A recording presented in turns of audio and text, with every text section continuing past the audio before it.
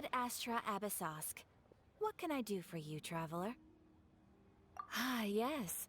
I've heard that you've already made arrangements with the captain of the Crux fleet regarding your passage to Inazuma. Is that correct? Now that I think about it, it's been quite some time since I last visited those lands. Unfortunately, I don't have any current intel that would be worth sharing with you. There you are. You're the traveler that Beidou will be taking to Inazuma, right? Oh, is that right? Well, it's an honor to meet you. The fleet has nearly completed reprovisioning. Once the crews have taken a head count, we can get underway. Captain Beidou sent me to come get you. We'll weigh anchor as soon as you're aboard. Seems Beidou is the captain of her word. Of course! There are many things that the captain insists upon. I'm sure you'll see for yourself once you're on board. So you'll be heading off then? I suppose congratulations are in order. Whether the journey before you leads to the heights of the heavens or the depths of the abyss, each step you take is another achievement. Until we meet again, Ad Astra Abyssosk. Oh, it's kinda hard to say goodbye now. We practically see each other every day. Well, if that's how you feel, why not come and find me when you arrive? I'll be awaiting you on Narukami Island. So there's another Catherine in Inazuma? See? There's no need to get all sappy now. Well, I guess it's time for you to bid farewell to Liyue Harbor. Now that I've delivered my message, I'll be heading back. The ship is currently anchored off of Guyun Stone Forest. Okay, thanks for coming all this way to let us know. Just following orders. I'll see you two aboard the Alcor. Ah, you finally made it. All these years, come rain or storm, the Crux fleet has never suffered a delay. If it were anyone else, I might have set sail already. Don't look too serious, I'm only joking. You're just on time. The crew have just finished making final preparations. Well, now that everyone's here, we set sail for the land engulfed by storm and tempest. The nation of eternity. Anchors away!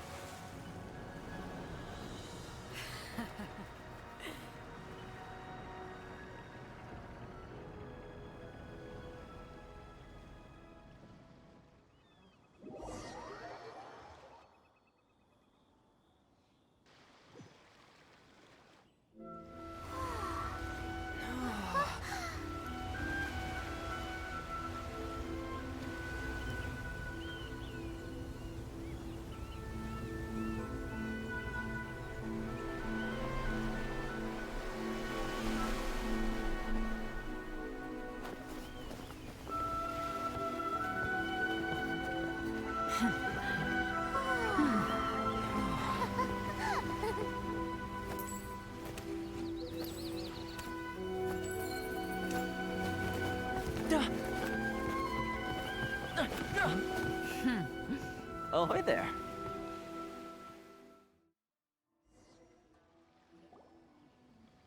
So, you finally made it. You sure kept me waiting, Captain. And it appears we have a couple of stowaways. Or perhaps I should say, honored guests. Shush!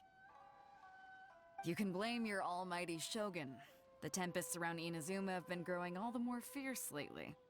Though the fleet was fully up to the challenge, the inclement weather still caused some delay. Now then, let me introduce everyone. This is Toma, a trade partner that I've gotten to know recently. You don't know how long I've been waiting to see you. Toma, these two are Oh, no need for introductions. Their reputation precedes them. Seems even the stormy seas can't keep rumors of these Outlanders' sterling deeds at bay. Oh, it's sure nice to hear you say that. With any luck, it'll give you a head start here. Toma's resided on Rito for quite some time now. It wouldn't be going too far to say he's the fixer around these parts. If you run into any problems here, just talk to Toma. But if he tries to pull any moves on you, I'll be sure to deal with him personally the next time I'm around. No need to worry. I'm sure we'll get along just fine. Good. Then if it's all settled, I'll be going. I wouldn't want to be caught with my sails down here. I do have a wanted fugitive on board after all. Oh, right. Kazuha. Until next time, traveler. Remember to give it your all, no matter what perilous storms you may encounter. Fair seas, Captain Beto. Bye-bye!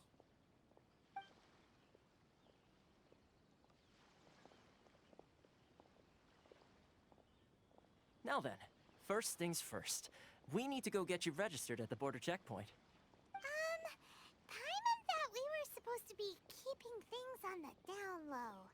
Are we just gonna walk into the government's hands? Don't underestimate the reaches of the Sakoku Decree.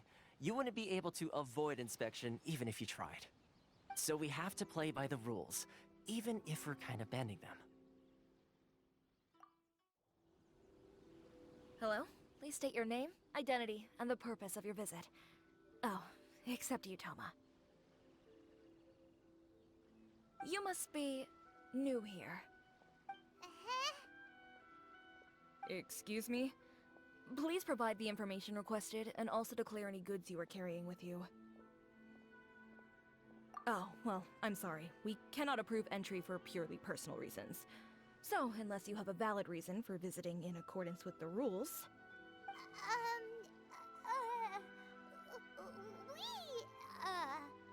My apologies, but I'll have to ask you to... Here are the entry papers, for your kind perusal. What? Ugh, take your time. No rush or anything. I just wanted to see what you'd say. Sorry about that. I see. Okay. Your papers are all in order. Welcome to Rito. Whew. So, where do we go next? The Outlander Affairs Agency. They only check entry permits here. If you want to remain on Rito, there's a process you have to go through with them. Sheesh. So it is super strict. Just Well, let's not forget that to everyday folk in Inazuma, people from everywhere else are referred to as outsiders. As the word suggests, Outlanders aren't very welcome in Inazuma with the Sakoku Decree in force. Not even on Rito, where they've established an outsider settlement. I like how you think. I've got a feeling we're going to get along very well. Now, let's head over to the Outlander Affairs Agency.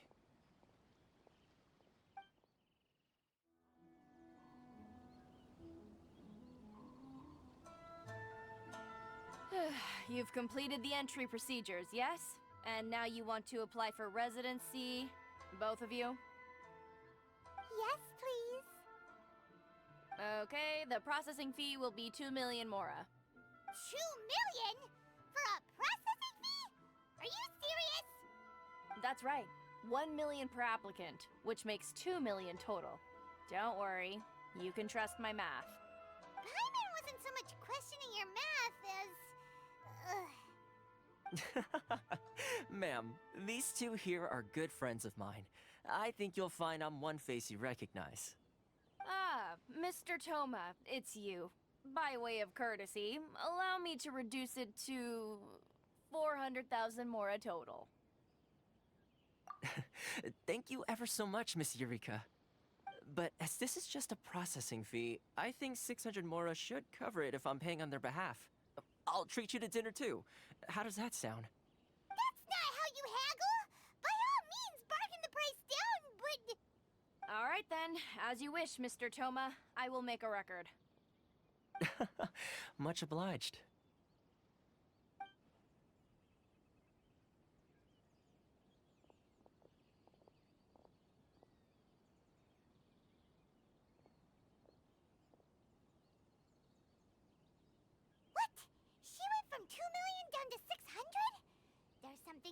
seriously wrong with people's sense of finance around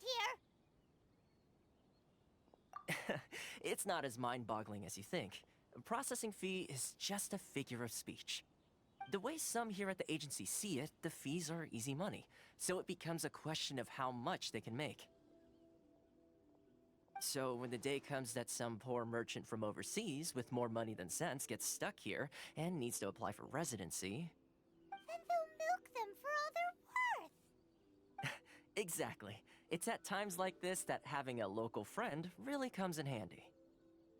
Yes, but when you're an outlander in Inazuma, far from home in this closed nation era, there's very little that can be done about it.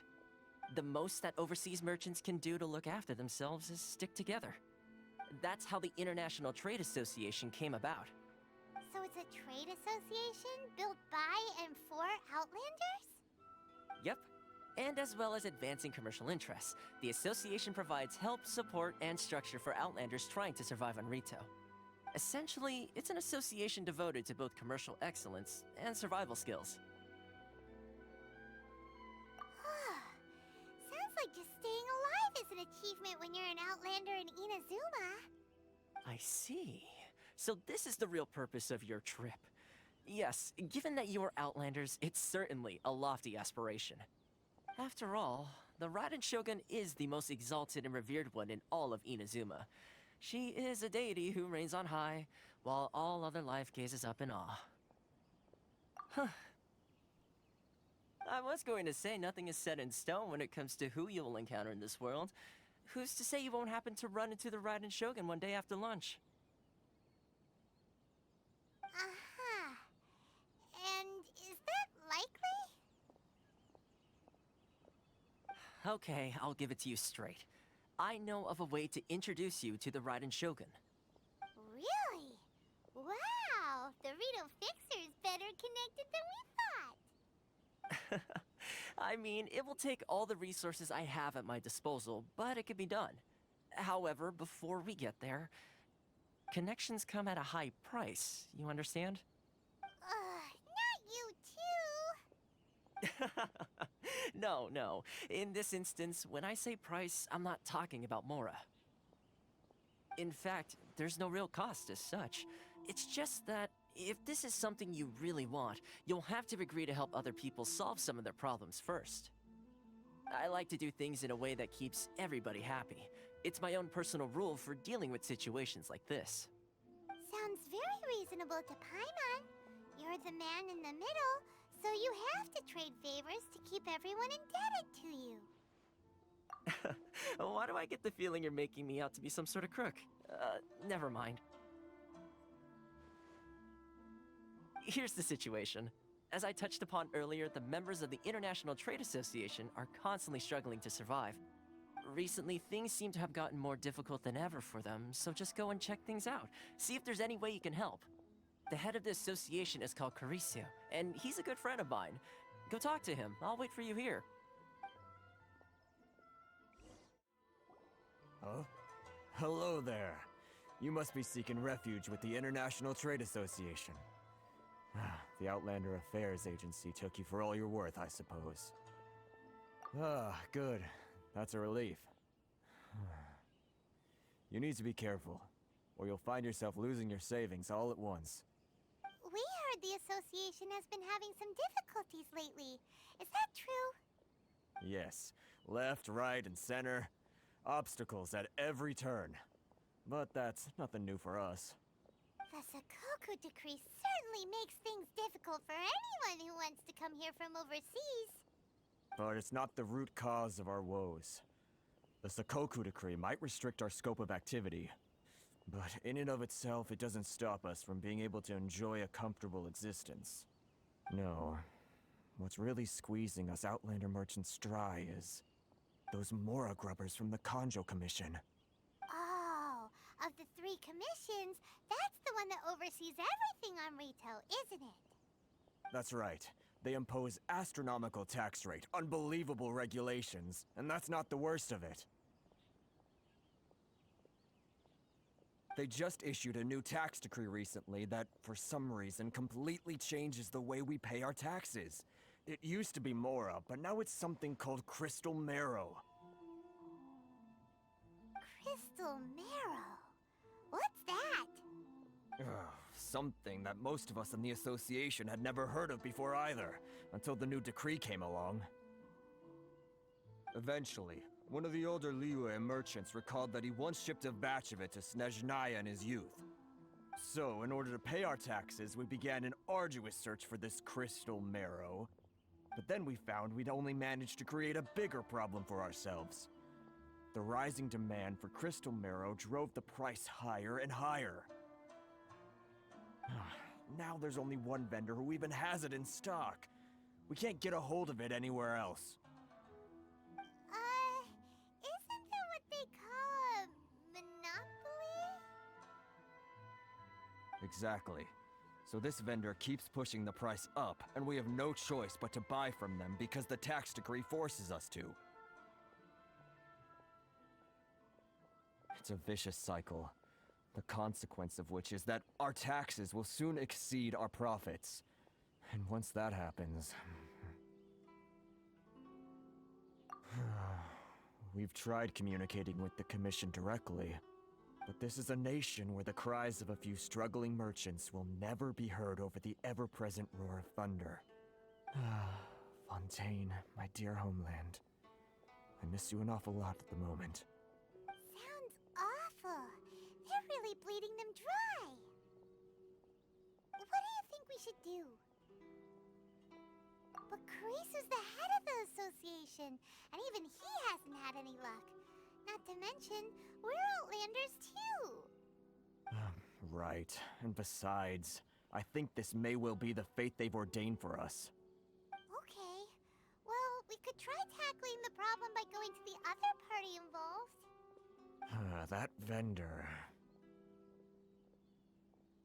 I've actually done business with him in the past, but after a point he stopped contacting us. I have no idea where he sources the stuff. Well, it definitely sounds like he's being unfair. How do we find him? We could go talk to him and see if he lets anything slip. Hey, that's a pretty good idea.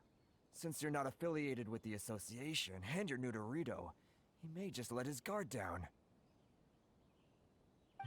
If I remember correctly, our usual meeting point with him is under a tree by the coast in the residential district. See if you can find him there. Got it! We're on the case! Huh? I don't think I recognize you. Are you new arrivals? So, what do you need with me? The sheer nerve. You don't go around asking questions like that. If I gave you my sources, I might as well hand you the whole darn business. Trade secret, got it? You know what trade and secret mean, right? This guy's got a bad attitude. Ha! Are you even buying? Oh, I see what's going on here. Karisu and his associates sent you here to try and plead their case, didn't they? They're wasting their time. The price is non-negotiable. Not by a single Mora. Hey, what's your problem? Get out of here, go on. Tell them they're lucky to be buying from me in the first place, and they ought to be more grateful. If it weren't for me, they'd be in seriously hot water. What are we gonna do? There's no talking to this guy. Good idea. Let's check back in with him. That was quick. You resolved it already? Actually, we're having a little trouble. Oh? Well, by all means, tell me what you need. I'll help as much as I can. Getting you to go fixing things when you've only just arrived is quite a demand. Oh, that guy? I'm familiar. He used to be a bit of a sorry sight, selling shells that he collect on the beach just to get by, but he seems to have suddenly shot up in the world recently. I can only assume he must have found himself a patron after leaving the International Trade Association. Huh. You're saying he used to be a member of the International Trade Association? So he's an Outlander too? Yes. Couldn't you tell when you spoke to him? That's right. Werner was born in Mondstadt, then went into the shipping business, trading between Leah and Inazuma. When Inazuma closed to the outside world, he was one of a group of Outlanders that ended up stranded on Rito. Huh. What a bummer. The International Trade Association was initially very generous to him, but over time, with decree after decree, the association members found it increasingly difficult to make ends meet. So he left the association and turned his back on them.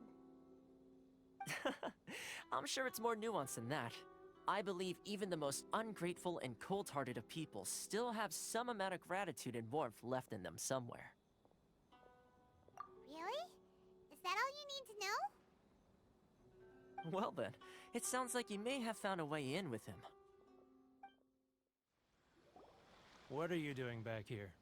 Just because I got plenty of time on my hands doesn't mean I want to waste any of it talking to you. Huh? Where's this coming from? Mondstadt? You were talking about Mondstadt.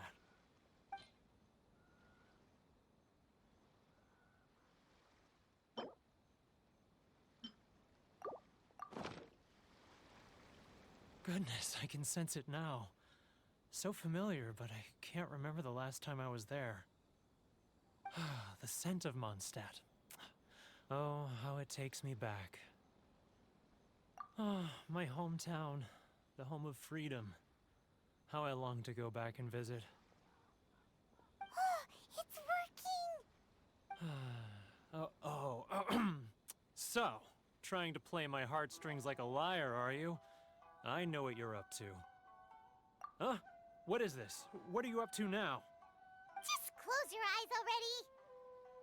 You mean the sound of the ocean?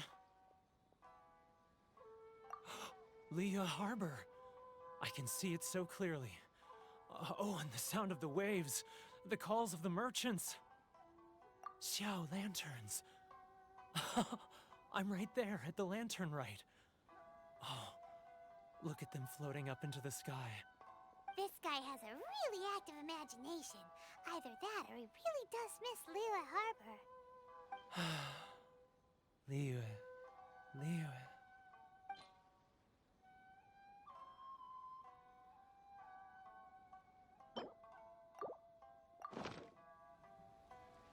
Wait. Stop. That's enough. Don't make me relive it anymore. My poor heart can't take it. You mean the folks from the International Trade Association?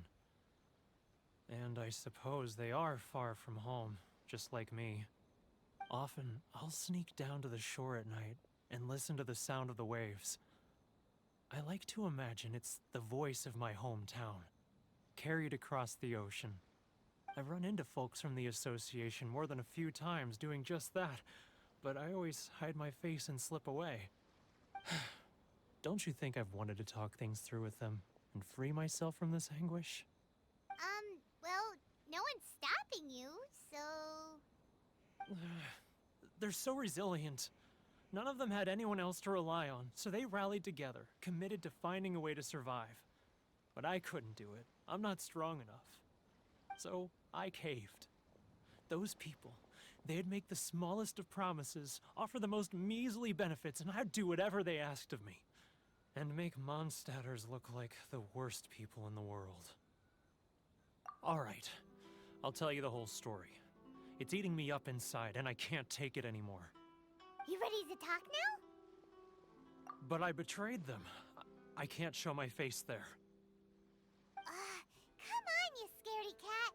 Look, you messed up, but now it's time to make things right. So come on, get it off your chest. What's the deal here? It's a scheme by the tax collection Ashigaru, Keijiro and his companions. They start by overtaxing the merchants, then take the extra crystal marrow they receive and stockpile it. Once the merchants run out of places to buy crystal marrow, they get me to sell that extra stock back to the merchants at an extortionate price, with the proceeds going to the tax collection Ashigaru. It's plain evil gouging them like this. I'm their puppet, yes. But my cut is a tiny fraction of what we take in total. It's barely enough for me to live on. Evidence? You're right. Without conclusive evidence, he will never admit it. Now that I think about it, whenever I report back to him after a sale, he always heads to the same place. It's always made me suspicious. As it happens, I handed some Mora over to him not long ago. I can show you where he went if you want. Really? Well, then there's no time to lose. Let's go. Keijiro, it's him! After him.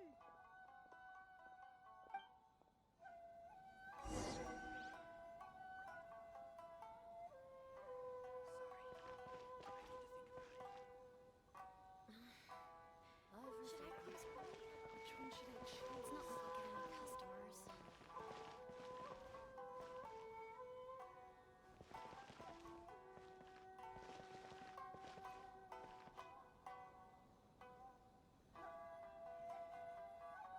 Ah, Ryoko, how's business?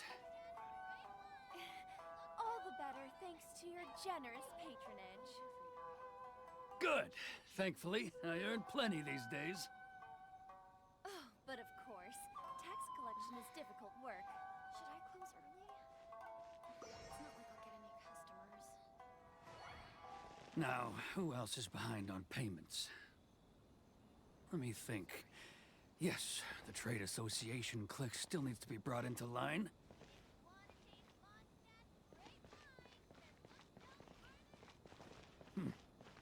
What was that sound? Quiet! Don't let him find us. Must be hearing things. Drat, I'm behind schedule. I need to hurry.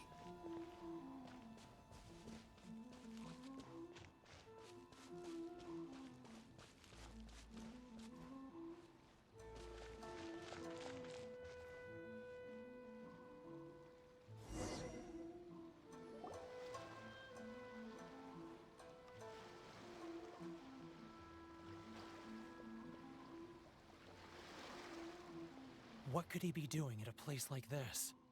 It looked like he buried something over there, didn't it? Why don't we take a look?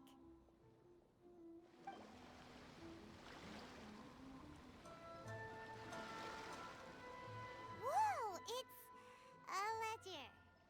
Boring! Paimon thought he'd hidden a big pile of Mora here. Yeah. Let me take a look here.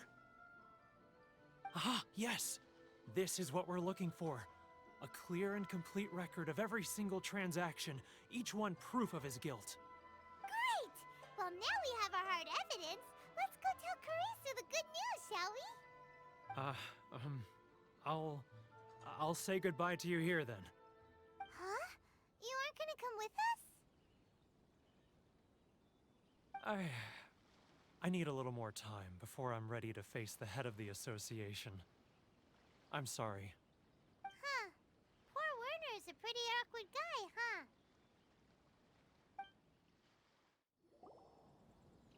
But we really don't have anything left. If this keeps up, our sales will come in at a loss. There'll be nothing left for us to do but starve. You know the decree. The rules are the rules. No discounts, no exceptions, and no excuses. And who are you? Another new member of the association? It just so happens that we found your little ledger, so now we're here to tell everyone all about how you embezzled crystal marrow to sell it right back to the taxpayers. Huh? Is this true? You've been swindling us! Well, you see, the taxes, Let me take a look at the ledger.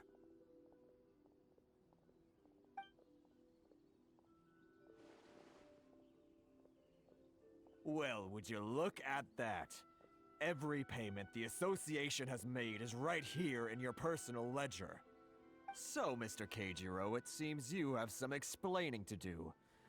How shall we settle this, So you think you can use this against me, do you? It's quite obvious that I'm merely trying to earn a modest living for myself, like anyone else.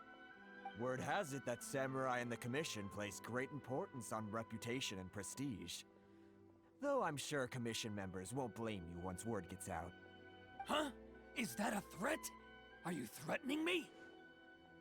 No, not at all. I'm simply stating that it would be quite a pity if an illustrious gentleman such as yourself were to have their reputation tarnished.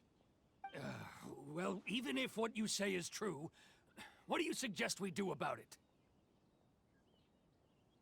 I believe you still have a quantity of crystal marrow in your possession, correct? Perhaps that crystal marrow could be used as compensation for the recent tax hike, and us merchants could finally have some more breathing room. Is that it? Oh, do you have any idea the hoops I had to jump through to get the crystal marrow and keep it hidden? Fine. In that case, I'll send it over to you today. And not even an ounce of shame for his actions. So that's it? My shop's been closed for weeks now. I've even had to ask my friends to help bail me out. What about my losses? Come on, Harrison. We've already struck a good deal here. I'm sick of being pushed around like this. I won't let him off so easily. Harrison! Hey, what's all this racket? Does someone dare question the decree? Ah, Chief, you've arrived. What was all the commotion I heard just now? Oh, we were just discussing a minor tax issue. I do my utmost to lend them a helping hand, but they're never grateful. A helping hand? The only thing you're doing is stuffing your greedy pockets with our hard-earned wealth. I assure you that Hirage Shinsuke will hear of this. Oh, and you dare to utter the Commissioner's name. You Outlanders have no respect for the rules. Seize the merchants. We will resolve this dispute back at headquarters. Uh-oh. This is going in a bad direction. Gentlemen, come now. Is there any need for this? If there's a dispute to resolve, let's get a drink and talk it over. Who are you supposed to be? And why in my right mind would I join you for a drink? You never heard of the Fixer? Here's my card. Huh. You're from the Yashiro Commission. Shh. Huh. Well, this is Kanjo Commission territory. However powerful the Yashiro Commission may be, you have no business meddling in Rito's affairs. Of course not, of course not. Still, perhaps you could show the young lady of our clan some courtesy. You wouldn't want your name showing up in a petition to the Shogun, would you? That fan, the Shirasagi Himegimi. I don't need any trouble with her. Okay, let's forget all this. It'll give us one less thing to worry about. But, Chief! Enough! We're leaving. Let's get dinner one day soon, gentlemen. My treat, I insist. No response, huh? I suppose that bridge is well and truly burned then.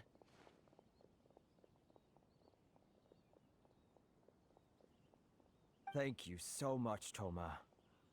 But I'm sorry your relationship with the Kanjo Commission had to suffer for our sake. Hey, I was joking. It's a small price to pay, and you're more than welcome. If there's anyone you should be thanking, it's the Traveler. He's the one who found a way to turn things around. If nothing else, I'm sure the tax collection Ashigaru will tread a little more carefully in the future.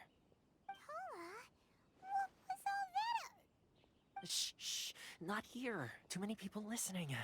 Let's move somewhere else. Corruption seems rife in the Kanjo Commission. They truly are rotten to the core. All right, time for me to answer your questions. What would you like to know? Straight to the point. Let me reintroduce myself. I belong to the Kamisato clan of the Yashiro Commission on Narukami Island. I'm an attendant of the Shirasagi Himegimi. You've been keeping your true identity a secret from us this whole time? So, the Yashiro Commission. Guessing that's another branch of the Tri-Commission? Correct. The Kamisato clan is the head of the Yashiro Commission, who manage ceremonial and cultural affairs. I'd go into more detail on what exactly that covers, but I'm not even sure myself. I'm just someone who was fortunate enough to be taken in by the Kamisato clan. My role is to take care of the daughter of the clan, Kamisato Ayaka, also known as the Shirasagi Himegimi. Seems like she must be super famous in Inazuma, given the reaction of those guys just now. Oh, most definitely. She's graceful, dignified, and kind-hearted, too. The people of Inazuma quite adore Miss Kamisato. Her fame even somewhat eclipses that of her older brother, Kamisato Ayato, despite the fact that he's the current head of the clan. I suppose those who treat others with compassion earn themselves the same treatment in return. Miss Kamisato's situation certainly seems to attest to that. Take me, for example. I'm just an attendant, and yet she treats me as an equal, as she would a friend. You're asking the right questions, and to be honest, I don't want to keep you in the dark any more than is necessary. Firstly, you should know that being a fixer is not something you can fake. I spent the better part of a month tirelessly building up a network of relationships on the island, and I got to know Captain Beto during that time too. Still pretty good going for just a month's work. Well, maybe I have a slight knack for schmoozery. But the main thing was, I had to make sure I'd be in time to receive you when you arrived. Inazuma may have closed off to the outside world, but that hasn't stopped a lot of people from hearing about your feats in Mondstadt and Liyue. So, when Miss Kamisato heard of your intention to come to Inazuma, she began looking forward to your arrival with great anticipation. She's excited to find out whether the rumors are true. That is, that you have what it takes to change the tide of the times. Change the tide of the times? In the test I gave you earlier, although there were a few hiccups at the end, it was you who found the way to turn the situation around. Navigating powerful people, using their character flaws to your advantage. It's just what Miss Kamisato had hoped to see. With your help, even the Vision Hunt decree...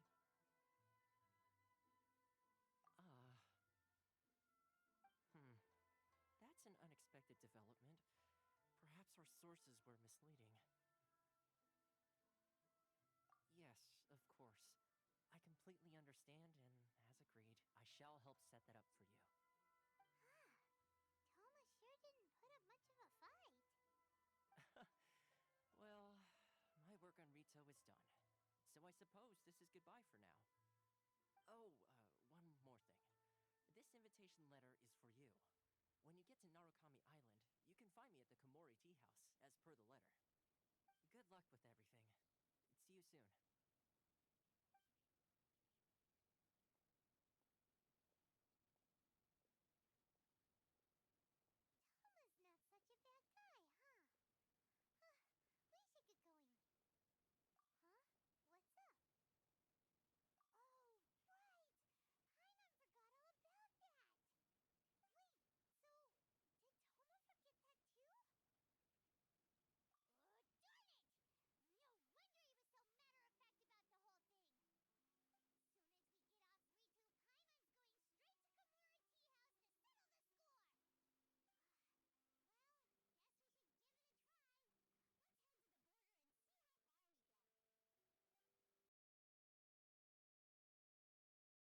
Let's head to the border and see how far we get. Stop there! Present your travel permits. Sorry, but we really gotta get to Narukami Island. It's kinda urgent.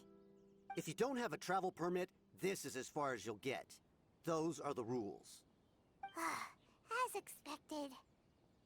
Traveler, you gotta think of something. How do we get out of Rito? Are you saying we should go and meet with the Kanjo Commissioner? Guess it can't hurt to try. Even if Paimon has a few choice words to say about his subordinates. Who knows? Maybe he's our biggest fan. Halt! This is the Kanjo Commissioner's office. No trespassers. We're here to see, the Kanjo Commissioner? The Kanjo Commissioner seldom entertains Outlanders. Leave now or we'll be forced to... Ah, wait. Oh, Commissioner! These two are honored guests from afar. No need to give them the usual spiel. Come on in. Let's see what we can do for you. Did you get all that, mister? My sincere apologies. I am Hiragi Shinsuke, Kanjo Commissioner and head of the Hiragi clan. It's an honor to meet you both. Nice to meet you, wanted to come and see you was because... All right, all in good time. 2 travelers renowned far and wide have shown up to see me, and I should very much like to make their acquaintance. Let's not limit this to business only. So what you're saying is, we really are pretty famous, huh? Absolutely. How many other people in the world have what it takes to knock the wind out of Storm Terror's sails and put the Overlord of the Vortex back under the sea, eh? Exactly! Paimon thinks you make an excellent point. And I hear you also foiled a Fatui plot in Liyue Harbor. Even beat one of their harbingers in a duel. Is that true? Whoa, you heard about that too? Yep, it's true, all right. As I thought. Something wrong? No. I'm simply awestruck by you both is all. Rito is greatly honored to have you visit us. One other thing I heard about you is your great zeal for helping other people. This makes me wonder whether you might be so kind as to render your assistance to the Conjo Commission. Oh, sure, no problem. Whatever you need, right? Excellent. Well then. You must know the Qingxian. A flower grows on the mountaintops of Liyue. Yep, we've picked a few of those before. So, you want us to go back to Liyue? Yes, bring me 300 Qingxian, would you? Freshly picked, I mean. Did Paimon hear that wrong? Too much trouble, is it? I see. Then how about this? We have a few items that need delivering. Perhaps you can help with that? That sounds much more like it. 709 letters, to be precise. Hey, what gives? How come you don't have people to do that already? Terribly sorry. We're just a little short on people lately. What sort of an explanation is that? Traveler, what are we going to do? Should we really help this guy?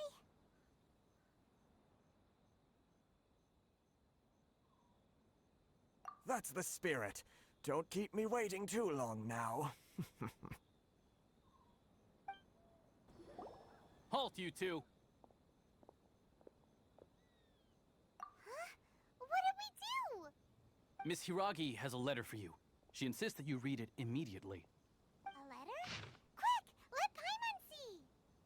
So this means she wants you to secretly meet her at night? But you didn't seem surprised at all by this. What's going on? Huh? Have you been up to something behind Paimon's back? Let's ask her tonight and see what she has to say. Ah, you finally arrived. Allow me to introduce myself. I am Hiragi Chisato. This is technically the second time we have met. It's a pleasure to see you again. Wow. She's the daughter of the Hiragi clan, all right. No need to be so formal. I've long marveled at your accomplishments. And at last, we have the chance to meet. Is it Paimon, or does something seem a bit off here? The reason why I wanted to secretly meet you here is... well, I feared that I might never have another opportunity to discuss this with you. Discuss what? Ahem. I should like to ask for your help with delivering a letter. Like father, like daughter. Couldn't you be more original? No, you misunderstand me. Please, allow me to explain. I was hoping that you could deliver a letter to Narukami Island in my stead. It is to be given to Kujo Kamachi of the Tenryou Commission. My father has always forbidden me from communicating with him. He knows that there are prospects for my marriage that would better serve him politically. But my heart is with Kamaji. There is no one who would dare defy my father's will on Rito, but you are Outlanders. Outlanders seeking to get to Narukami Island. it would be regrettable to let such an opportunity pass. Oh, Paimon gets the whole picture now. Of course, in doing so, I will also do everything in my power to help you leave Rito. That is my promise. To be perfectly honest, as long as you remain in Inazuma, my father will have no intention of letting you leave Rito. Yeah, we figured as much. It was pretty obvious he was just trying to hold us up here. I secretly overheard a conversation between my father and a very arrogant-sounding woman just a few days ago. They seemed to be discussing how to keep you here on Rito. In fact, it was the first time I had ever heard my father speak so respectfully to someone who wasn't the Shogun. We don't have much time. I'll tell you my plans to help you off the island. It just so happens that a shipment of goods is... Very well. I'll be waiting for you at the border. I'm counting on you to deliver my letter.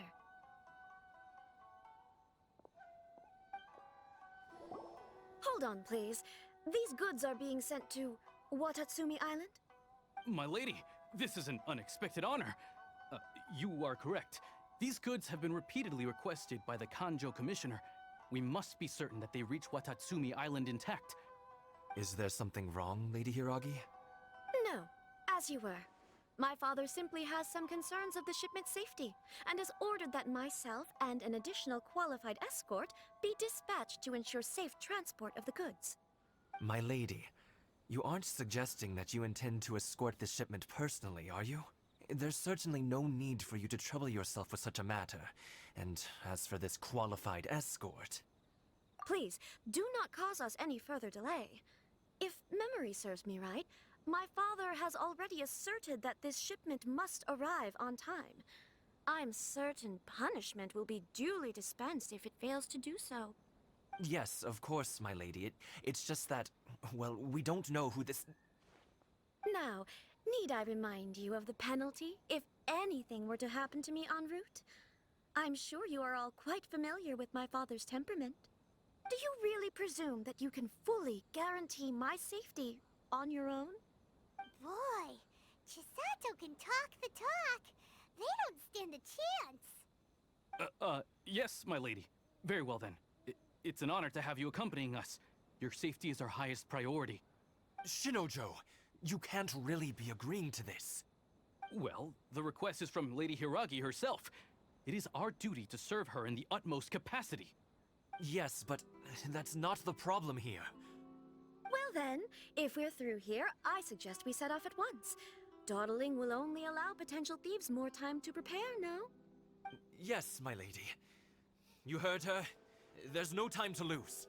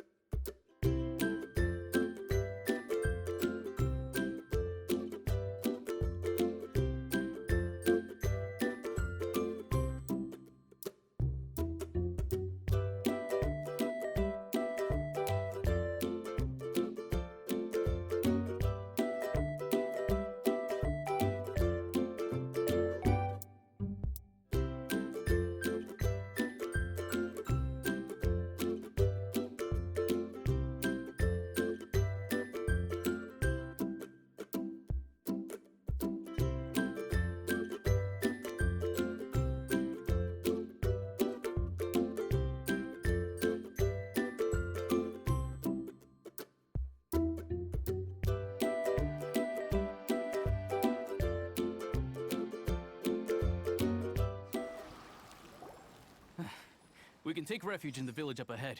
How are you faring, my lady? I'm perfectly all right. You may stop here. The road to Narukami Island is just over there. In my letter, I've requested Kamaji to grant you a special travel permit from the Tenryou Commission. Consider it a token of my appreciation. My lady. So that's how it is. I had a feeling something was amiss, but Shinojo, you... No, Lady Hiragi would never hide anything from us, I'm sure of it. But who is this Kamaji you speak of, my lady? I'm not afraid to say that he's the one I love. The one you love? Shinojo, did you honestly think that... What? No, I was just clarifying, that's all. I would never in my wildest dreams, You two needn't worry. Please, forget that this ever happened. If my father catches word of it, I alone will be held accountable. Yes, of course. As you wish, my lady. But what will happen if your actions here are discovered, Chisato? Don't fret. My father has always been one to spoil me. The worst he'd do is sentence me to half a day without food, or something to that effect. Huh. Paimon never suspected a guy like him could have a soft side. I wish you a safe journey. I'm sure we will meet again. Bye, Chisato! Come now. Quit your staring and let's get moving. We've got goods to shift. All right.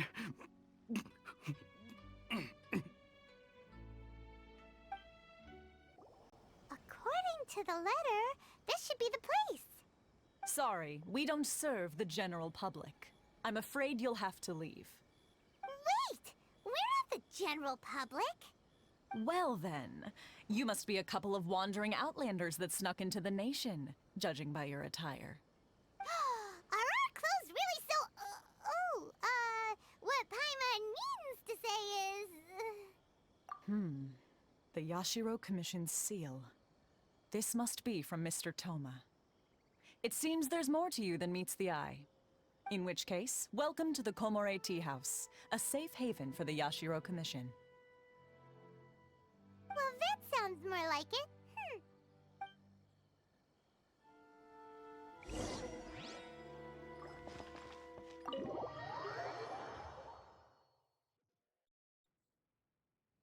Well, now that we're here, where's Toma?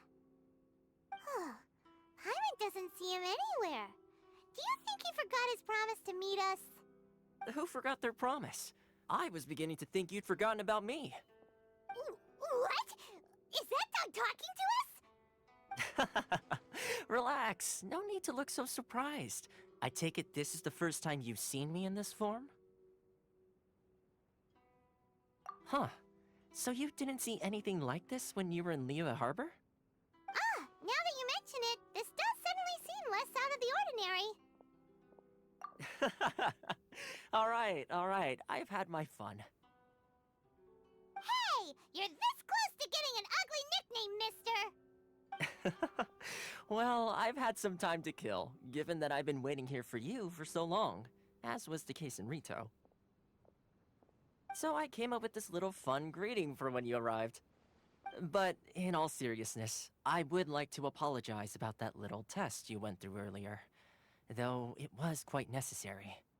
It helped us determine whether or not to bring you before Ms. Kamisato, and whether you had the courage to face the lightning alongside us.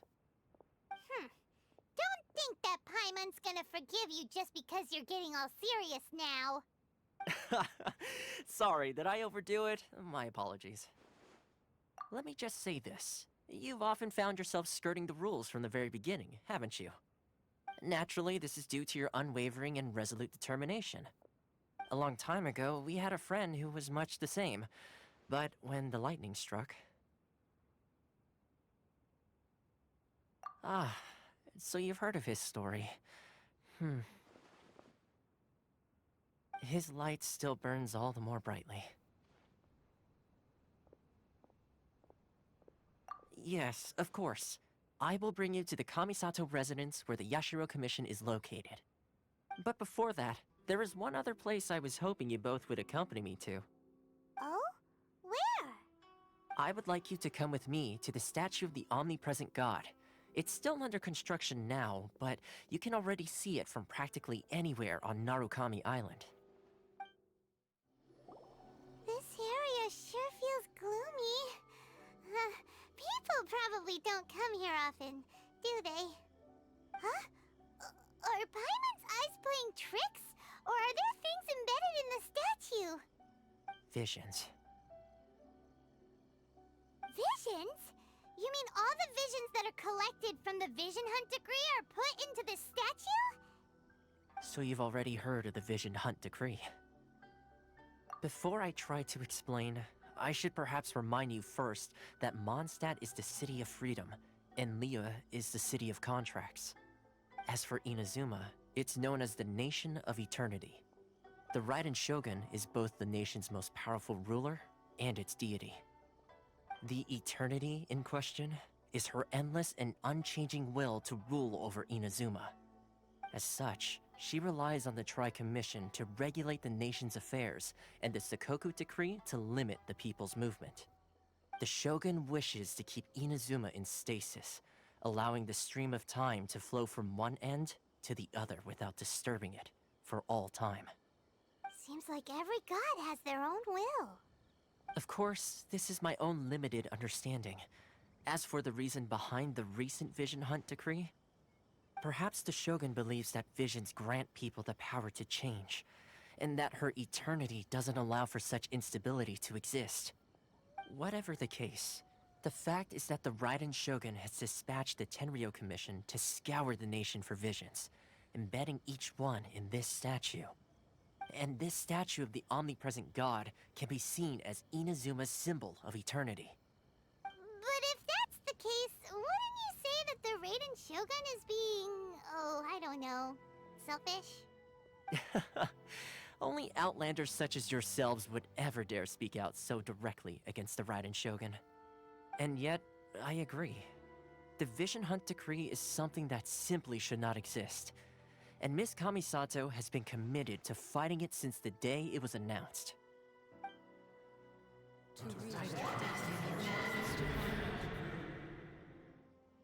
Huh? Hey, are you okay? You look like your mind is elsewhere. Sound? What sound? I didn't hear anything. Did something happen? Yeah, you touched the statue, and then what? Aspirations? That would seem to confirm the saying. Have you heard it before? That when a person's ambition reaches a certain strength, the gods look upon them with favor. That is where visions come from. In other words, a person's vision represents their ambition. So if what you just said is true, then the ambitions of these people are stronger than I imagined. Alright, time for the next stop on our tour of Narukami Island, the Kamisato residence. Finally! So, this is the kind of place where the big shots of Inazuma live, huh? Paimon kinda expected it to be snazzier. Welcome at last to the Kamisato residence, honored guests. Miss Kamisato is delighted to finally meet you. Is this the Shirazage Himegimi you keep going on about? So, where's she at? Oh, behind the screen? Yes. As the daughter of the Yashiro Commission, this is how Miss Kamisato is accustomed to receiving guests. Consider it a time-honored tradition within the Yashiro Commission. Forgive me if this is an unwelcome surprise. Makes sense. She's a super important person after all. Please forgive my lack of courtesy for receiving you in this fashion, especially following such a long and wearisome journey over the sea. I have awaited your arrival with great anticipation, and Toma assures me that you do indeed possess the power to change the tide of the times. At present in Inazuma, in the name of the Vision Hunt decree, the people's aspirations are being senselessly trampled underfoot. Though the Yashiro Commission serves the Shogun, it is the people with whom we share close bonds, given the contact we are required to have with them in the performance of our duties. A commission's power rises and falls with the trust of their people. Thus, we cannot remain indifferent to this situation without also remaining indifferent to our own fate. Traveler, lend us your power, and we can... Oh... See, milady, it's just like I said. This will take us nowhere. No, please! Wait! Please, don't go! I will introduce you to the Raiden Shogun on one condition. You must fulfill 3 small wishes on my behalf. What are your wishes? They pertain to 3 whose visions were taken from them. Perhaps once you've met them, you will understand.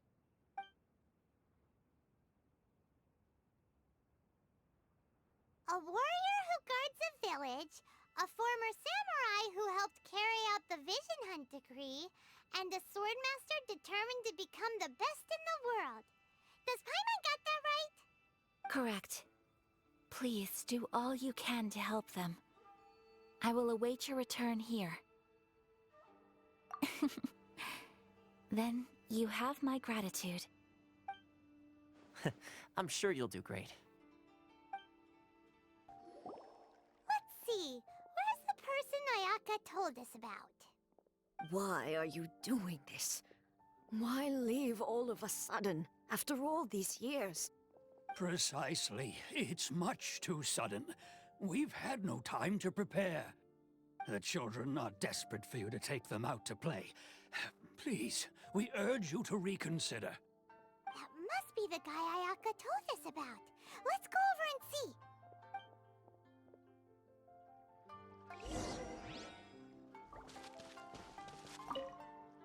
Ah, you must also be here to try and convince Tejima to stay. Tejima has protected this place ever since he arrived here 30 years ago. Keeping out the treasure hoarders, fending off any monsters that draw near, resolving quarrels between the villagers. He has put an enormous amount of work into looking after this place, and we all think the world of him. But now, all of a sudden, he says he plans to leave us. We can't help but wonder, was it something we did? We will gladly apologize if that's the case. All we want is for him to stay.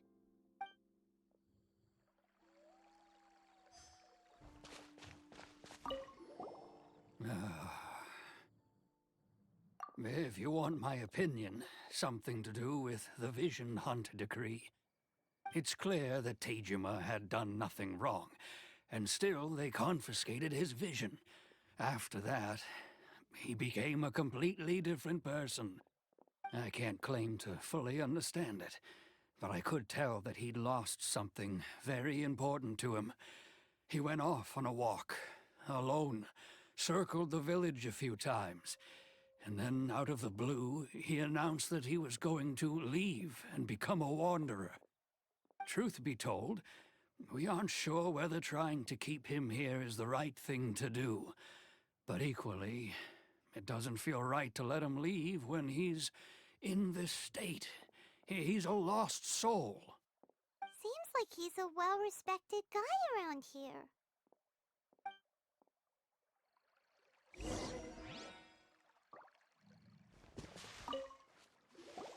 You must be Tejima. So what's made you want to up and leave all of a sudden? Me? It's not a question of why I want to leave, but a question of what reason I would have to stay. True, but that's not why I chose to stay here. And what made me want to come here 30 years ago? And why have I never wanted to leave in all that time? I don't have answers to those questions because I can't remember anymore. Ever since they took my vision away, it's like a slice of my memory is gone. In the past, I knew I wanted to stay here. But whatever resolve I had then, it's gone now. So I thought, what's to stop me from moving around instead? The emptiness inside me will be there either way. Okay. Well, in that case, if we help you rediscover the reason you chose to stay, you won't need to leave anymore, right? But if you can't remember anything, it's not gonna be easy. Oh, maybe if you just try a little harder to remember, then it'll all come flooding back? Oh, that reminds me. Last time I brought Tejima some fruit, I do believe I saw him writing in a diary. I keep a diary? If you say so. I honestly can't seem to remember. Oh, yes, you do. And what's more, I remember you saying at the time that you wanted to make a note of a few interesting things. Things which would prove very important at a later date. Perfect! So if we want to keep Tejima from leaving, we just need to find his diary. It must be around here somewhere. Let's take a look. If you don't mind, we will leave you to find the diary. We should head back to the village to inform the others of Tejima's situation. One day, I'll be as great as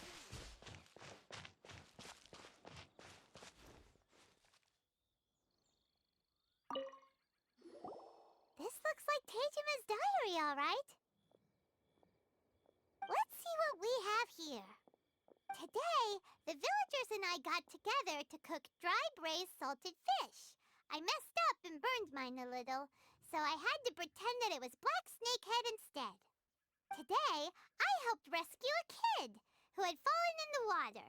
After I pulled him out, he told me that his best friend Bamboo was still in the water. I searched the water the whole afternoon before finding out that Bamboo was the name of his pet crab. I went kite flying today. The string broke, so I chased after it as fast as I could. I soon realized I was never going to get it back, so I just found somewhere to sit and watch as it flew away into the distance. Seems like your average diary of daily village life. Huh? Wait, there's more! I went to pray at the shrine again today and stayed there a while. The omamori you gave me has faded a little, but it is still my most treasured possession. Now that's the kind of info we're looking for. Time to pay a visit to the shrine.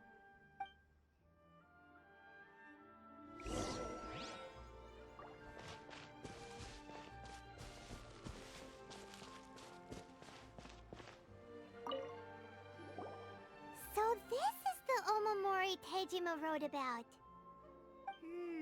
Interesting. Looking at the color and the design, Paimon would have thought it belonged to a child. But anyway, if he had this with him all the time, there's a chance some of his elemental energy remained on it. Do you think that it might come in handy?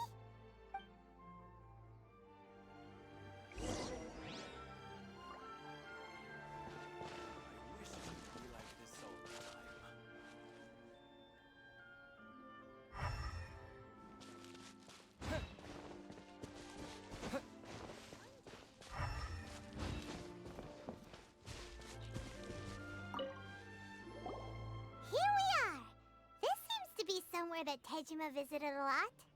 The soil looks like it's been disturbed. Maybe Tejima buried something precious here. Something that kept him in the village all these years? Must be something pretty amazing if it made him stick around for 30 years. Let's dig it up and take a look. It looks like a letter.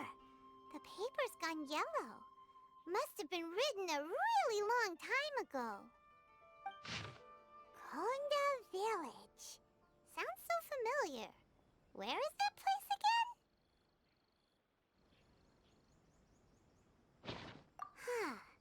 So the reason Tejima came here was to wait for someone. But he's been here for 30 years. Oh, guess they didn't show up in the end, huh? Well, let's go give Tejima his stuff back and take it from there. Well, I'll be. That's certainly my handwriting. And I guess the omamori and letter belong to me too. But I have no memory of anything that's written in this diary. Still, it's clear that I was waiting for someone here, and that I chose to wait for 30 years. Over the years, I must have made a note of anything interesting. Anything that I could share with her when we were finally reunited. And just look at all the things that did happen over the years. The time has flown by so quickly. 30 years feels like the blink of an eye. How could I have forgotten something so important to me? Love, regret, everything I felt for her, it's all disappeared. No, not especially. After all, I've forgotten who she was. Her face, her voice, the things we experienced together. I barely recall any of it. It's as if she'd never been in my life to begin with. As if all these years have been nothing but a hazy dream.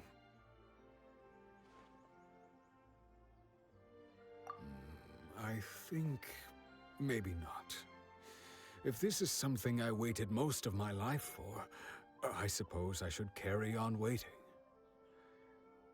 Although, what if she were to turn up eventually, only to find I didn't remember so much as her name? Wouldn't that be upsetting for her? When I think about it like that, I do feel a slight tinge of sadness in my heart. How curious. Why am I thinking like this when I don't even remember who she is? It's just like that feeling of emptiness, the feeling that something is missing.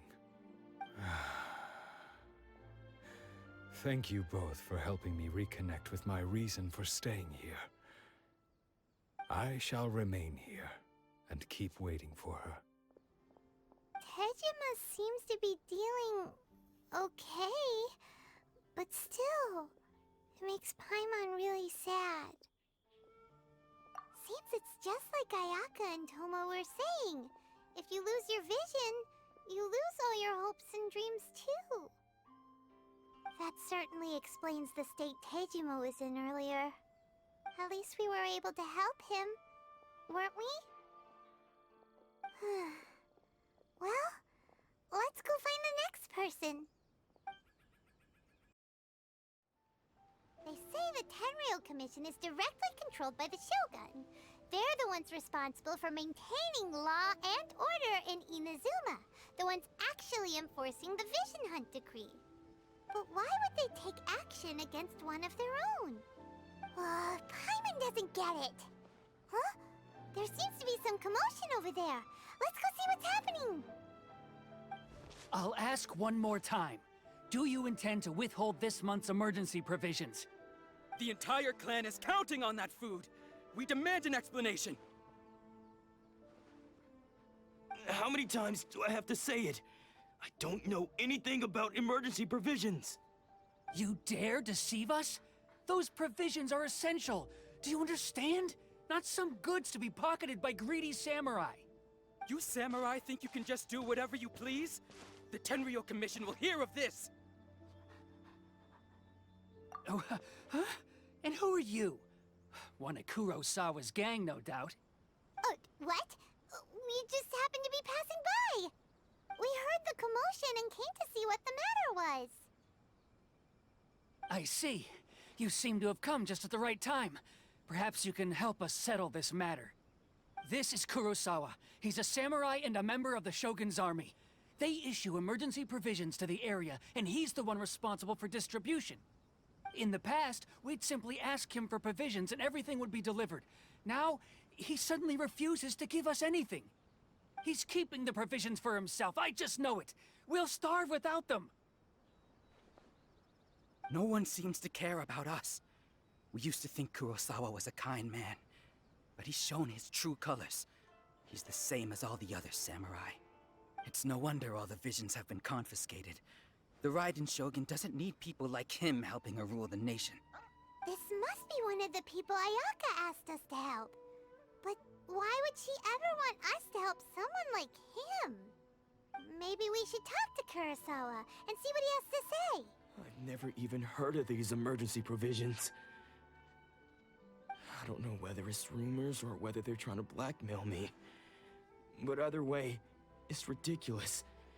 If I was hoarding supplies, would I still be the poor man I am today? My own family can barely get by as it is. Now, if you'll excuse me, I've got other matters to attend to. And that's the first bit of truth I've heard all day. The Shogun's army told me that I was unworthy of my vision. And they said I was slacking off in my work. Apparently, I'd even disappointed the Raiden Shogun. And that's why they confiscated my vision. Well, that's strange. You were helping enforce the Vision Hunt Decree. Why would you be unworthy of your vision?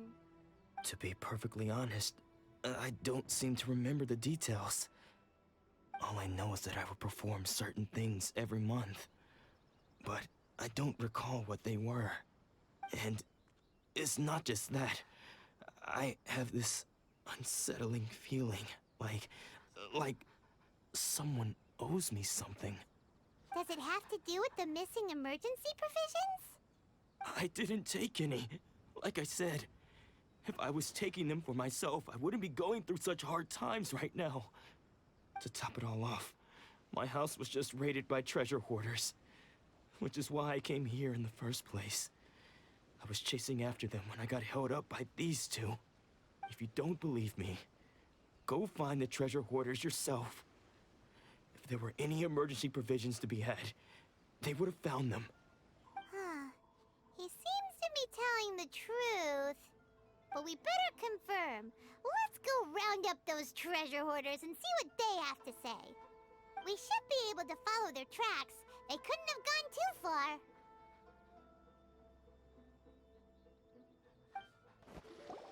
We really outdid ourselves this time. All those samurai houses packed with goods. We really hit the jackpot. I mean, besides that one house. You haven't seen anything yet. There'll be a lot more where this came from. Today's just the beginning. I'll be leading you all on an epic journey of pillage and plunder that will go down in hoarder history. You demand, boss! These seem like the treasure hoarders we're after. Let's teach them a lesson!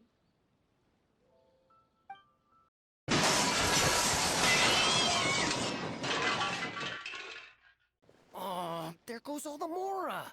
We worked hard to steal that, you know? Come on, boss. Think of something. Not bad, kid. You ever think of joining the treasure hoarders? We could use someone like you. Kurosawa. Oh, I remember. So he's the one who sent you after us, huh? Just our luck. I knew he shouldn't have hit that place. So what did you see inside? Was it stuffed with food supplies? Food supplies? You kidding? That place was a complete mess. All we found was a strange-looking box, hopefully with valuables inside. I didn't want anyone else to see it, so I was planning on opening it myself once we got back. But now that you've caught us, how about we make a deal? That little box for our freedom. What do you say? You've got a deal. Now show us what's in the box. Huh? What the? There's nothing in here but IOUs! Yeah, a lot of them too. And they all seem to be made out to the owner of a general goods store, a Miss Aoi. We're talking tons of Mora here. We better talk to this Miss Aoi and get to the bottom of this. As for you guys, you're free to go. Just pray that our paths don't cross again. Yes, of course. So, we redeemed ourselves for some IOUs. Does that mean we broke even? Shut it. Let's just get out of here.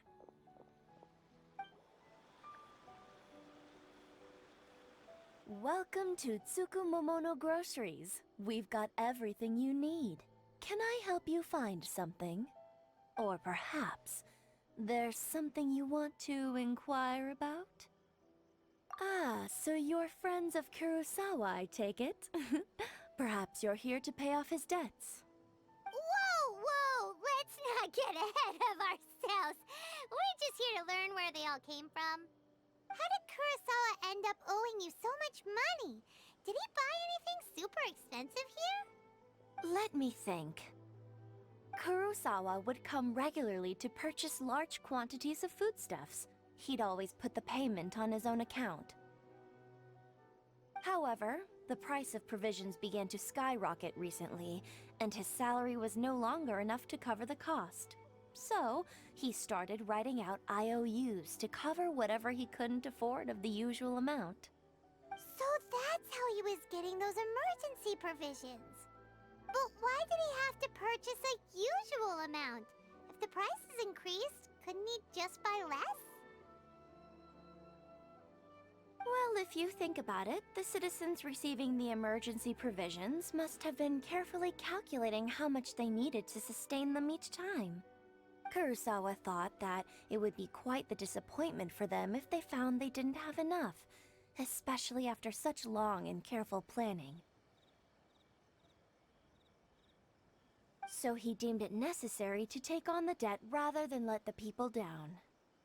Wow. Kurosawa was purchasing all the emergency provisions at his own expense. And no one ever appreciated what he did. They just complained and held him accountable.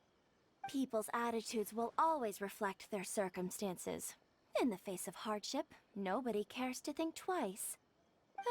If you ask me, had Kurosawa told everyone the truth about the supplies from the start, then there wouldn't be such a severe backlash now.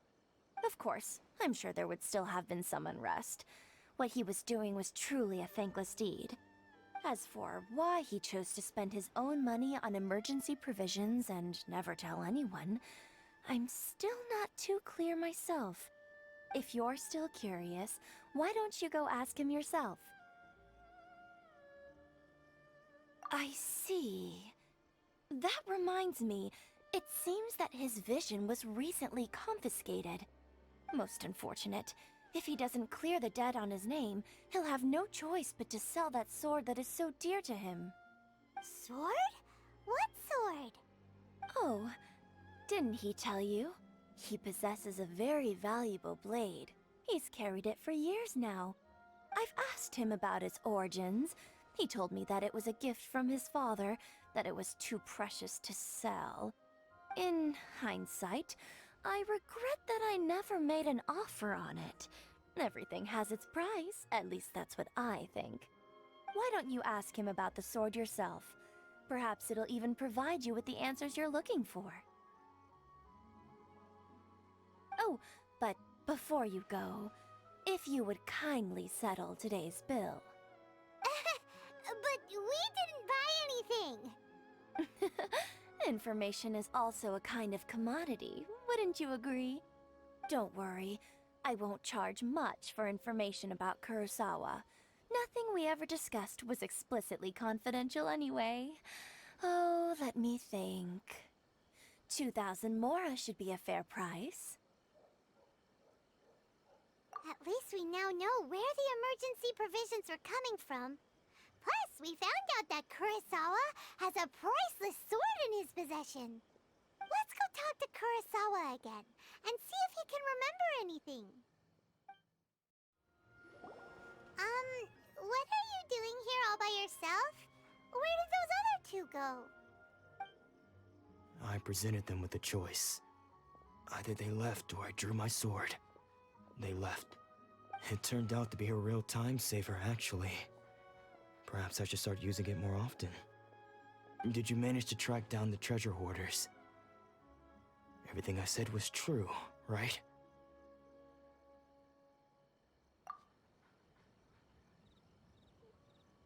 That just about sums it up. It turns out that you really were distributing emergency provisions, but they were all purchased at your own expense. Strange. Is that really the kind of person I was? I don't really have any such recollection. Even after all you've told me, I still don't remember anything. Why was I purchasing emergency provisions for everyone? And why would I put myself in such a difficult situation? I really don't understand. But I could not deny that when I brandished my sword to scare those two away, I could sense that my body was somehow reluctant to do so. This sword was once wielded by my father. I remember once when I was young, I wanted to sneak out with the blade and show it off to the kids next door. My father ended up catching me in the act and scolded me severely. What did he say? I can't seem to remember that either. It would seem that I forgot many important things when my vision was taken from me. So many memories gone. Forever. No matter how hard I try to remember, all I can remember now is my father telling me that this blade bore his life's creed. Before he passed away, he placed the sword in my hands and said to me, "With this sword, you should..." Hey, if you look carefully, there seems to be some words engraved on the hilt. Can you recognize the words? Virtue and justice? Somehow those two words seem to explain everything now. Taking on seemingly endless debts to make others happy. I guess that must have been my greatest ambition after all. But what use are virtue and justice? I purchased the provisions for those in need. And look how things ended up. The Tenryo Commission seized my vision. And the very people I was so desperately trying to help refused to understand me. And the irony of all of it is, I somehow still felt sorry when threatening them with my blade. I'm incapable of being a good person, yet I'm equally unable to be bad. I don't know what to do with myself. Yet another troubled soul. When we get the chance, let's speak to Toma about Kurosawa's debt. The Yashiro Commission would surely help cover his expenses. In any case, we must never let him sell off that sword. Yeah, seems like losing all ambition is a terrible experience. Fortunately for us, you don't have a vision. Let's go find the next poor soul.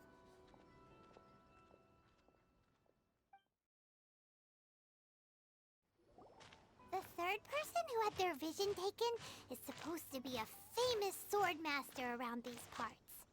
Paimon heard that he's the present-day master of Meikyo Shisui art. Sounds pretty impressive. This is his dojo. Luckily, there's some people around. Let's go talk to them. Nanako, don't worry. Sensei will be fine. Those thugs that challenged the dojo were strong, but he fought them all off in the end, didn't he? Maybe, but I'm still worried about him. Things have gotten dangerous before in the past, but it's never shaken him. This time, though... It's just because he's been possessed, that's all. Once the exorcism has taken place, he'll be right as rain in no time. Hey there! Did something happen? Who are you? I don't care whether you're trespassers or just here to harass us while Sensei is impaired. Get out of here immediately! Don't make me draw my blade, or you won't live to regret it. No! You got it so wrong! We just came here to... Disciples? Yep. We've heard all about the mighty master of Meikyo Shisui art. It's the whole reason we came all this way, to seek him out and ask him to train us. But then we got here and overheard you talking about how he got possessed or something? From the way you're dressed, it doesn't look like you're from around here. Please, accept my apologies. We've had so many people trying to cause us trouble recently that we're on high alert. You haven't arrived at the best of times, I'm afraid. Sensei got possessed recently, and he's still recovering. He's not able to take on any new disciples for the time being. I see you are earnest in your pursuit. Okay, How about this? My fellow disciple Nanako and I will explain Sensei's situation to you in a little more detail. Then you can decide whether to stay or to leave. Sensei's name is Domon, a name I'm sure you've already heard. Though self-taught, he mastered the art of the sword to a high level. He then proceeded to defeat many other prominent sword masters, never losing a single fight. He once said that his goal was to become the best sword master in the world. And so, even while training us, he continued to hone his own art. His fervor truly inspired us, and we trained hard, determined to keep up with him. But then... Not long ago, Sensei had his vision taken away. He hasn't been the same since. He says the strangest things over and over, and he refuses to let us train. Junya and I have discussed it, and we both think that he's been possessed by an evil spirit. So we've asked the shrine maidens from the Grand Narukami Shrine to perform an exorcism. But if I'm honest, I still have my doubts over whether he'll completely recover. The Grand Narukami Shrine? What's that? You haven't heard of it? It's the largest shrine on Narukami Island. The head shrine maiden is reputed to have very close ties with the almighty Shogun herself. Not that we'd have any means of involving the head shrine maiden, of course. But even one of the ordinary shrine maidens from the Grand Narukami Shrine would have clear power and authority to perform an exorcism. So don't worry, Nanako. Sensei is going to be just fine. The exorcism will take place this evening. You're both more than welcome to come and watch if you're interested. So, losing your vision can cause possession? Guess we should come back this evening and see for ourselves. Shh. So you decided to come. It's a good thing you didn't arrive any earlier. You would have had to witness Sensei in one of his fits of madness. Just now, when Nanako was attending to him, she heard him whispering a few names to himself. When she asked him who the people were, he suddenly looked panic-stricken and pushed her away. It looked like he was in great distress. He was covering his ears and looking frantically around him with bloodshot eyes. All the while he kept calling those names. Some of them we knew, others we didn't recognize. But they all seemed to be the names of sword masters he had defeated in the past. One of them was Anzai. He used to be a fellow disciple of Sensei's, his senior, in fact. But Sensei defeated him in a duel many years ago, and he has been a wanderer ever since. Sensei wouldn't stop calling his name. Thankfully, the shrine maidens managed to subdue him, so the exorcism can finally continue. The ritual has now begun. All we can do is patiently await the result. Here's hoping Sensei will be back to his normal self very soon. Please, excuse me for a moment while I fetch some water. If he wakes up, he is sure to be thirsty.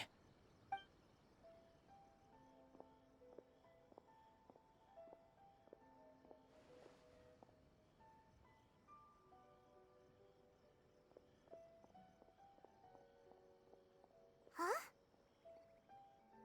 Who's that sneaking around? Uh-oh. Could they be here to mess up the exorcism? We won't let them get away with it. Come on, let's go after them. Seems they aren't here. Should we keep going further up? Is this definitely the right place? Let's look a little further up. Aha! Suspicious person sighted! That's gotta be him! How did you catch up with me so quickly? Are you sure you're Domon's disciples? You move even quicker than he does. Unless... I guess it's been a few years. Maybe his skills have improved again. Excuse me? We're the ones asking the questions here. First off, who are you? And what are you doing sneaking around these parts? You seem like bad news, mister! Bad news? I'll have you know I trained side by side with Domon back in the day, long before you ever showed up. I don't care to talk about that time anymore. But if you must know, I am Domon's senior. His senior? Wait, that means you must be... Anzai? Yes, that's me. Because I don't wish to see Domon or anyone else associated with him ever again. When we were young, we trained under the same swordmaster, studying Make-Yoshi Sui art together.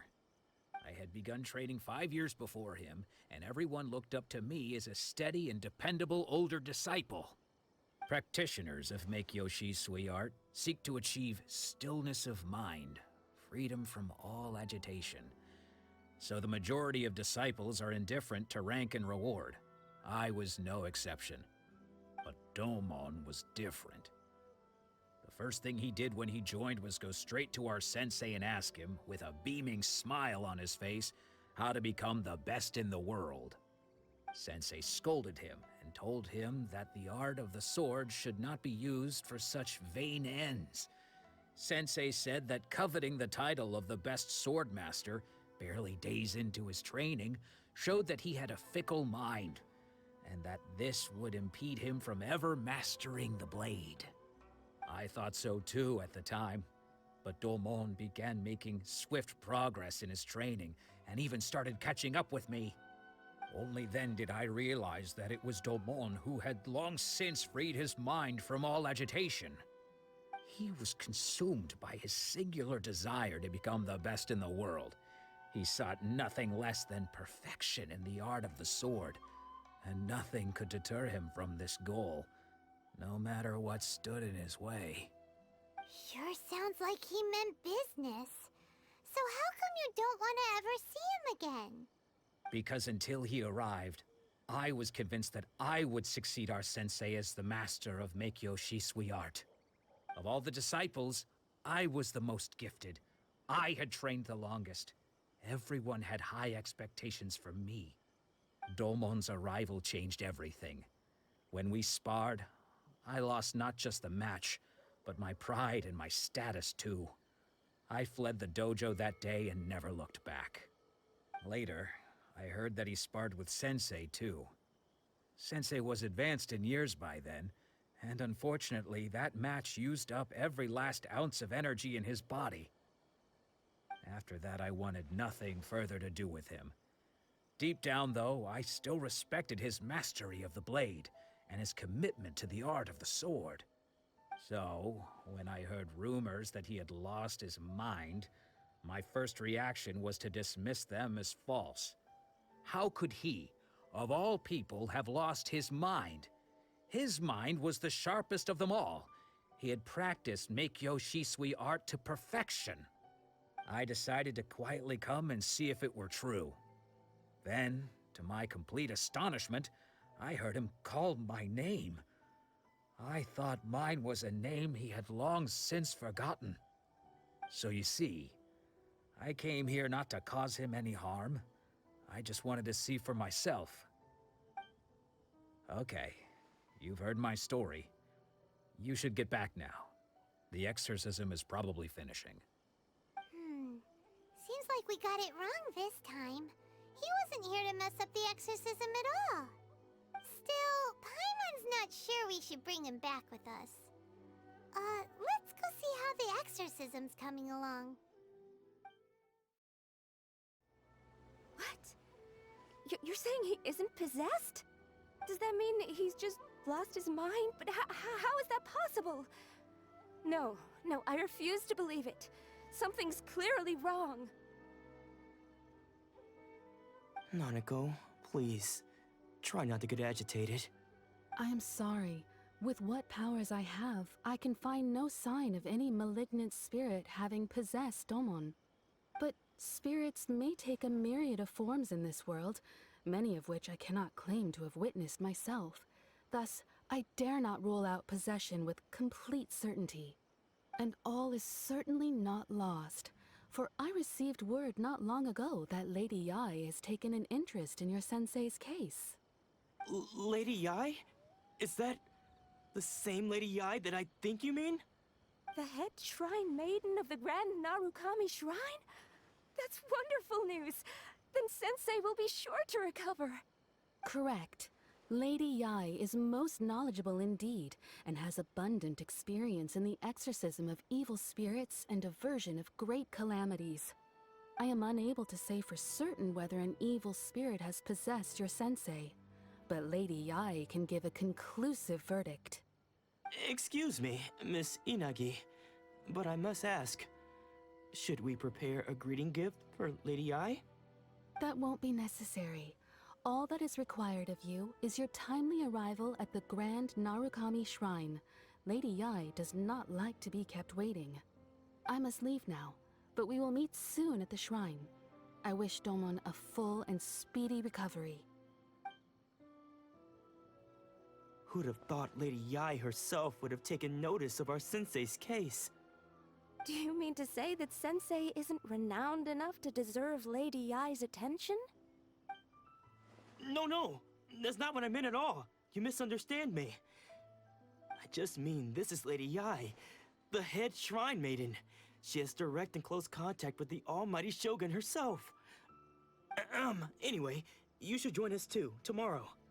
Given that you've traveled all this way just to meet our sensei, we, the disciples of Meikyo Shisui Art, will do our best to help you.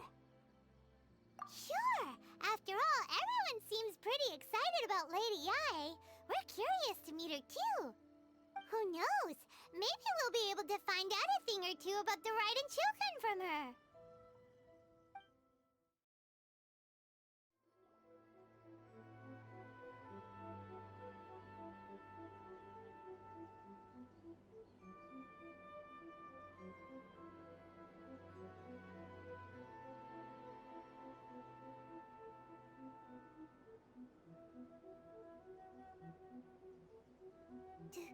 Do you think that's Lady Yai?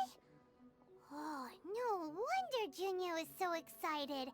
She has a really striking presence. Also, is it just Paimon? Or did she look right at us just now? It was probably nothing. It's not like she's ever seen us before. Keep away. Keep away from me. I gave up the art of the sword. Please, let me go, I beg you. As you can see, Lady Yai, Domon has persisted in this state for some time now. He appears to see those who have lost to him in duels past, gathered all around him to persecute him. Lady Yai, it must be a possession, right? This is nothing like him at all. In the past, no matter what came his way, he would always face it with a confident smile. I'm sorry. It is clear to me that your sensei is not possessed by any evil spirit. But then does that mean he... Yes. This is a change in the person himself. Unable to cope with the tremendous pressure he was under, he suffered a spiritual collapse. With his wits impaired, he finally descended into madness. As one who is thrown into the sea, though he fights back desperately against his predicament, it does nothing to prevent his descent into the depths. As for what has triggered this change, I believe it must be the loss of his vision.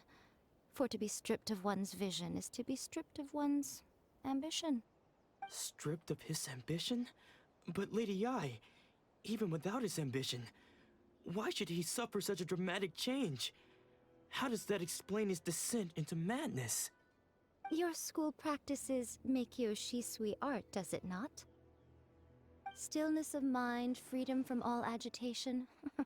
What a fine notion that would be if any in this world could ever hope to achieve it. There was once one who claimed to be indifferent to rank and reward, and who fled enraged when defeated by his junior. And then there was an aged swordmaster who was aggrieved enough that he crossed blades with a disciple he himself had taught. Then, what of the one who crossed blades with his own sensei and beloved fellow disciple, and defeated them both? Can one truly remain unagitated, of still mind in moments such as these? Lady Yai, I'm not sure I understand. The path of the sword master is filled with twists and turns. It is no small undertaking to pursue the position of greatest swordmaster in the world. It requires one to take their sword firmly in both hands and cut down the hopes and dreams of others, even those of one's closest companions. Only a deep commitment to his ambition to become the best made it possible for him to rise above the pain of these encounters, to focus on the way ahead. When that ambition disappeared, he began to doubt himself. As he battled his growing anxiety, he slowly descended into the state you see him in now. Much like a certain fatally flawed friend of mine. Poor Sensei. To think he's been suffering so greatly. I'm sorry. It's all my fault. Father, Sensei, Anzai. That's enough. Huh? Isn't that Anzai? Where did he come from? Did he follow us the whole way here? Anzai, why are there two of you? Is that you or a ghost? You're here for revenge, aren't you? I knew it would come. I never should have. You're right to assume that my feelings towards you are far from kindly. But I didn't come here to settle a score. It's been so long now that I made peace with it years ago. You did nothing wrong that day. I couldn't face the humiliation. That's why I ran. I don't think most of the people you beat along the way would hold it against you. On the contrary, when you cut our ambitions short, we entrusted them to you, in the hopes that they might carry you further. Now I know that we can't place our hopes in you any longer, since you've been stripped of your ambitions too. But that is no reason to strip them of theirs. Follow the way of the sword all the way to the highest peak. You taught them that, didn't you? But what if one day, the same thing happens to them? I put everything I had into trying to become the best. But what if it was all a huge mistake right from the start? If there's a chance they'll end up like me one day, I'd rather they stay where they are now than go any further down this path. Have you asked them what they think?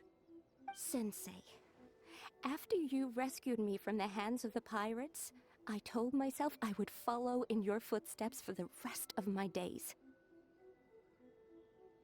I can't know whether I will suffer in my future as you do now. All I know is that here and now, in the present, I wish to continue. I want to keep going until the day that I can stand before everyone with my head held high and announce that I, like my sensei Domon before me, am a master of Meikyo Shisui art. Nanako's far from the only one. Actually, all of us think that way. Goodness. Well, You see? You can place the ambition you once had in their hands. Being stripped of your ambition is something that's never happened to me, so I can't claim to understand it. But I do know what it feels like to have your ambitions crushed. That's what happened on the day that you so effortlessly defeated me. So, just as I once placed my ambitions onto you, it is time for you to release yours into their custody. You are not in the same position that I was. When I left, I had nothing to my name. But you have a great number of worthy disciples. I understand. I'm sorry to have made you worry for me, and for the state of Meikyo Shisui art. I no longer have the resolve to become the best in the world. The emptiness and suffering inside of me will not abate, so I cannot hope to still my mind and be free of agitation. But as your sensei, I shall commit to imparting unto you everything I have learned in my life so far. This is my promise. And I humbly ask Anzai, my senior, to hold me to my word. You can count on that. I'd be checking in on you occasionally anyway, just to make sure you hadn't lost your mind again. but I am now used to the life of a wanderer. I do not belong in the dojo anymore, so I will simply stop by once in a while to make sure you aren't cutting any corners with them. Well, don't just stand there staring at me. Say thank you to Lady Yai and then get yourself back home.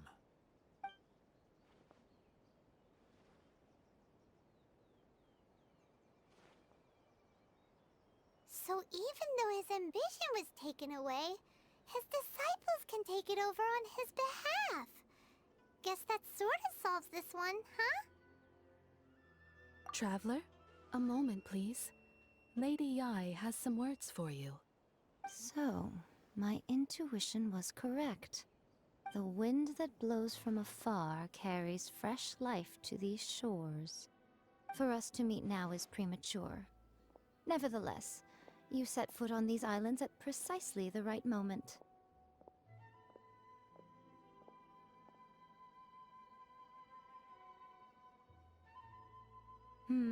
I have high hopes for you, child. Don't disappoint me. Ooh, Lady Yai seems to have taken a real interest in you. She seems super mysterious. Paimon's so curious what she really meant by all that. We can come back to it another time. For now, we should go report back to Miss Kamisato. Oh, Ayaka! Guess who fulfilled all your wishes? Huh? Ayaka! Huh?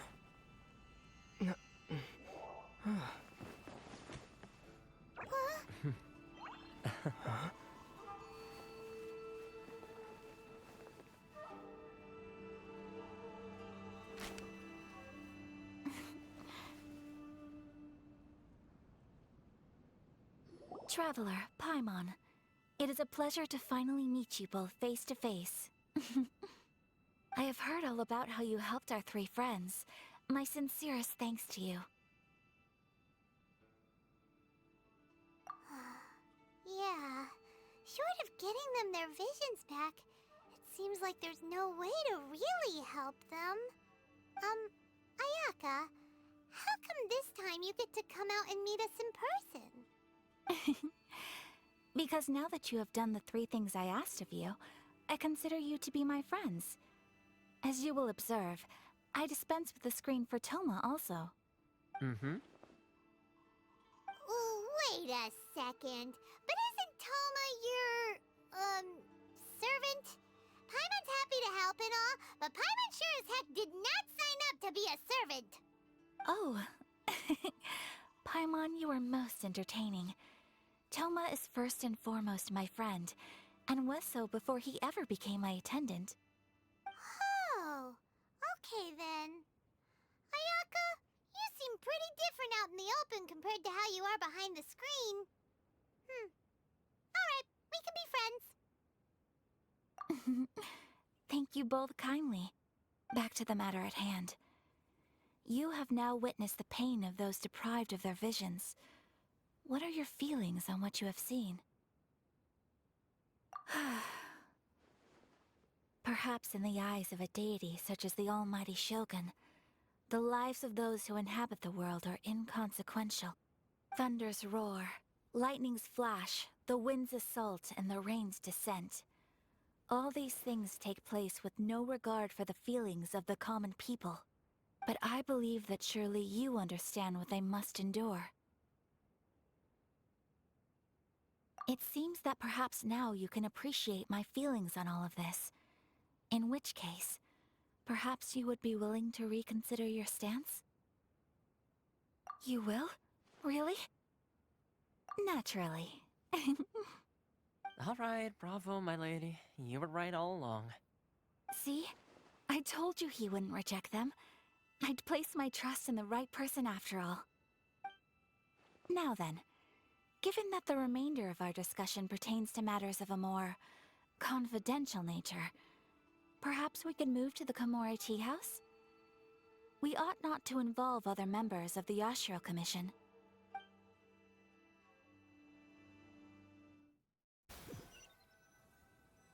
Well, here we are again. please continue without me. I'll keep watch.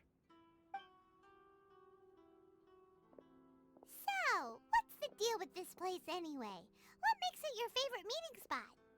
This is land that was gifted to the Yashiro Commission by the Shogun. The Kamisato clan has the exclusive right to plan, build, and repair any property on this land, and even to allow or deny access. Such privileges exist due to the Yashiro Commission's role in managing ceremonial affairs. Oftentimes, it is not appropriate to discuss details in front of bystanders. Oh, Paimon gets it! Gotta keep a bit of mystery, right? Once the number of ceremonial affairs conducted in the city began to decline, our forebears built a tea house here. Only members of the Yashiro Commission are permitted to come and go as they please. Makes sense. Perfect place for a secret base. In any case, we can talk freely here. I presume you have a few questions that you wish to ask me? The almighty Shogun. I've seen her on but only a few occasions, most of them formal ceremonies. She inspires awe, commands respect, and exudes a sense of absolute authority. But as I recall, there was something else about her that struck me even more deeply. It was her almost complete lack of any emotion. In that sense, she appeared to me to be less of a ruler and more of, well, an executive official, I suppose. Focused exclusively on her single goal of implementing eternity, acting accordingly without feeling. The issue is this. For the vast majority of people, the Vision Hunt Decree is something that has no implications whatsoever. After all, it is but a tiny minority of people who receive visions. Moreover, it is not unknown for visions to spark jealousy in others. Because of this, the attitude of most people towards the Vision Hunt Decree is one of indifference. How can they be like that? Paimon's getting mad. Nevertheless, in addition to us, there is also the resistance on Watatsumi Island. Resistance? You mean like an army fighting against the decree? Yes. Many who have lost or fear losing their visions have rallied together under Sangonomiya on Watatsumi Island to form a resistance group. To say a little more about Sangonomiya, historically, there has always been some conflict between them and the shogunate of Narukami Island due to their different belief systems. But I do wonder whether there may be some other agenda behind their resistance movement, beyond merely fighting the Vision Hunt Decree. Of course! We have tried on numerous occasions. Unfortunately, each time a proposal to repeal the decree arrives at Tenshukaku, it is promptly vetoed by both the Tenryou Commission and the Kanjo Commission, and subsequently scrapped. They invariably adopt a stance of unconditional support for the Shogun's decisions. They have no interest in discussing anything. It almost makes one wonder whether they had a hand in the Shogun's sudden decision to issue the Vision Hunt Decree. Ooh, Paimon has a question though. Oh? What would you like to know, Paimon? Have you got a plan yet to fight the Vision Hunt Decree? To be honest, we do not. What? Please, do not forget that challenging the Vision Hunt Decree is tantamount to challenging a deity. Coming to terms with that is already a difficult step to take. So what are we gonna do? Well, for the moment, all we can do is try and reduce the harm that is being caused by this decree. For example, by providing vision bearers with safe refuge, or manufacturing counterfeit visions for them as a contingency measure. You're telling Paimon that there are people out there who can make fake visions? Don't underestimate the talents of the craftspeople in Hanamizaka. To the naked eye, their counterfeits are indistinguishable from the genuine article. The problem we are facing right now is that Master Masakatsu, who was providing us with counterfeit visions, has recently been arrested by the Tenryou Commission. Darn! So they found out about it? Yes. We knew it was not a long-term solution, and that it was only a matter of time before it would be exposed. But we cannot simply abandon Master Masakatsu. Exactly.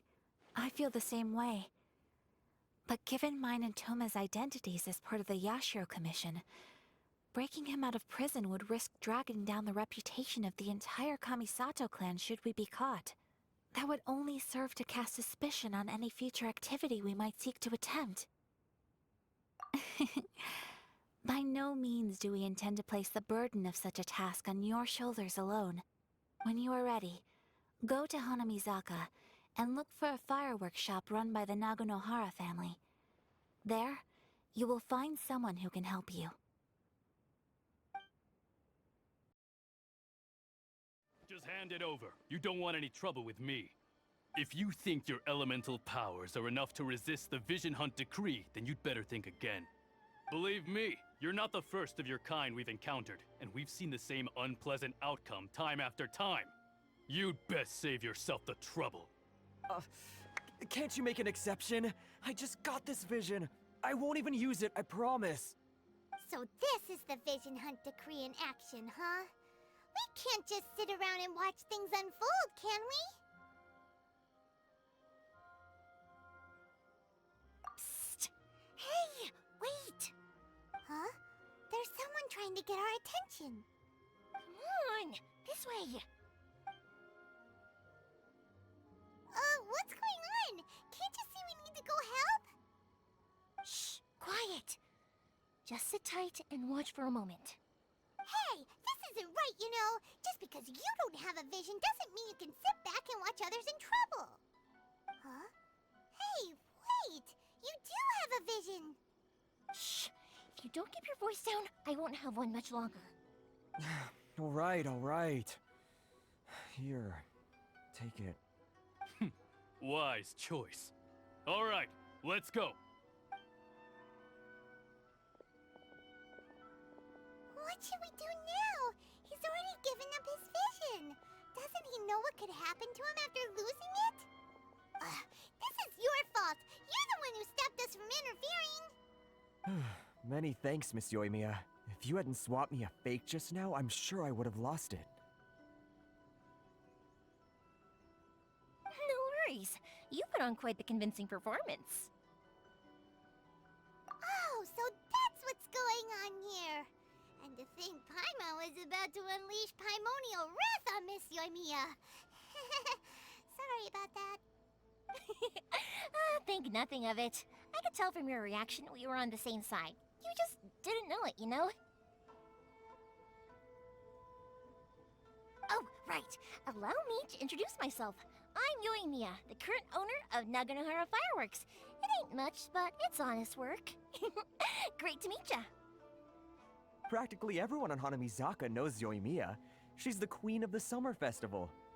Without her and her fireworks, summer on Narukami Island just wouldn't be the same. Whoa, that's quite the introduction. Paimon loves fireworks. It's nice to meet you. Stop it, Hanjiro. You'll embarrass me. As for thanking me, you'd be better off thanking Master Masakatsu. He's the one that gave me the fake visions in the first place. His handiwork allowed me to keep my own vision. Whew, I can't even imagine trying to run the business without it. Ugh. Yes, Master Masakatsu is a good man. It's too bad good people seldom get the recognition they deserve. Master Masakatsu? Huh? Do you guys know him too? You don't say! Then it sounds like the Shirasagi Himegimi has a plan. Awesome! I've been thinking about breaking him out too recently. But if I just march straight in there by myself, I'd probably get Miss Kamisato in a whole heap of trouble.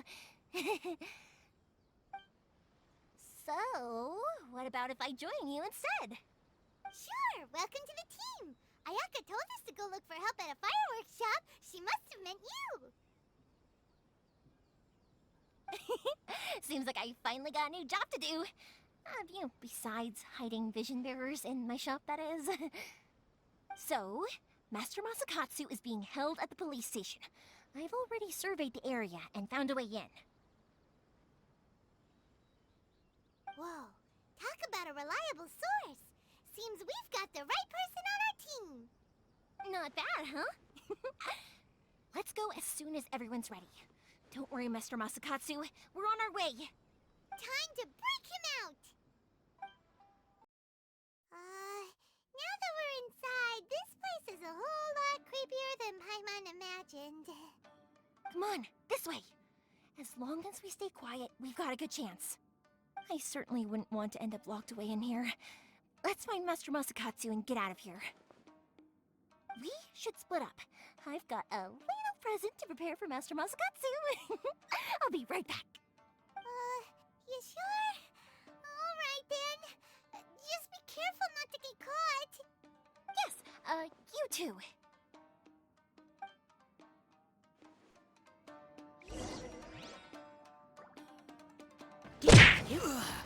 Let's nip that in the bud.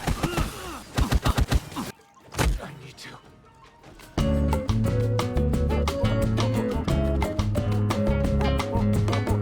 Let's spark things up a little. With the wind!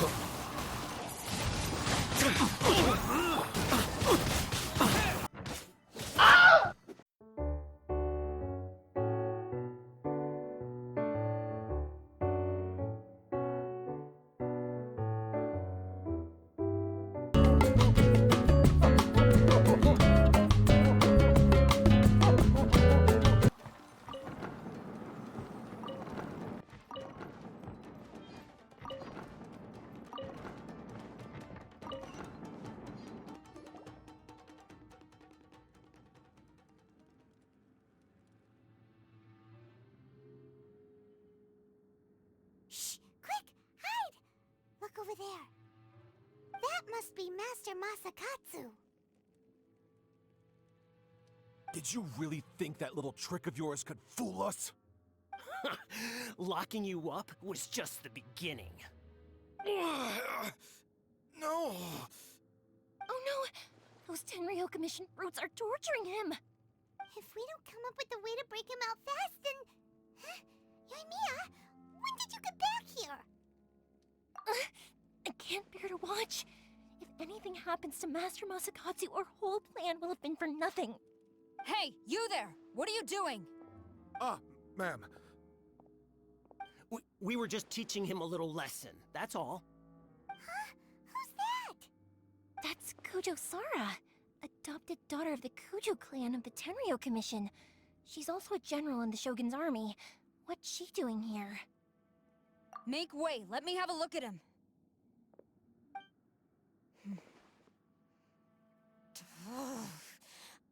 I'm sure you're well aware that torture is strictly against military regulations. Yes, ma'am. If you are unashamed of such disgraceful action, then you are also unworthy of the Tenryou Commission itself. Do I make myself clear? Yes, ma'am. It won't happen again. Oh, Paimon sure wouldn't want to get on her bad side. Hey, this is our chance. Let's move while they aren't watching Master Masakatsu. Yoimiya, are you sure now's the right time? Who is that? Quick, go and investigate. Yes, ma'am. They're coming! Quick, hide! Sorry. I didn't mean to. Don't worry, I've got us covered. Time for my little present.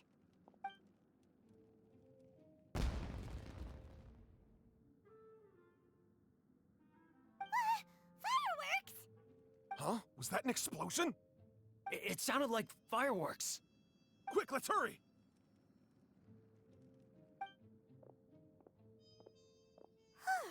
The fireworks were enough to distract them. Maybe more than enough. Fireworks aren't just for festivals, you know. I was particularly proud of this batch. I decided to.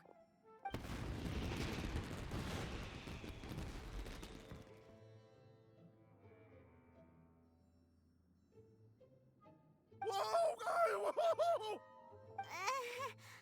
Yoimiya, this is turning into a bit of a fireworks display.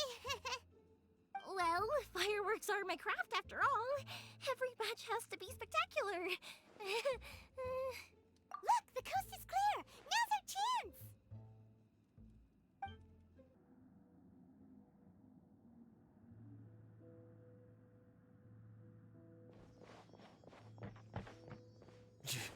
Yoimiya, is that you? Master Masakatsu! Sorry we took so long.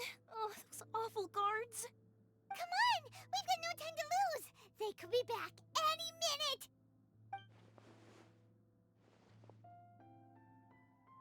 Oh. Yes. Leave. Before I let my judgment get the better of me. He's in serious condition. Be sure he gets immediate medical attention. But remember, once he's recovered, it won't be long until I bring him right back. Well... you can bet we'll do all we can to keep that from happening. Leave this place.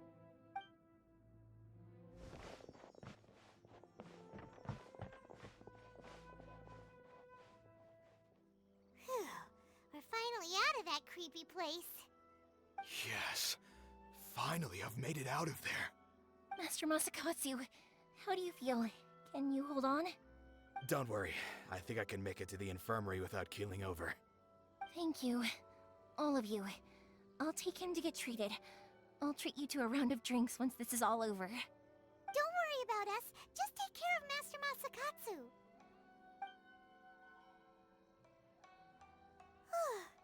Good thing we were able to rescue him. Right, Kujosara. Do you think she was making up for how the guards were treating him? It seems as though there are some okay people among the ranks of the Tenryou Commission. Though Paimon would never agree with their actions in the Vision Hunt Decree, of course. How about we go tell Ayaka and the others the good news? I see. So Kujo-Sara stayed her hand. It would appear she still has some honor to her. I wonder if we should try establishing contact with her. Perhaps we could coax out some information. Unlikely. Don't forget, Kujo-Sara is also carrying out the Vision Hunt Decree. She obeys the orders of the Raiden Shogun without question. In her eyes, Master Masakatsu is of no threat to the decree. This is why she was so willing to allow his escape. If our true motives were ever divulged, she would act against us without a second thought. True. Though if you ask me, Master Masakatsu's release is an unexpected blessing. We are now one step closer to victory. And we couldn't have done it without Yoimiya and the Traveler. You're turning out to be even more reliable than we expected. Don't mention it. Indeed. Things may have turned out very differently this time without the help of the Traveler. But if we wish to mount any sizable resistance against the Vision Hunt Decree, there is still much to be done. It is time we make ready our next set of plans. There's no need to rush, my lady. Things seem to have taken a turn for the better, at least. Not only have we rescued Master Masakatsu, but our list of allies appears to be growing. Yes, which reminds me. The Tenryou Commission seems to be making preparations for a celebration. They call it a ceremony of sorts. And the number of samurai out enforcing the Vision Hunt Decree seems to be waning. The days ahead may be more peaceful than usual. A ceremony, you say? Why would such a task be left to the Tenryou Commission? I don't know, but I'm sure it has nothing to do with us. Anyway, with the Tenryou Commission busy with preparations, we should have a little more breathing room than usual. You do present a good point. Being in a constant state of alert will only tire us further. Perhaps a period of rest is in order. Toma, what would you suggest? I'd say a celebratory feast is in order. Might I suggest an evening of hot pot together? Funny enough, I learned a new hot pot game recently. I'm sure you'll find it quite amusing. A hot pot game? What's that? Well, as long as it has to do with eating. Simply put, every person prepares an ingredient to add to the hot pot. Once the meal begins, we add all the ingredients together. Then we take it in turns to close our eyes, pick an ingredient out of the pot, taste it, and guess whose ingredient it was. Anyone who guesses correctly can go again, and whoever finishes the meal with the most points is declared the winner. Tradition even has it that the winner receives blessings from the god of Hot Pot. Don't you think it sounds like fun? I've been wanting to give it a try. In fact, I've already got my ingredients prepared. You really do want to play, huh? Well, sounds like we've got our work cut out for us. Time to gather some ingredients. But what should we choose? Ooh! Paimon proposes we gather raging demon-level Joyun chilies, super salty ham, mist flower corollas. This is already shaping up to be a hot pot to remember! Oh, my stomach! It feels like Yoimiya's fireworks are going off inside me. Who would have guessed that Toma would be the winner? He ate practically all those weird ingredients without a second thought. Toma? You okay, buddy? Salt-crusted herring, unripe lavender melon, flash-boiled dongo, oh, and whatever that thing was that nearly froze my tongue off. Hold up, my life is starting to flash before my eyes. Time I call it a night, everyone. You've only got yourself to blame, Toma. All those strange things you ate were ingredients you added yourself. But weren't you the one who added those little cakes, Ayaka? I think the Traveler ended up eating one. Boiling cakes in hot pot? Ugh. Think of the texture. I must apologize. To be perfectly honest, I thought the cakes would be a tasty addition. Uh-oh. I'm definitely not okay. I need to lie down.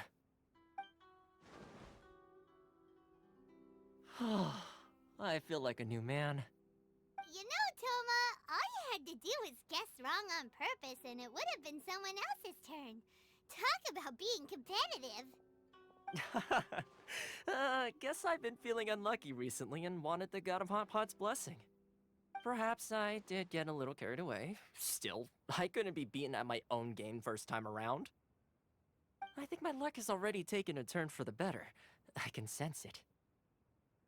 So without further ado, I hereby declare that the winner of today's Hot Pot Challenge is... me. Oh, brother. Good effort, team. Another important job taken care of.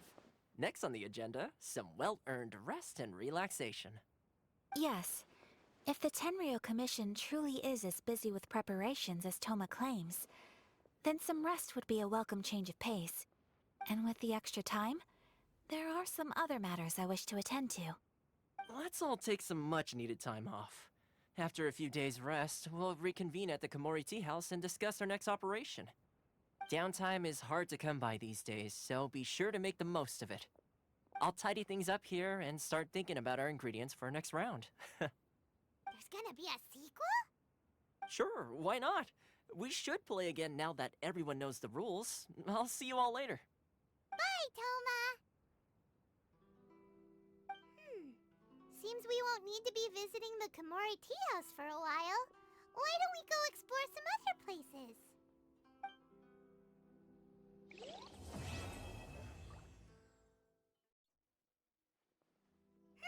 Where do we go from here? What's the plan?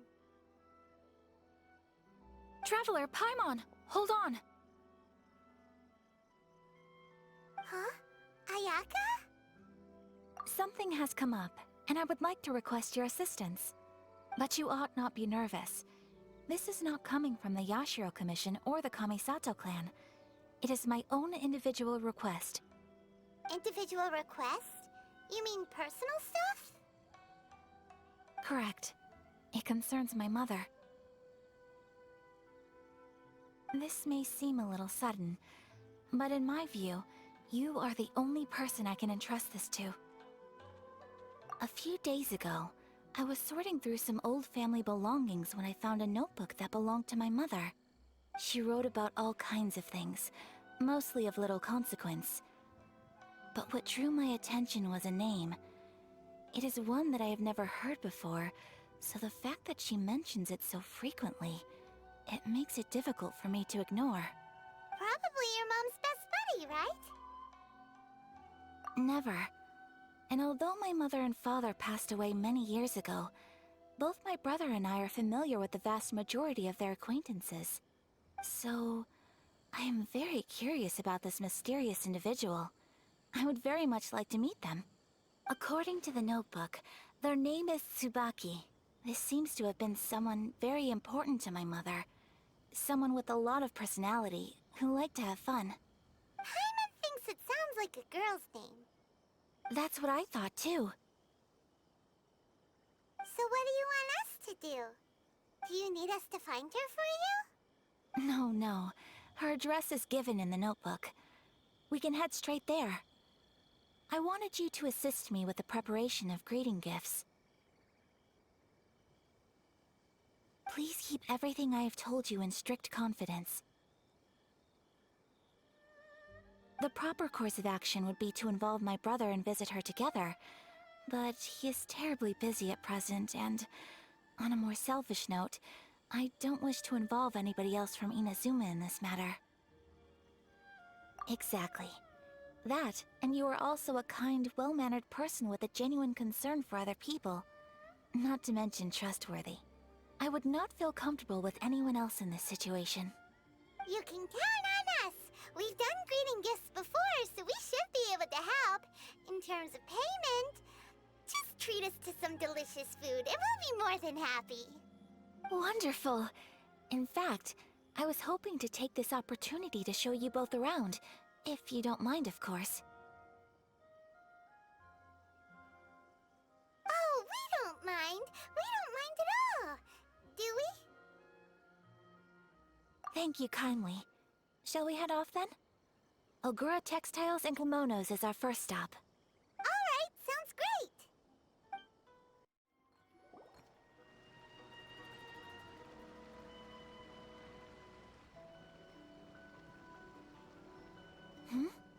This must be...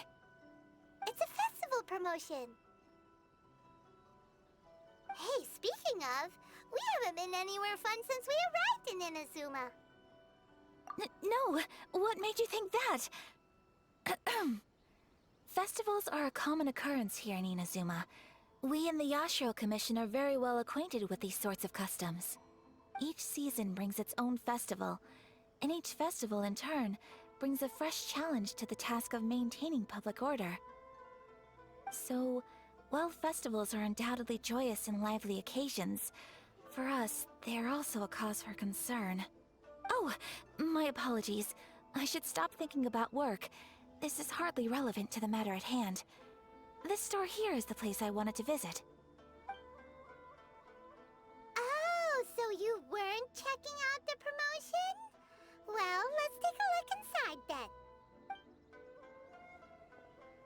Welcome. I have all the latest styles.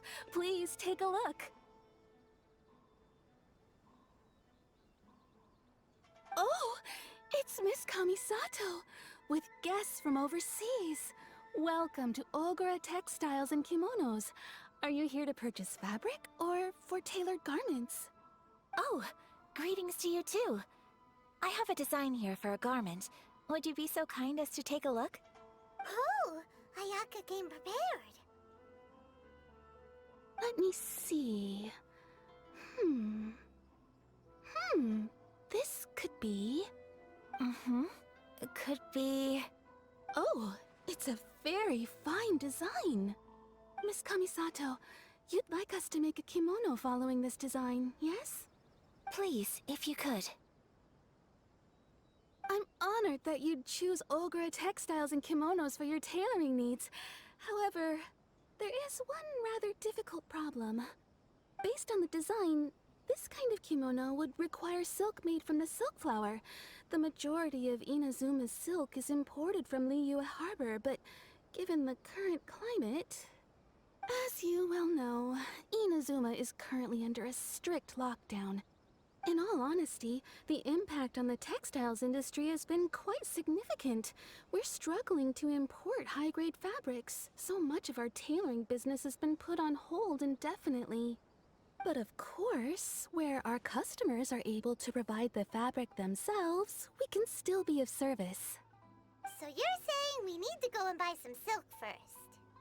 If even Ogura Textiles and Kimonos can't get a hold of high-grade fabric, where would we buy it from?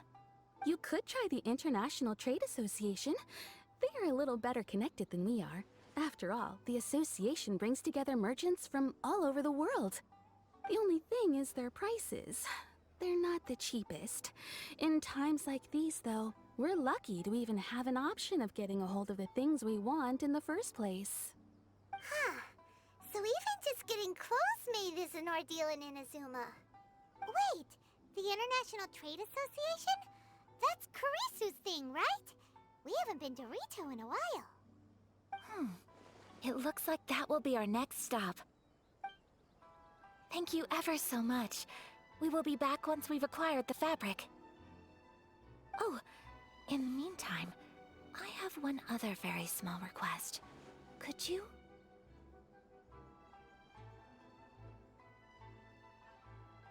Why is she being so secretive all of a sudden? Absolutely. Much obliged. My pleasure, Miss Kamisato. Honestly, I'm just as excited as you to see the end product. We haven't made a silk kimono for the longest time now, and this is a beautiful design. That's very kind of you, thank you. Goodbye for now. Traveler Paimon, let's try our luck at the International Trade Association. This is it, the International Trade Association. Okay then, we need to talk to Kurisu, right? Huh, doesn't look like he's here. Let's look around.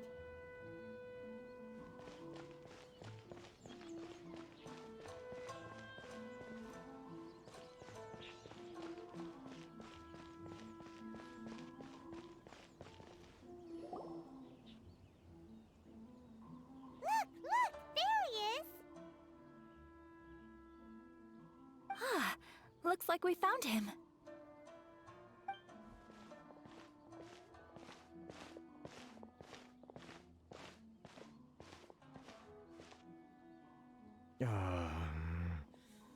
What am I gonna do?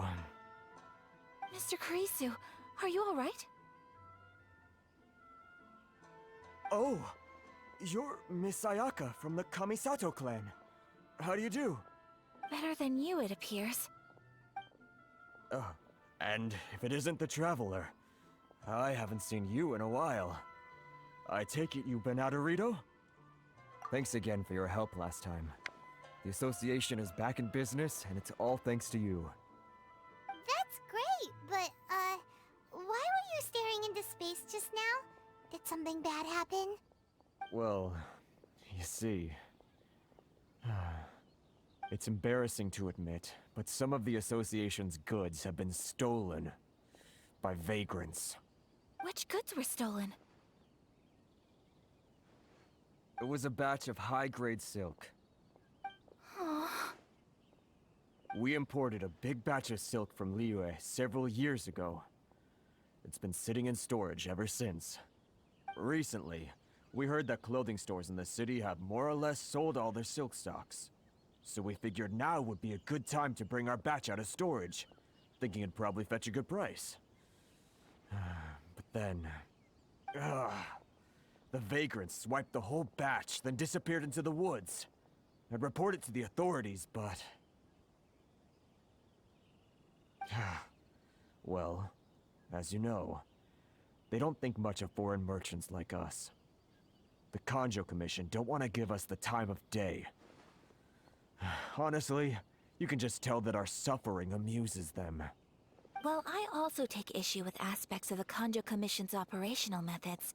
Please remember, Mr. Kurisu, that while you are here in Inazuma, you should be careful with your words. My apologies. I had to let off some steam. Anyway, there doesn't seem to be much we can do ourselves to get our goods back. Perhaps I'm doomed to go bankrupt after all. I am afraid I can't intervene in an official capacity, but I can still help you get your lost goods back. Of course, I would never... Wait, what? Huh? Yes, acting in my own capacity, mind you. Even then, there is no escaping the fact that my every action and word will be seen to reflect on the Yashiro Commission and the Kamisato clan. I do so not without reservation, so I hope that you will treat this matter as confidential. That aside, as I'm sure you're aware, I'm afraid that I won't always be able to help you in such circumstances. Given your position and that of the International Trade Association, please try to exercise more caution in the future. You do not want to incur further unnecessary losses. We will. We certainly will. But, are you sure this isn't gonna cause any issues for you? What if someone high up in the Kanjo Commission sees what you're doing and doesn't like it?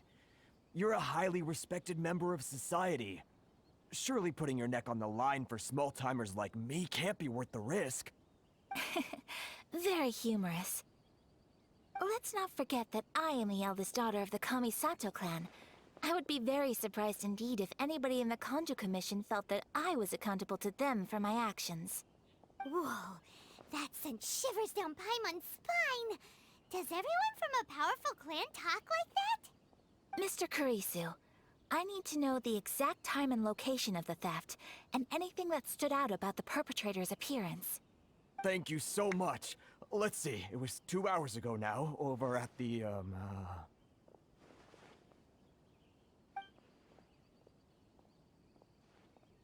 Everyone, please follow me to the scene of the crime. The investigation starts there. All right, off we go! Here we are. This is where we were robbed. Hey, look on the ground! What are those? Huh? Footprints. Very deep ones at that.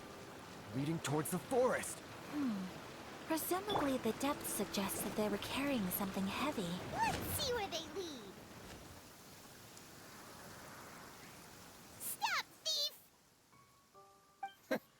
You think you can get your stuff back with this bunch? You must be dreaming. Why, you better hope you have the courage of your convictions. Why wouldn't I, old man? Answer me this. You're one of those Outlander merchants, right? You trade association types are worms, coming over to our land, leeching off our people. Who's gonna leap to your defense, huh? Tell me, who's gonna stick their neck out for the likes of you?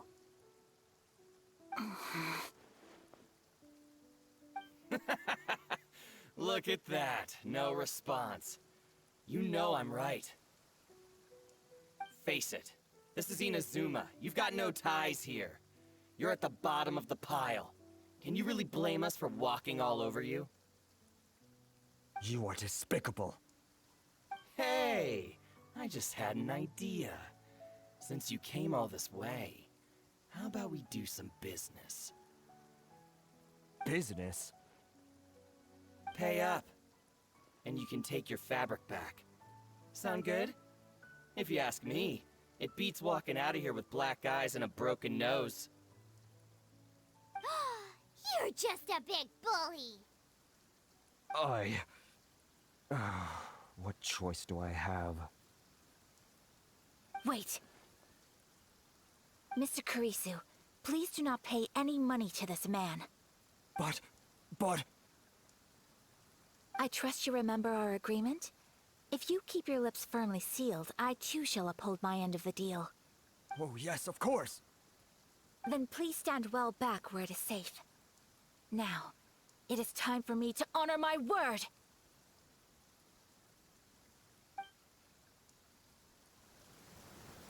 Well, that's resolved then! No, please, It was nothing. I was simply doing my duty. Miss Kamisato!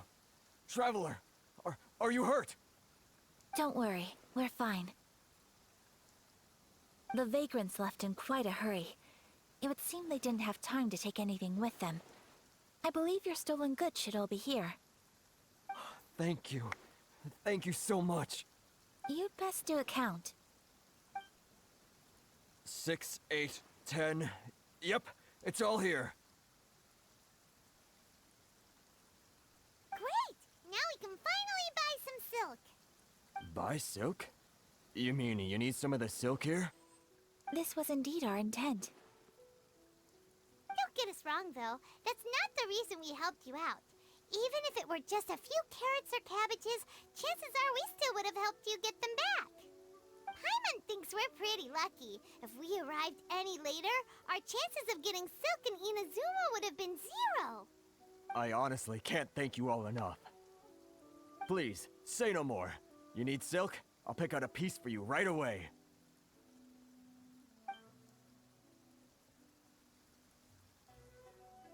Thank you, good sir. How much do I owe you? Oh, it's free of charge. I could never ask you to pay after everything you've done for me. No, that will never do. Things cost what they cost, and what they cost is what I shall pay. Merchants already have enough challenges to deal with, and as Paimon explained, my help was unconditional. Please, sell your wares to me at the price you would sell them to any other customer. There is nothing to feel distressed about, because nothing, I repeat, nothing happened here in these woods today, did it? Thank you. I don't think I could ever repay you. You have helped me greatly, and I will never forget it. I'm afraid we must part ways. I must get these goods back to the association. If you ever need anything at all, just come to the International Trade Association and ask for Kurisu. Very well. And thank you for the silk, Mr. Kurisu. See you then! Bye! Safe journey home! Don't go getting robbed again! Traveler, thank you for stepping in to help out. But how come those vagrants didn't seem to know who you were? They must move in completely different circles. Maybe they've never seen anyone from the Kamisato clan before. Perhaps. Either way, I'm glad they didn't recognize me. The fewer people who know what happened today, the better. It's not every day an important person like you helps out someone like Kurisu. It really shows what a great person you are. Oh, your praise is quite unwarranted. I merely did what anyone in my position would have done. I admit that it did feel strange for me to come to his aid. But this should have nothing to do with identity or social class. As far as I'm concerned, it was one individual helping another in need. I guess that deep down, I don't see how a society can be considered just when people encounter such obstacles in their livelihoods. Sorry, I'm getting off topic. Right. Let's head back to Ogura Textiles and Kimonos and give our hard-won silk to the shopkeeper. Okay! Hey there, we're back! Welcome back! So, any luck at the International Trade Association? Did they have any silk in stock? Yes, they did. Here. Excellent news! So, apart from the silk, I think everything else I need I've got in store already. I just need to go and take stock of our materials. It won't take me a moment. I'll be right back.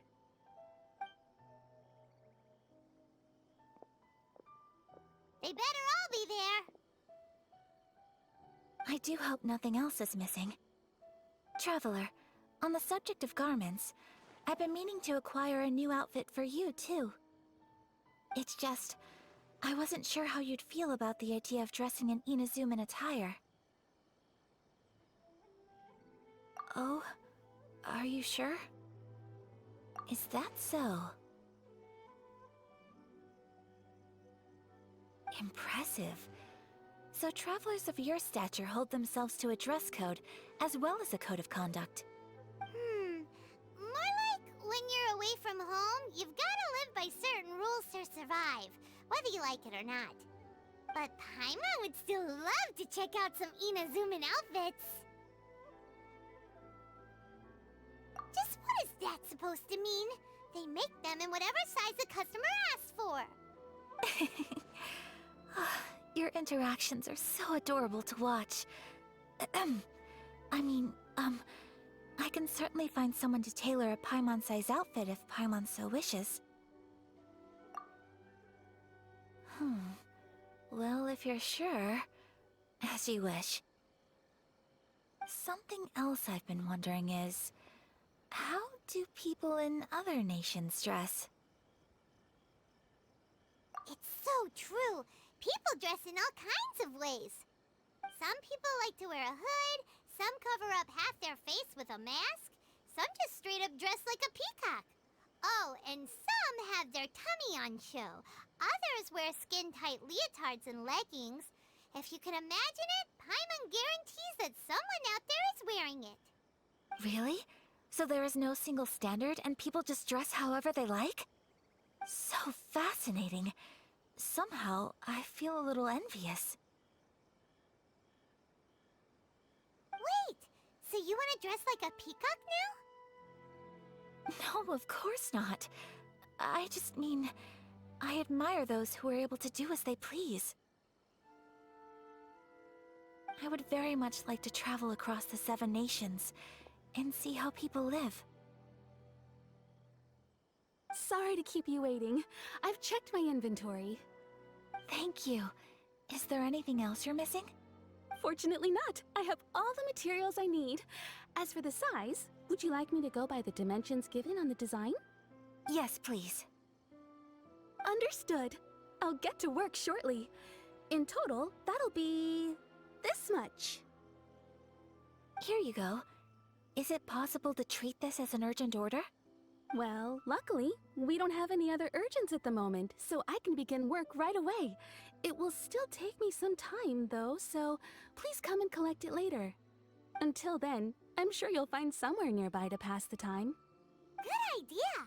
Let's check out the whole area. We don't want to leave any loose ends. There will be no loose ends while you're in my company. I already decided where to go while we wait. For our next stop, I'd like to take you both for a meal. Food? Oh, Paimon likes this plan.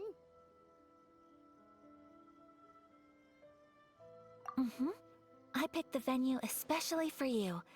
A humble local eatery called Kiminami Restaurant. I thought that the relaxed atmosphere there would suit our day much better than the prohibitively formal one of a high-end restaurant. Shall we head off? Yep. Paimon can't wait!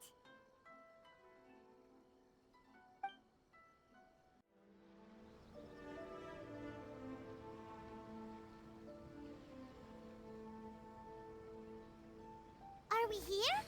Ooh, it's one of those street-side places. Looks cute and cozy. Welcome! Oh, Miss Kiminami, how do you do? Ah, Miss Kamisato. Perfect timing. Your booking was for... well, right now. I believe so. We'll be sticking to the order I placed in advance. As for the other matter we discussed, thank you for your help. Excellent. No problem. And everything you asked for is ready and waiting. Traveler, tiny customer, please wait here for a moment while I prepare your food. Go ahead and take a seat. There is something I need to take care of, but I'll be back momentarily. It's nothing of that sort. I just have a few minor things I need to attend to. I won't be long.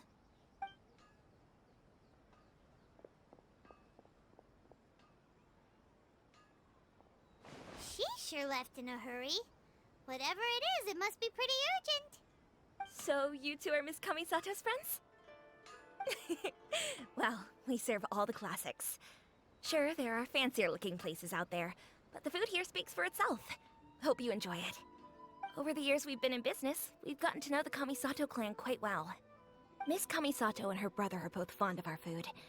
They're always sending staff down here to order something and take it back to them.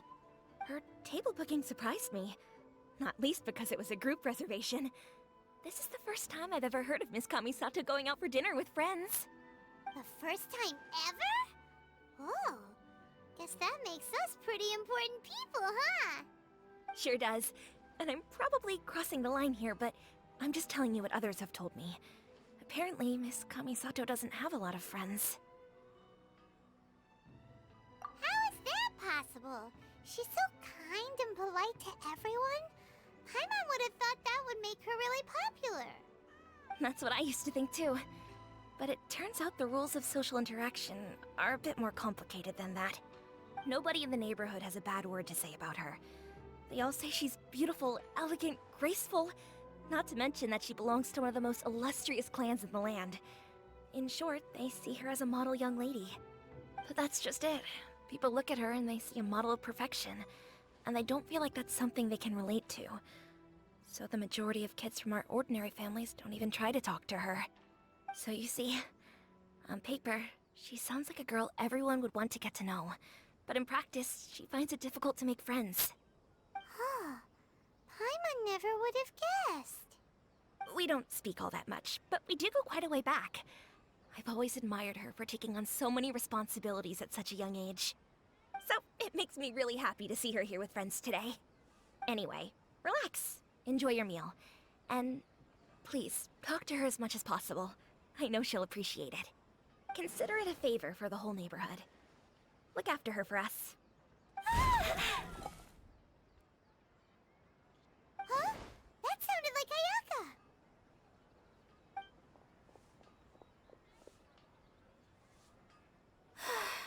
I'm so sorry, Traveler. Could you join me over there for a minute? I need your help with something.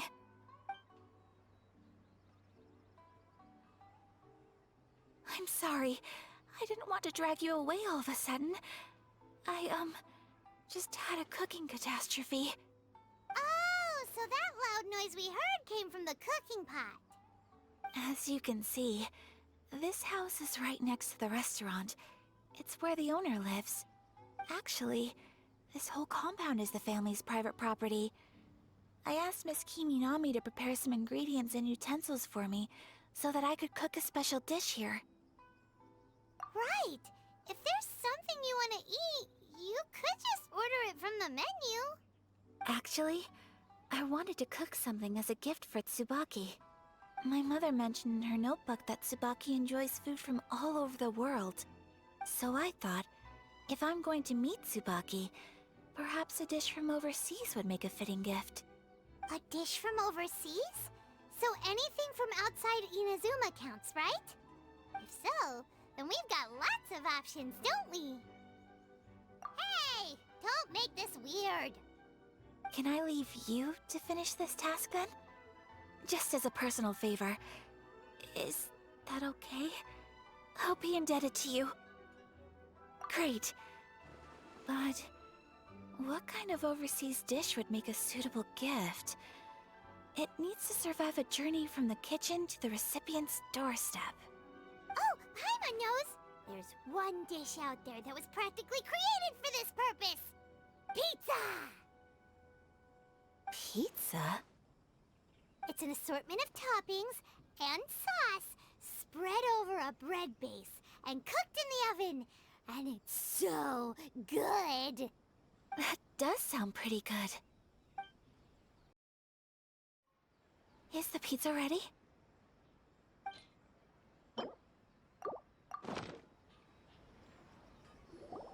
Oh, it's ready! It smells delicious. You're an excellent cook, Traveler.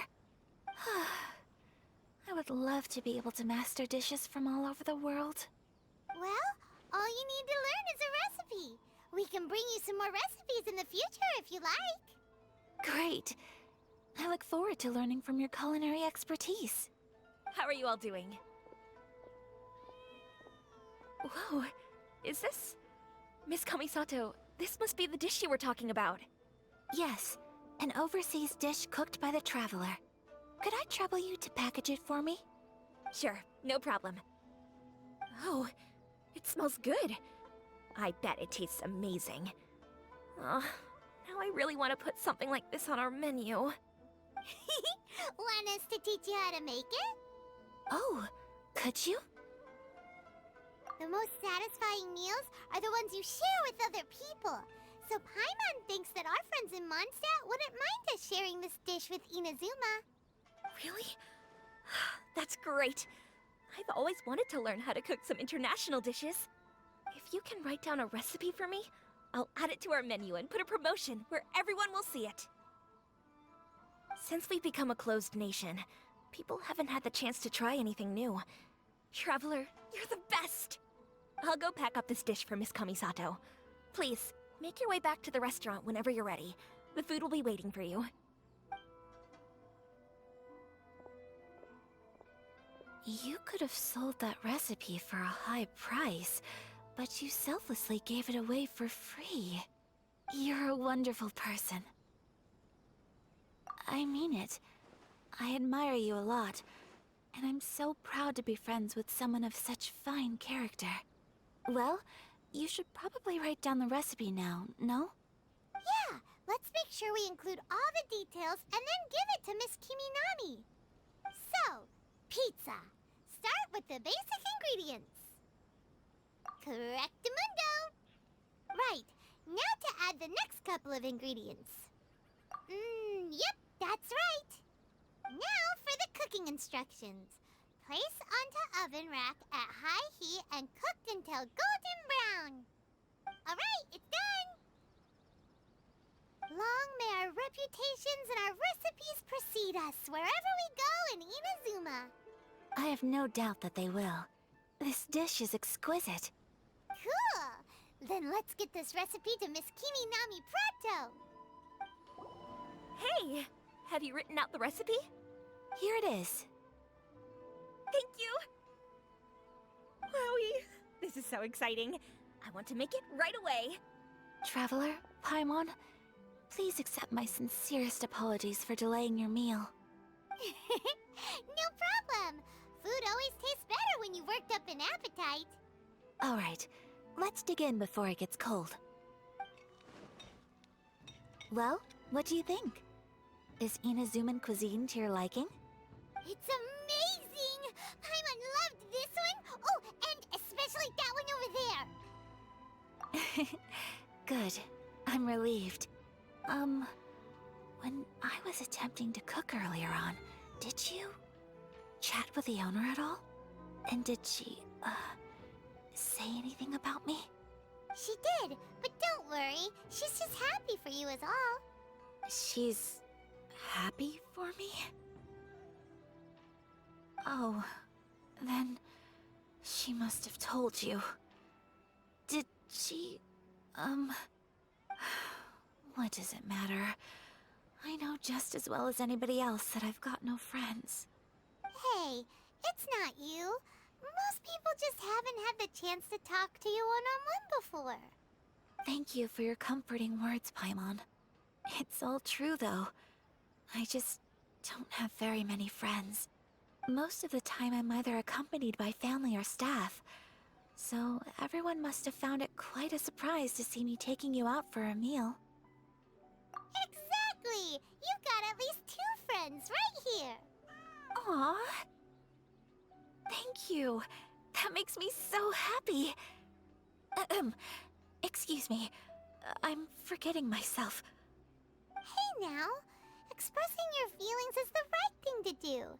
Keeping them locked away inside isn't gonna do you any good now, is it? I agree. So, I just want to say how happy I feel that you both see me as a true friend. Of course we do. That's always been our style. If someone's nice to us, we're nice to them too. Friendship can go a long way. Take your mom, for example. She wrote about Tsubaki in her notebook, and now it's made you want to find them too.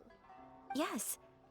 I think friendship is an extremely precious thing, and ours is one that I will always treasure. While we're on the topic though, who is this Tsubaki person anyway? Well, I think I have an idea, but it's just speculative at this point. I think that Tsubaki might be a fox envoy. A fox envoy? Yes, that's what I think. Even I, My mother's own daughter had never even heard of this friend before. It just seems so mysterious.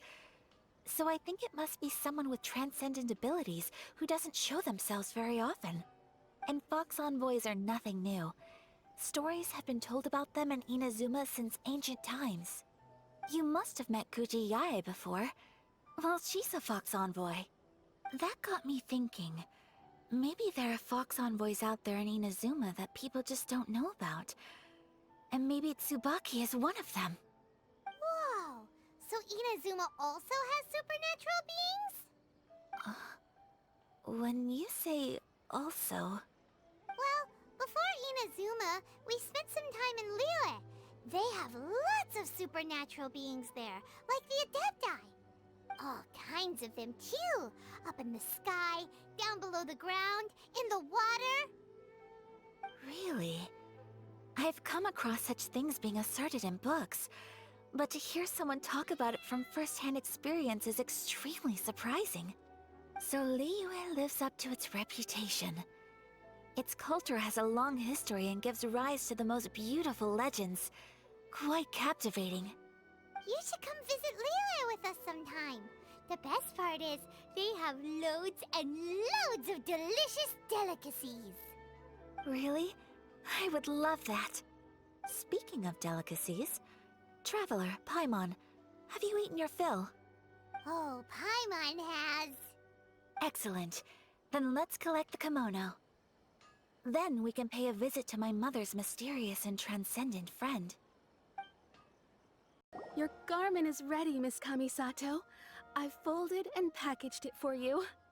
Oh, and the other item we discussed? That's ready too. Thank you very much. No, thank you. It is a beautiful piece of clothing, and it was a pleasure to work on. See you again next time.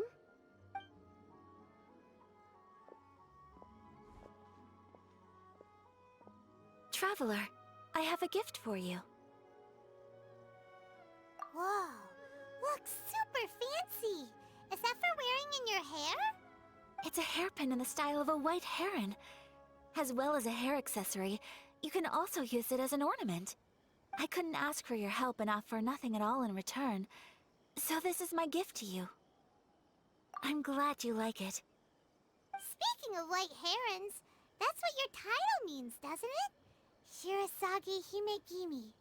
So this gift is like a little piece of yourself. It's just as elegant and beautiful as you are. You flatter me, Paimon. If this gift reminds you of me, that is all I could ask for. It definitely will. Alright, well, now we've got what we came for, we can set off. Time to go meet Tsubaki. So, a transcendent being lives here? Ugh. If someone lives here, then why is it so chilly? I'm asking myself the same question. How strange. I'm quite sure that this is the location my mother wrote about, but surely... I'm starting to have second thoughts. But since we're here, I still think we should go inside and explore in full. Yeah, makes sense. Who knows? Maybe there's a surprise waiting in there for us. So, what does the notebook say exactly? Let me think. A crane brings one fresh flower in its beak to decorate my hair, while a white rabbit sews a hemline from 4 rays of moonlight. Dressed appropriately, I face eastward and call out Tsubaki's name 7 times. In the blink of an eye, I'm standing on the path that leads to her house. Sounds like a fairy tale. So your mom would do a little ritual, and just like that, Tsubaki would come to meet her? I have a feeling that it could be some sort of code. Let's get a little closer before coming to any conclusions. Good idea.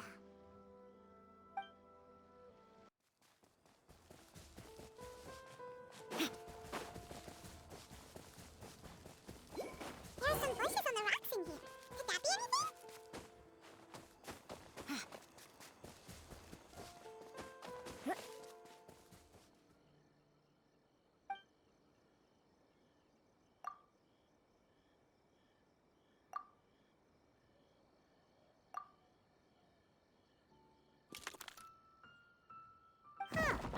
nobody here. Just this box. Let's see what's inside.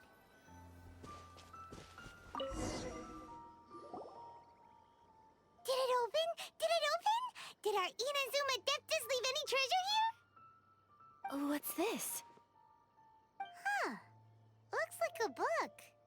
It seems to be another notebook. Could it be Tsubaki's notebook? Let's step back outside now. The atmosphere here is different than I'd imagined. Somehow, it makes me a little reluctant to open the notebook.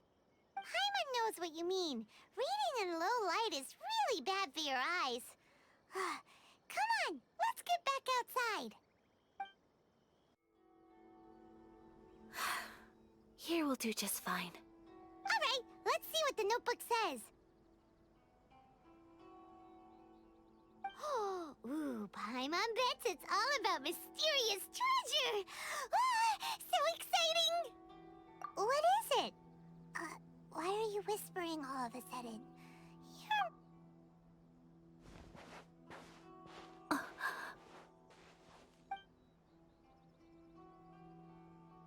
Oh, you want to let Ayaka read the notebook without distraction. Seems whatever's written in there must be pretty major after all. But, based on her expression, probably not a treasure map. What could it be?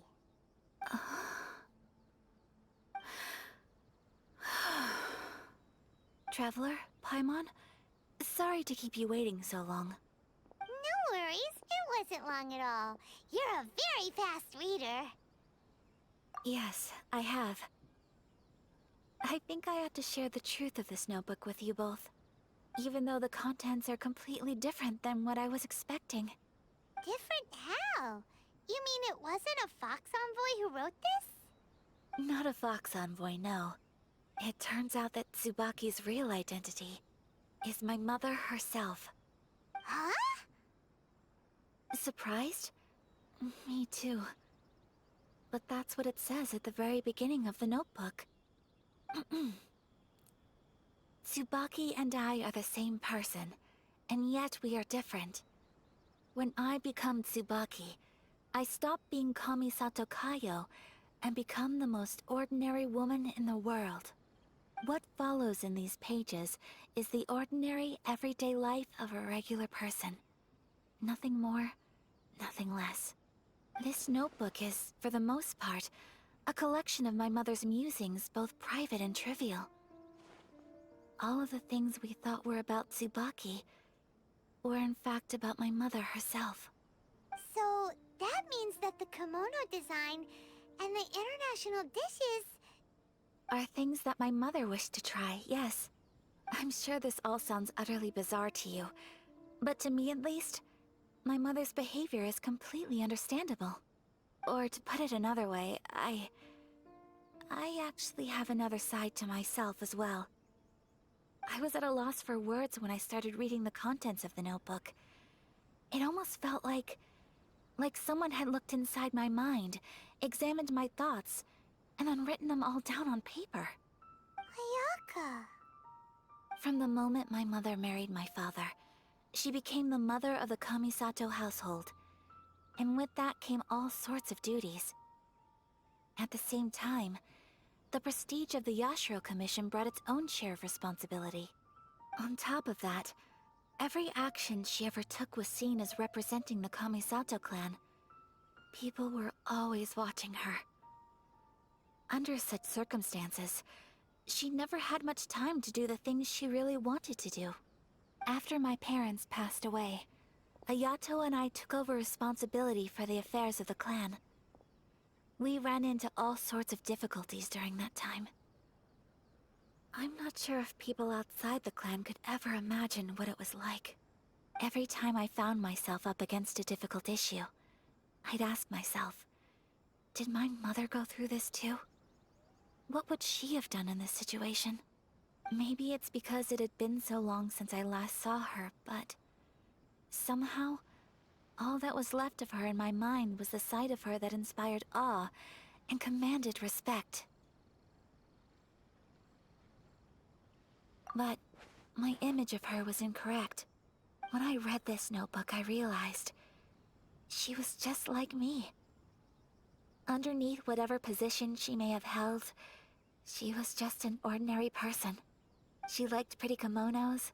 She wanted to try food from different places. She yearned to see sights she'd never seen before. Maybe this all sounds immature to you, but I feel just the same way. I want to live life not as Kamisato Ayaka, but as an ordinary woman. Mother wrote that she'd always wanted to go to a local Inazuman festival. She said that sometimes, on a clear night, if you looked out from our house, you could see lights off in the distance. I've seen those lights too. It looks so lively with so many people. And it's so brightly lit, it makes the whole sky glow. Of course, sometimes it does make me a bit anxious from a public order perspective. But for someone of my position to just show up at a festival with no warning, it could be considered improper etiquette. Especially in my parents' generation, when the Yashiro Commission didn't have a particularly close relationship with the populace. Even if no one stopped us, the idea of the Yashiro Commission going out into the crowd, it'd certainly draw some strange looks. People would probably start thinking there was trouble afoot. Mother said that she didn't want to put people on edge. She wanted everyone to enjoy the fun and freedom of the festival. She didn't want to disturb them, and didn't have much free time anyway, so she never went. Not even once. Aw, so the kimono design, that must have been the outfit she planned on wearing if she ever did go to a festival, right? That's right. And sometimes, festivals sell international food. She wanted to try that too. I hope this isn't a disrespectful thing to say, but I never knew my mother was so in touch with her inner child. Well, that's not disrespectful at all. Paimon thinks your mom was the best of both. A big softie on the inside, and a big sense of responsibility on the outside. Without knowing it, I've ended up fulfilling several of my mother's wishes already. But going to a festival is the one thing that I cannot do for her. Perhaps this is one thing that can simply never be. I understand. Thank you. I think I realize something now. Mother and I are so similar in so many ways. The things she faced are things that I too will go on to face. She chose to place her unfulfilled wishes onto the identity of Tsubaki. As for me, I've already decided. Oh, so you decided on an alter ego too? No, I don't plan to do anything like that. I think I will set myself a new goal. To live each day without regrets.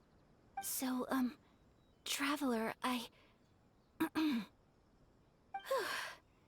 Deep breaths, Ayaka. Deep breaths. Would you be at all interested in checking out an Inazuman festival? Paimon's been dying to go ever since we saw that poster. Paimon would love to go with you, Ayaka. Hey, come on, don't make fun. It's just because I used to have the same concerns my mother did. But now, I don't think I need to worry about it so much.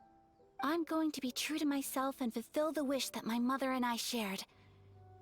I know that you of all people can understand me going my own way on this. So, let's do this, you and me. Let's go to a festival together. Paimon wants to come! Festivals here have loads of tasty snacks too, right? Oh, and fun and games! Great. Thanks, you guys. If we head over now, we should still make it in time. Oh, good point. Today is the last day, right? What are we waiting for? Let's go! We're here, but it doesn't seem as lively as Paimon imagined. What's going on? Since it's the final day, many of the visitors must have already returned home. I've heard that the peddlers often close up shop earlier on the last day, because there are fewer people around. I'll go and ask. Whatever happens, I at least need to go inside just this once. That's the way to go. We'll be right there with you.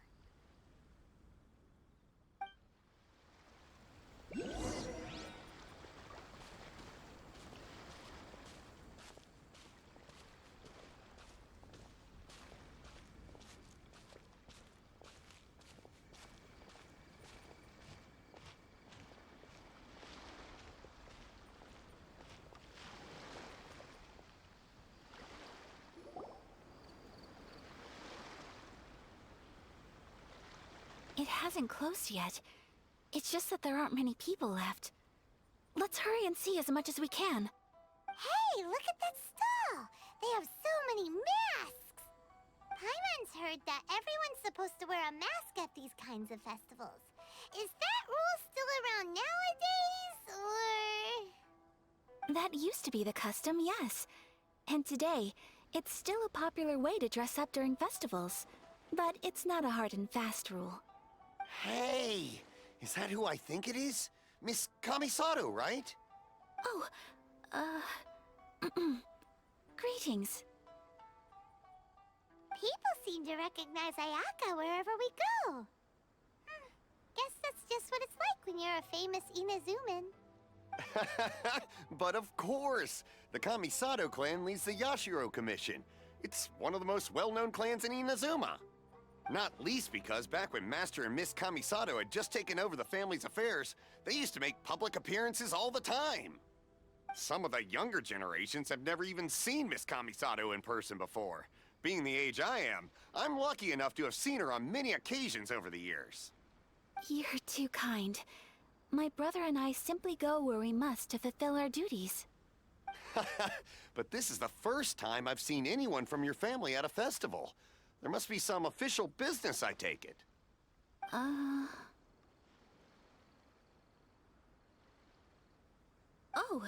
there isn't actually. Today, I'm taking my traveler friend here around to see the sights. Oh, a traveler? Huh. Now that you mention it, you do look like you've come a long way to get here. First time in Inazuma? Hope you enjoy yourself, young one. Excuse me 1 second. Hey everyone, listen up! Don't close up yet! Miss Kamisato has come to join the festival! No, it's not like that. Please, there's no need to make a fuss. We're just here to... Yeah, thanks a lot, mister! If you hadn't let them know, they'd start closing down about now, right? At least it sure looks like that time of day. Yep, you got it. But on account of this being the first time Miss Kamisato has ever come to the festival, it seems only fair to keep things open a little longer. Oh, here's a couple of masks for you. On the house. No. You've been far too accommodating to us already. We couldn't possibly... Don't give me all that. Here you go. Here you go. It's not often that we regular folks get some attention from the Yashiro Commission, so I've got to mark the occasion somehow. Besides, it'll make me look bad if you refuse. But... Okay, I think I understand.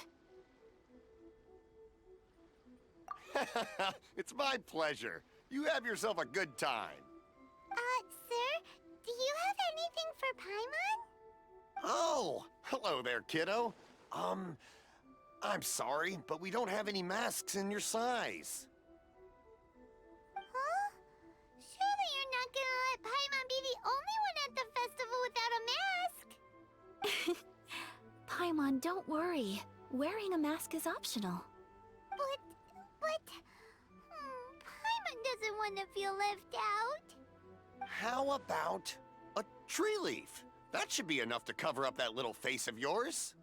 What? No way! Oh, okay then. In that case, I'm afraid there's nothing I can do right now. But don't you worry, kiddo. I'll have a mini mask made specially for you when I get back. I cannot thank you enough. Aw, it's nothing. But I won't hold you up any longer. You should go and enjoy the festival while everything's still lit up. All right. Traveler, shall we?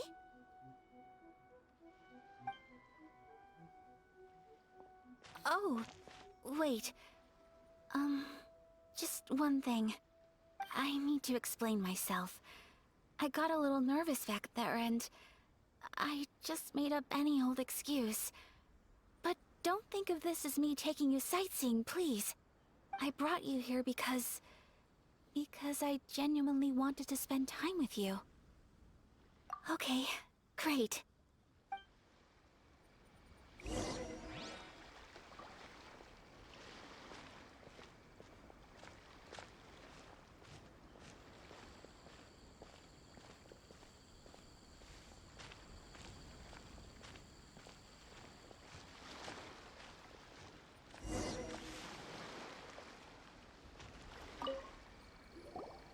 Traveler, look! This stall's doing fortune slips. Miss Kamisato! Hello there! You're out with friends today? Oh, what a rare privilege! Welcome, welcome! Would you like to give it a go? Okay. How much is it per draw? I wouldn't expect you to know this, but the Yashiro Commission was very good to my uncle on my father's side at one point in time.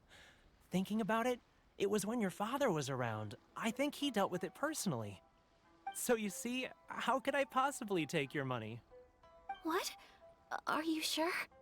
Of course! If you like what you see, then please, be my guest. Same goes for your two friends here. Traveler? Paimon? What do you think?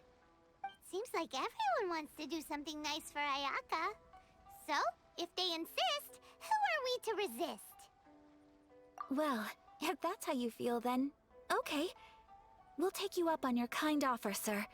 Let's each do a draw. Alrighty then. Whenever you're ready. Draw a slip and reveal your fortune.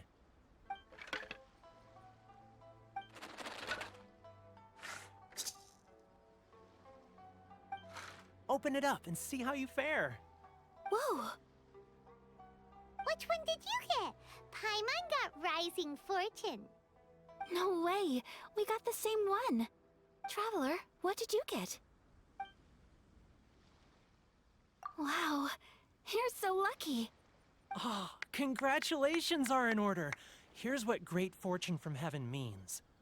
The blessings of the gods are upon you. Your voyage ahead shall be plain sailing, and all your endeavors shall prosper. In other words, your good luck isn't about to run out anytime soon. What a great sign! Good things lie ahead! Congratulations. You all have very fine fortunes lined up. With this kind of luck, you'll certainly be able to achieve anything that you wish. Well said! Here's hoping that our good luck will never run out!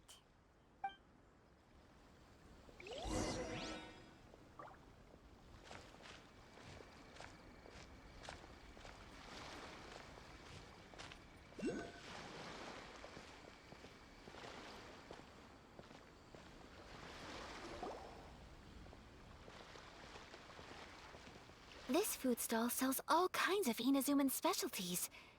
Anything you want to eat, it's my treat. Wow! It all looks so good! Is it okay if Paimon has one of everything? Of course it is. But we don't want anything to go to waste. Let's try them one at a time. Ooh, Ayaka, Paimon wants those dango. Sure. Uh-huh, those look good too. Ooh, but so do the egg rolls. Paimon will try an egg roll too, please. All right then. I too shall have a Sakura mochi. All right, coming right up.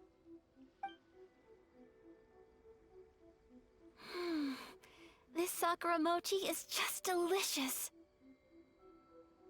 Not bad, huh? It's one of our best sellers. Oh, please, sir. Paimon would like some more. I don't know if it's rude of me to ask, but how is this kind of snack actually made? You want to try your hand at making it yourself? No problem. Just give me a second and I'll write out the recipe for you. Ooh, a new recipe? Are you sure about this? If you share the recipe, isn't that tantamount to giving away your trade secrets or something? Well, it was you who gave Kiminami Restaurant that recipe for an overseas dish, wasn't it? She and I are good friends. We trade culinary tips all the time. Here you go. Just treat it as me returning a favor on behalf of my friend. Thank you so much. I will study it very carefully and try my best to do it justice. You there, you want the recipe too? Go on, I can see that you enjoyed it. There's no greater feeling than creating delicious food with your own two hands. You should definitely give it a try. I will. Once I've learned how to make it, will you two be my taste testers? Oh, definitely! Can't wait! All right. I'll do my best. Well, we may have arrived near the end of the festival, but it's still been super fun. Paimon approves! Yes, I agree. To spend the festival together with you today has been a truly wonderful experience.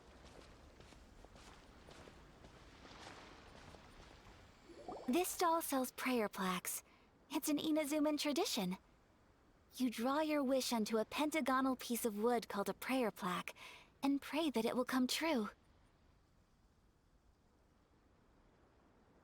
Sounds similar to the way people in Liyue release lanterns during Lantern Rite. Those are used for making wishes, too. Welcome. Looking for prayer plaques?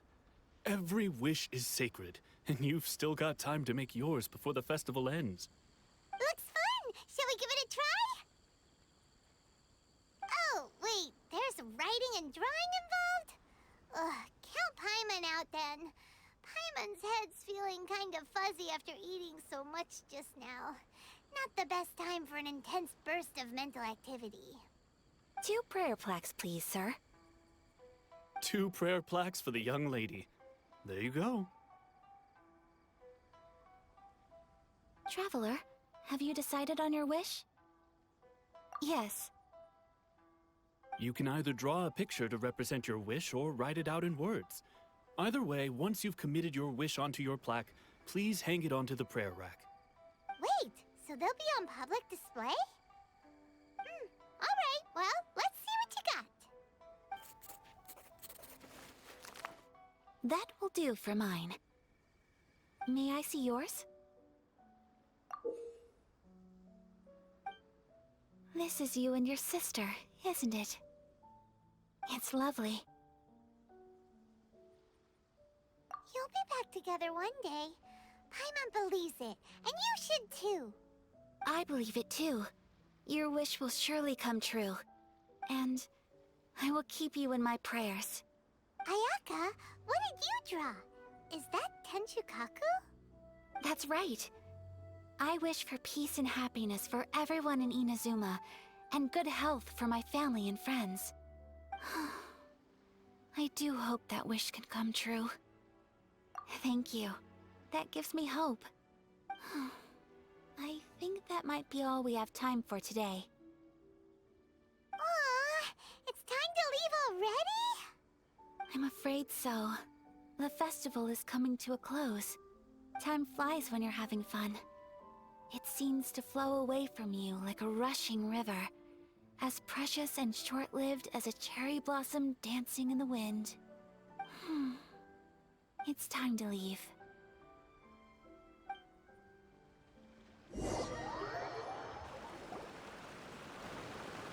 Traveler, today was the first time in my life that I've ever been to a festival. You've known me for some time now. I think you understand my personality, don't you? Knowing me, I just know that today could not have been such a happy day without you. So thank you. Today really meant a lot to me. And the memories will always have a special place in my heart. Festivals are great. There aren't many rules. Everyone has that smile that comes from deep inside. And it's just so carefree and happy. If I ever get the chance, I want to go again. You too? Great! You know, we're kind of similar. Me with my brother, you with your sister. Sometimes I feel like I can relate to the determination you must have to get your sister back. I understand. Family bonds are inseparable. No one can break them. They are the most important roots we have in this world. You will find her. Come what may, you must never give up. I will always be here for you as your... as your friend. I will always support you. As long as you're happy, I'm happy.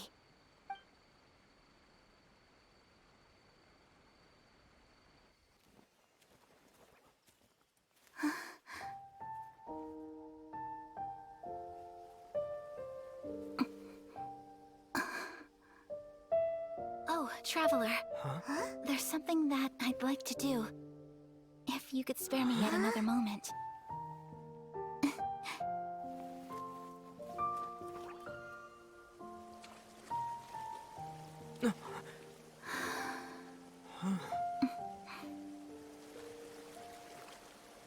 Please, keep your eyes on me.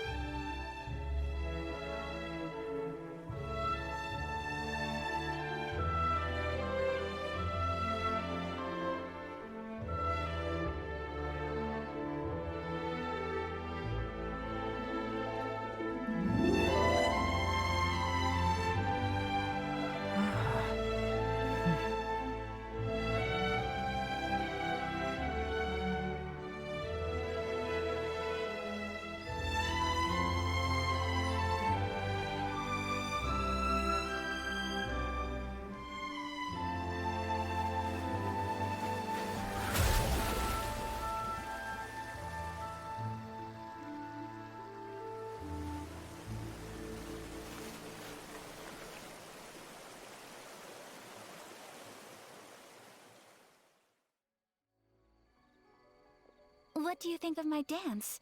Did you like it? It was so pretty. Beautiful, elegant, and something else Paimon can't put into words. I'm not very good at this kind of dance. So, as long as I didn't embarrass myself, that's all that matters. I just had a sudden urge, and I ran with it. In a way, that sort of sums up today for me. Dancing like nobody's watching. That goes for you, too. When I'm with you, time seems to slow down and speed up at the same time. Anyway, it looks like this is goodbye for today.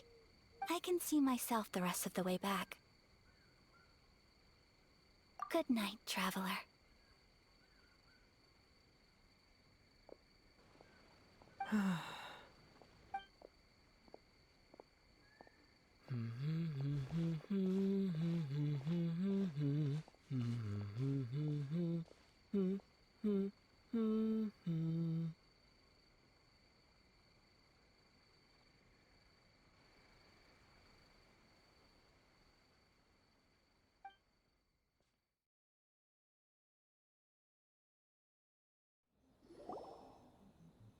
We're looking for the Great Muchina Yokai!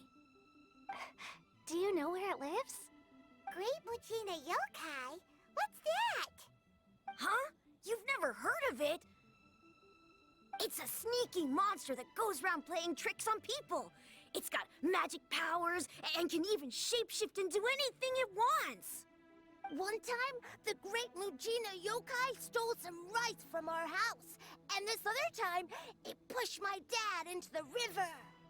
Sounds like a very naughty little monster. 'Cause we finally found out how to chase it away. My dad said that the great Mujina yokai likes to play tricks on people who stay out all the time and don't come home when they're supposed to. So all we need to do is chase it away. Then we can come out and play whenever we want. This monster sounds scary, though. Aren't you guys afraid? Surely your parents must be worried about you. Oh, not really. I told my dad that I was gonna find the great Mujina yokai with some friends, and he didn't even say anything. So we think it must be weak right now. It's probably hiding away so it can rest.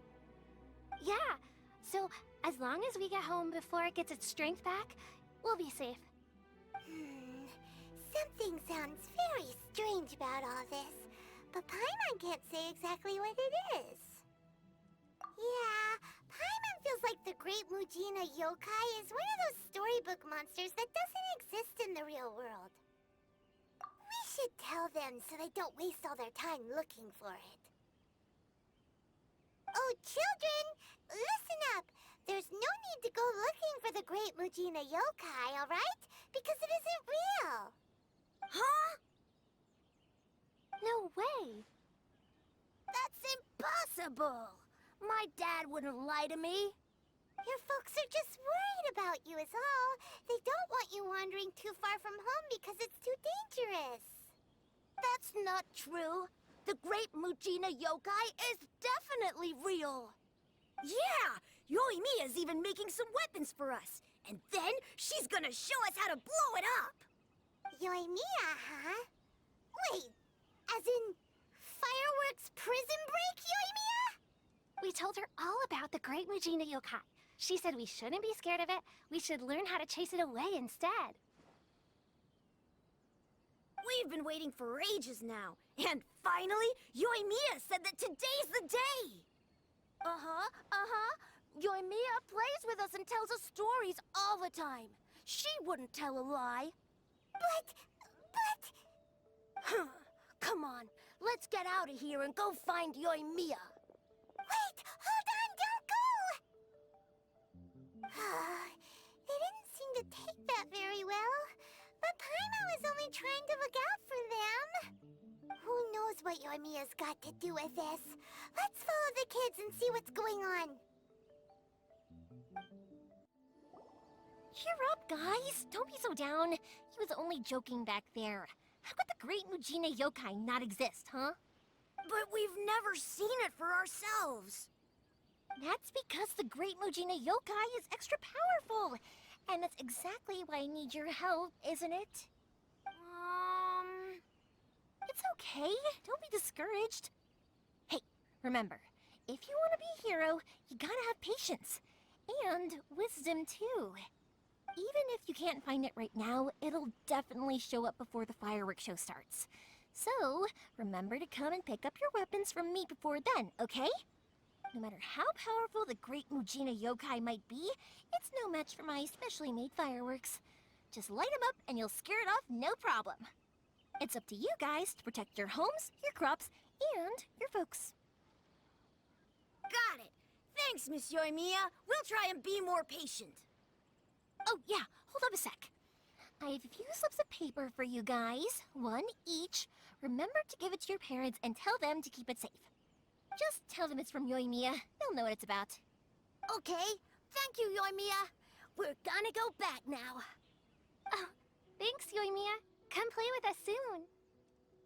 Sure thing, will do. Take care on the way back, and I'll see you later.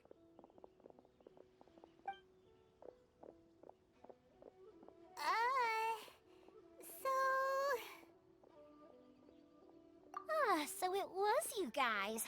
I guessed as much from the way the kids described you. No worries, though. I'm not blaming you. The great Mujina yokai is pretty popular with the kids, so of course they're gonna get upset if someone tries to tell them it doesn't exist. Okay, but it definitely doesn't exist, right? Yeah, The first time I heard about it, I knew straight away that was probably something the parents had come up with to stop the kids from running off all the time. But when the kids asked me about it, I didn't want to break it to them. I just told them that it looks cute and likes to play pranks and doesn't hurt people. So, I guess now the kids' impression of the great Mujina yokai is mostly influenced by me. Huh. So in a way, this monster is all a product of your creativity? Maybe so. In any case, I'm not gonna be the one who exposes it. Sure, it's likely that the parents just wanted to stop the kids from staying out all the time, but they could have easily had other reasons too. If I just go ahead and tell them that the great Mujina yokai doesn't exist without knowing the full story, then who knows? I might be doing more harm than good. Besides, they're just kids. They should be allowed to believe it if it makes them happy.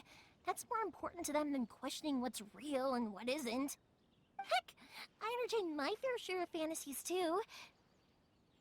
The fire diamond that spins around and shoots out lights that are all the colors of the rainbow. Ooh, the mist spirits that live far off in the mountains and guide you to fairyland if you can find them. I know that they don't really exist, but I still enjoy believing in them. If someone came up to me and started telling me to stop being so stupid, they don't exist, nah. I'd give them the evil eyes and tell them to get the heck out of my face because, it's just so annoying. Because maybe it doesn't matter so much if something's real or not. Maybe magic and awesomeness are what makes something worth believing. Why should someone else get to take that away from you? The things we believed and the experiences we had when we were young turn into our priceless treasures as we grow up. When you were kids, surely you guys believed in things like heroes who slew dragons and sacred swords that cut through darkness. It's the same thing. If we tear apart these kids' fairy tales now, what else do we have to tell them? That Inazuma's locked down? All the grim tales of the Vision Hunt Decree? I think it's a bit too early for all of that. Yeah! Oh, way too early, for sure! Whether you understood me or not, don't you worry. I'll take care of the kids and make sure they stay safe. Okay, it's about time I headed back.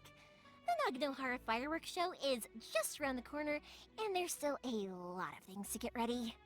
Naganohara fireworks show? Is that hosted by your family or something? Well, yeah. I mean, that's why our name is on the event.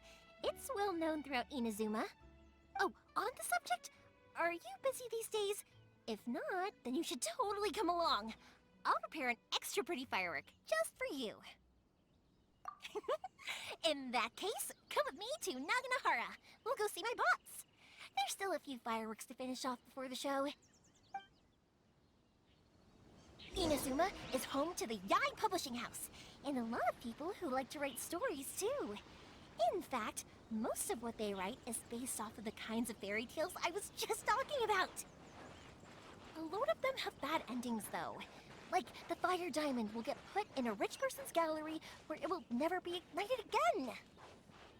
Or, someone will see the mist spirit and not manage to catch it, but because they angered it, it'll never show itself again. The hero who slays the dragon becomes the next dragon.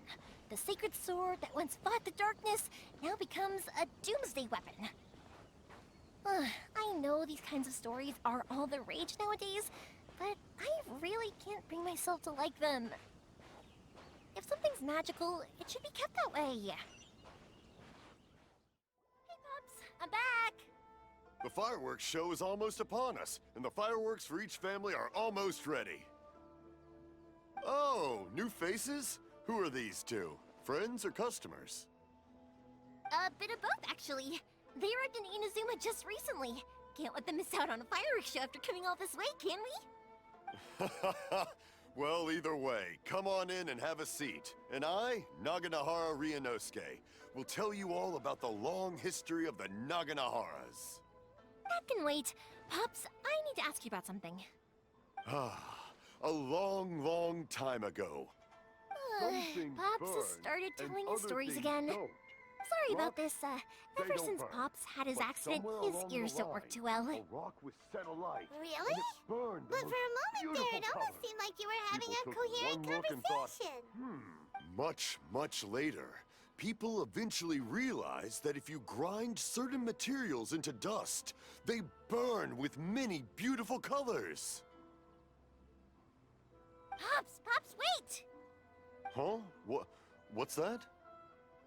Did they deliver those firework materials that we ordered yet? Oh! Yesterday's fireworks have all been delivered. So have the ones from the day before yesterday. And the ones from the day before that. No, Pops, I meant the materials. The materials that we ordered. They should have arrived today. Ah, today's fireworks are almost ready too. Don't you worry. Your old man's skills are still as sharp as ever.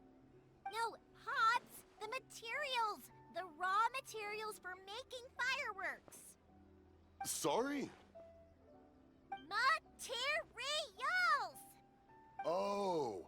Oh, the materials! Yes, the materials! Sorry, Paimon got all excited because he finally got the message across. The materials aren't here yet. The couriers did come over to explain why, but, well, I think they did, but I couldn't quite hear what they were saying. No worries. As long as we know, that's fine. We can just make them later. Don't forget to take the goods in when they deliver them, okay, Pops? Of course. Leave it to me. Oh, sorry if we were a little loud. It's always the way, though. It's like that every time I need to ask Pop something. I get told that a lot. Because my Pops is deaf, he never argues with anyone and never contradicts them. He just listens cheerfully. When I was little, I thought it was because he really understood me and agreed with whatever I had to say. So, I'd tell my Pops everything. Eventually, I realized that the reason he was like that was that he's deaf. But I still tell him stories every day. Huh? Why would you do that? It just makes me happy to see him smile, and it keeps him from being lonely, right? Anyway, more importantly right now, the fireworks show is right around the corner and the materials still haven't arrived. We need to think of an alternative. Yoimiya? Is that you? Ah! Oh, you scared me there! I thought I told you to be more careful before you speak. Sorry. Hold on, I'm coming over.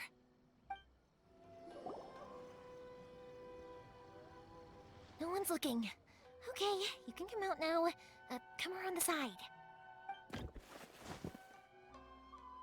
We're lucky that no one from the Tenryo Commission was around. Otherwise, we'd all be in big trouble. Sorry, I guess I was a little rash, but when I heard you come back, I just... Don't worry, Sakujiro. So far, at least, everything is going according to plan. We're going to look for firework materials shortly. While we're out, we'll sort out the boat situation for you, as promised. Thank you for all your help. He's one of our old customers. He came back to Inazuma from the outside world not long ago. While he was smuggling himself in, the Tenryo Commission found him and put out a warrant for his arrest. An arrest warrant? Shh! Keep it down! We don't want to draw any unwanted attention. If Sakujiro was caught, there's no knowing what crimes they could charge him with. All we can do is find him a boat and send him out of Inazuma again. Yeah, we know it's going to be dangerous, but there aren't many other options left. What if the boat capsizes? Drowning is really scary. If things are this bad, couldn't you have just not come back in the first place? Well... there's something I felt I had to do.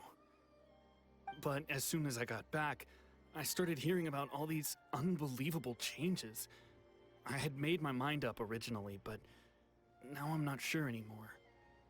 I didn't want to cause any trouble for Yoimiya or Mr. Ryunosuke, but I'm very grateful to them for taking me in. Hey, no worries. You're more than welcome. Remember what I said? As long as you've got that little piece of paper, you'll always be a valued customer of the Naganoharas. Little piece of paper? Yep, the same paper slips as the one I gave to the kids earlier. Whenever a customer orders fireworks for a commemorative event, we always include a little paper slip with the goods. Only people from inside my family can understand what's written on it. It's the recipe for the fireworks they ordered. If someone shows a Naganohara that paper slip, we guarantee we can make the exact same firework as the original one they purchased, whether it's 10 or even 100 years later. Wow, that is so awesome! It's a family tradition. All our regular customers know about this. The slip I have is from back when my parents ordered fireworks from Mr. Ryunosuke. Now that I think about it, it must be nearly 20 years ago. I would have thought that things would turn out the way they have. It'll be fine. Escaping in a boat is just a last resort for if there's no other way. I'll still try and come up with a different solution, because it'd be much better if you could stay in Inazuma. Whatever their reasons might be, if our customers come to us looking for help, we're not about to leave them high and dry. Thank you. This way, I still have some time to consider my options. All right. Well, let's not stay out here in the open for too long. Hurry up and get back inside. I'll let you know as soon as I have an update for you. All right. I'll leave it to you then, I guess. It's a shame. They still wouldn't give him a permit, even though he was born and raised in Inazuma. Speaking of, you guys only got here recently. How did you manage to get a permit? Even then, we only got through thanks to some help from Miss Hiragi Chisato of the Kanjo Commission. I see. So you had big shots helping you. I guess that won't be of much help to Sakujiro. I just wish the commissions could be a little bit more flexible. I bet nowhere else you've been is quite like Inazuma, huh? Well, no matter what, I have to find a way to help him. I'm sorry. I invited you to come watch the fireworks, but now I have to run a few errands. You don't have to join me if you don't want to. I can go sort out the firework materials in the boat by myself, and then you can come meet me back at the house later. Oh, cool! Then let's start with Sakujiro's boat. We can chat along the way. Oh yeah! If it's fine with you, can I ask how you two first met? He saved me from drowning this one time, and after that, we started traveling together. Why do you ask? Nothing. I'm just quite envious of your relationship. If my pops had a person like you around, his being deaf wouldn't hold things up all the time. Why do you look so excited? Because you said person and not floating child or mascot. Koichi, I'm here. How is the boat coming along? Yeah, it's, all right, I guess. I was questioned, though. Wait, should we really be talking about this in front of them? Oh, don't worry, they're my friends. You can trust them. They came with me to check up on the boat. Yeah, you could say we're all in the same boat here. Oh, I see. Sorry, I didn't mean to doubt you. I'm just being cautious. The boat is ready, but I'll have to be discreet moving it here. Huh? Why is that? Because of the Sokoku decree, the Tenryo Commission is really suspicious of any kind of seaborne vessel. Even the smallest ones, they'll stop and interrogate us, demanding to know what we plan on doing with it. It's a real nuisance. I understand. I'm sorry for dragging you into this mess. Don't be silly. I'm actually happy you came to me for help. I've always come to you for fireworks, and again this time, so just consider this my way of saying thank you. Right, I'll go fetch the boat now. I should be back shortly. Thank you. Oh, if it's on the way, you can always pick up your fireworks from my house. Everything was made in strict accordance with what was on the paper slip. You won't find the slightest thing wrong with them. All right then. The fireworks show will be starting soon, won't it? You should make sure your new friends get to see it. It's an Inazuma tradition after all. Yep, that's the plan. Oh, you know what? You should tell them about your past. About the first time you ordered fireworks for my family. That's a long story, actually. Where do I start? Maybe I'll come back to that after moving the boat here. Oh, right, yeah. Got up in the conversation there. Okay, well, I'll leave you to it for now and meet you back here later. Lucky you reminded me. Otherwise, I would have ended up chatting the rest of the day away. I've been so busy with the fireworks business these past few days that I haven't had a moment to stop and chat with anyone. It's killing me. Of course, Pops is happy to listen to me chatter away, but because he can hardly hear anything, it's difficult to get an interesting reaction from him. And I'm doing it again, aren't I? Ugh. What I meant to say was, while Koichi is bringing the boat here, we should try to find some firework materials. I need to make fireworks not just for you guys, but for those kids and Sakajiro as well. We're missing a lot of materials. It'll be fine. It's actually like this every year. There's always a bunch of extra orders to slot in here and there. When people want fireworks, it's always because they have something to commemorate. And if they miss the chance, they might never get another one. So, no matter how busy I am, I'm always happy to take their orders. So, what you're trying to say is that you enjoy the work? Oh, I do! I really do! Being born into a family of fireworks makers, I feel like since I was a kid, I've been obsessed with watching things go boom! And then seeing all the lights and colors and... What I really wanted to say was, don't worry about me. It'll all be fine. Sorry. It's just that good conversation can be as fleeting as fireworks sometimes, you know? So, when I'm in the mood and I've got a lot to say, I just have to get all out there in one go and leave no regrets. Let's head to the city. I think I'll try my luck with some people that I know. Question! Doesn't it hurt your voice talking all the time? It can get uncomfortable, I guess, but what else would I be using my voice for? Huh. You kinda have a point. Hello, Morihiko. How's business these days? Yoi Mia, there you are. I thought you might show up. Ha, no need to beat around the bush. You're here for the fireworks materials, I assume. I put a batch aside just for you. It'll definitely be enough. Huh? Really? How did you know? Because a fireworks show is coming up. And that usually means you'll be running all over the place trying to get your hands on some last-minute materials. I've come to expect it now. There's always a few extras unaccounted for, eh? Oh, I'm so sorry for bothering you every time. Ah, come on now. You know I didn't mean it like that. I'd sooner have my business go under than turn down one of your requests. What about you two? Are you the ones needing some fireworks made? It's no trouble at all, my friend. Once when I had an argument with my son, Yoimiya was the one who came and calmed him down. I'm hopeless at communicating with him. If it wasn't for Yoimiya, who knows? He probably would have run away by now. Nah, he was never gonna come to that. He's a sensitive kid and he cares a lot about your feelings. It's just, he doesn't know how to express it. Maybe if you turn that frown upside down once in a while, he might feel more at ease. Yeah, I guess I'm probably too serious around him. Which is strange, because I don't think I'm anything like that when I'm talking with other people. Don't worry about it. No one's perfect. If you have any more trouble in the future, just come to me. Even if it's not fireworks related, I'll happily oblige. Customers come first. Always. All right then. Everyone's always saying what a good kid you are. Your father must be very proud of you. Go ahead and take the ore, by the way. It's on the house. Oh, no you don't! That's out of the question! Don't worry. Just take it as a token of my gratitude. Gratitude won't pay your bills, though.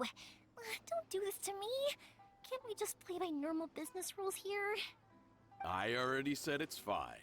Please, just take it. Surely you've got a load of other things you need to get done today. Well, how about this then? I'll record this in my notebook, and we can consider it a down payment against any fireworks you want to purchase in the future. There's no convincing you, is there? All right then, if you insist. Pass on my regards to your dad.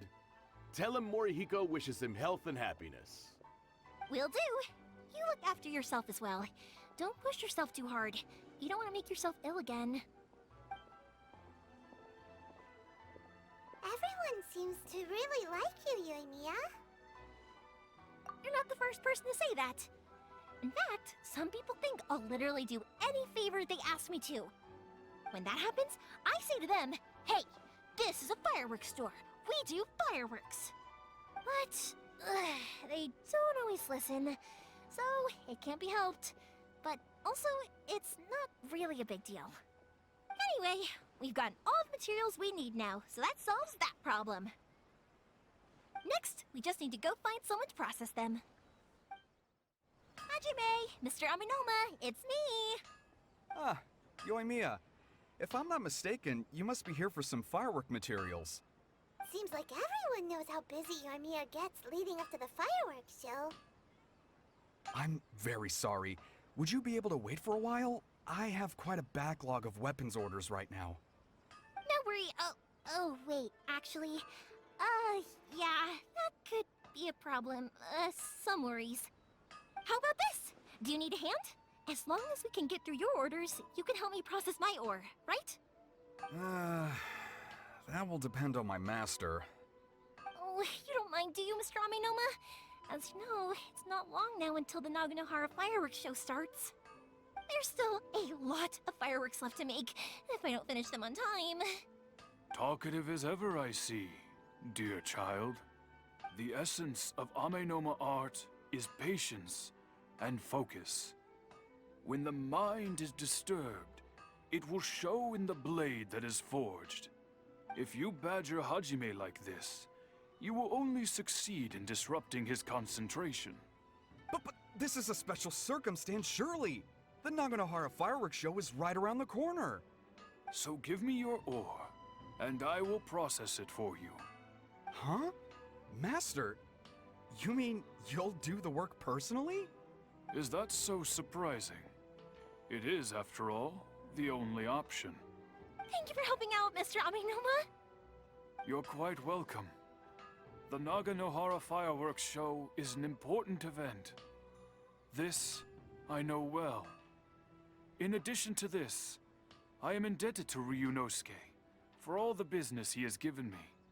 But Yoimiya, you should plan things more carefully in the future. Do not rush everything at the last minute. I'll try my best. In the future, I'll get some extra materials in to cover any unexpected changes of plan late in the day.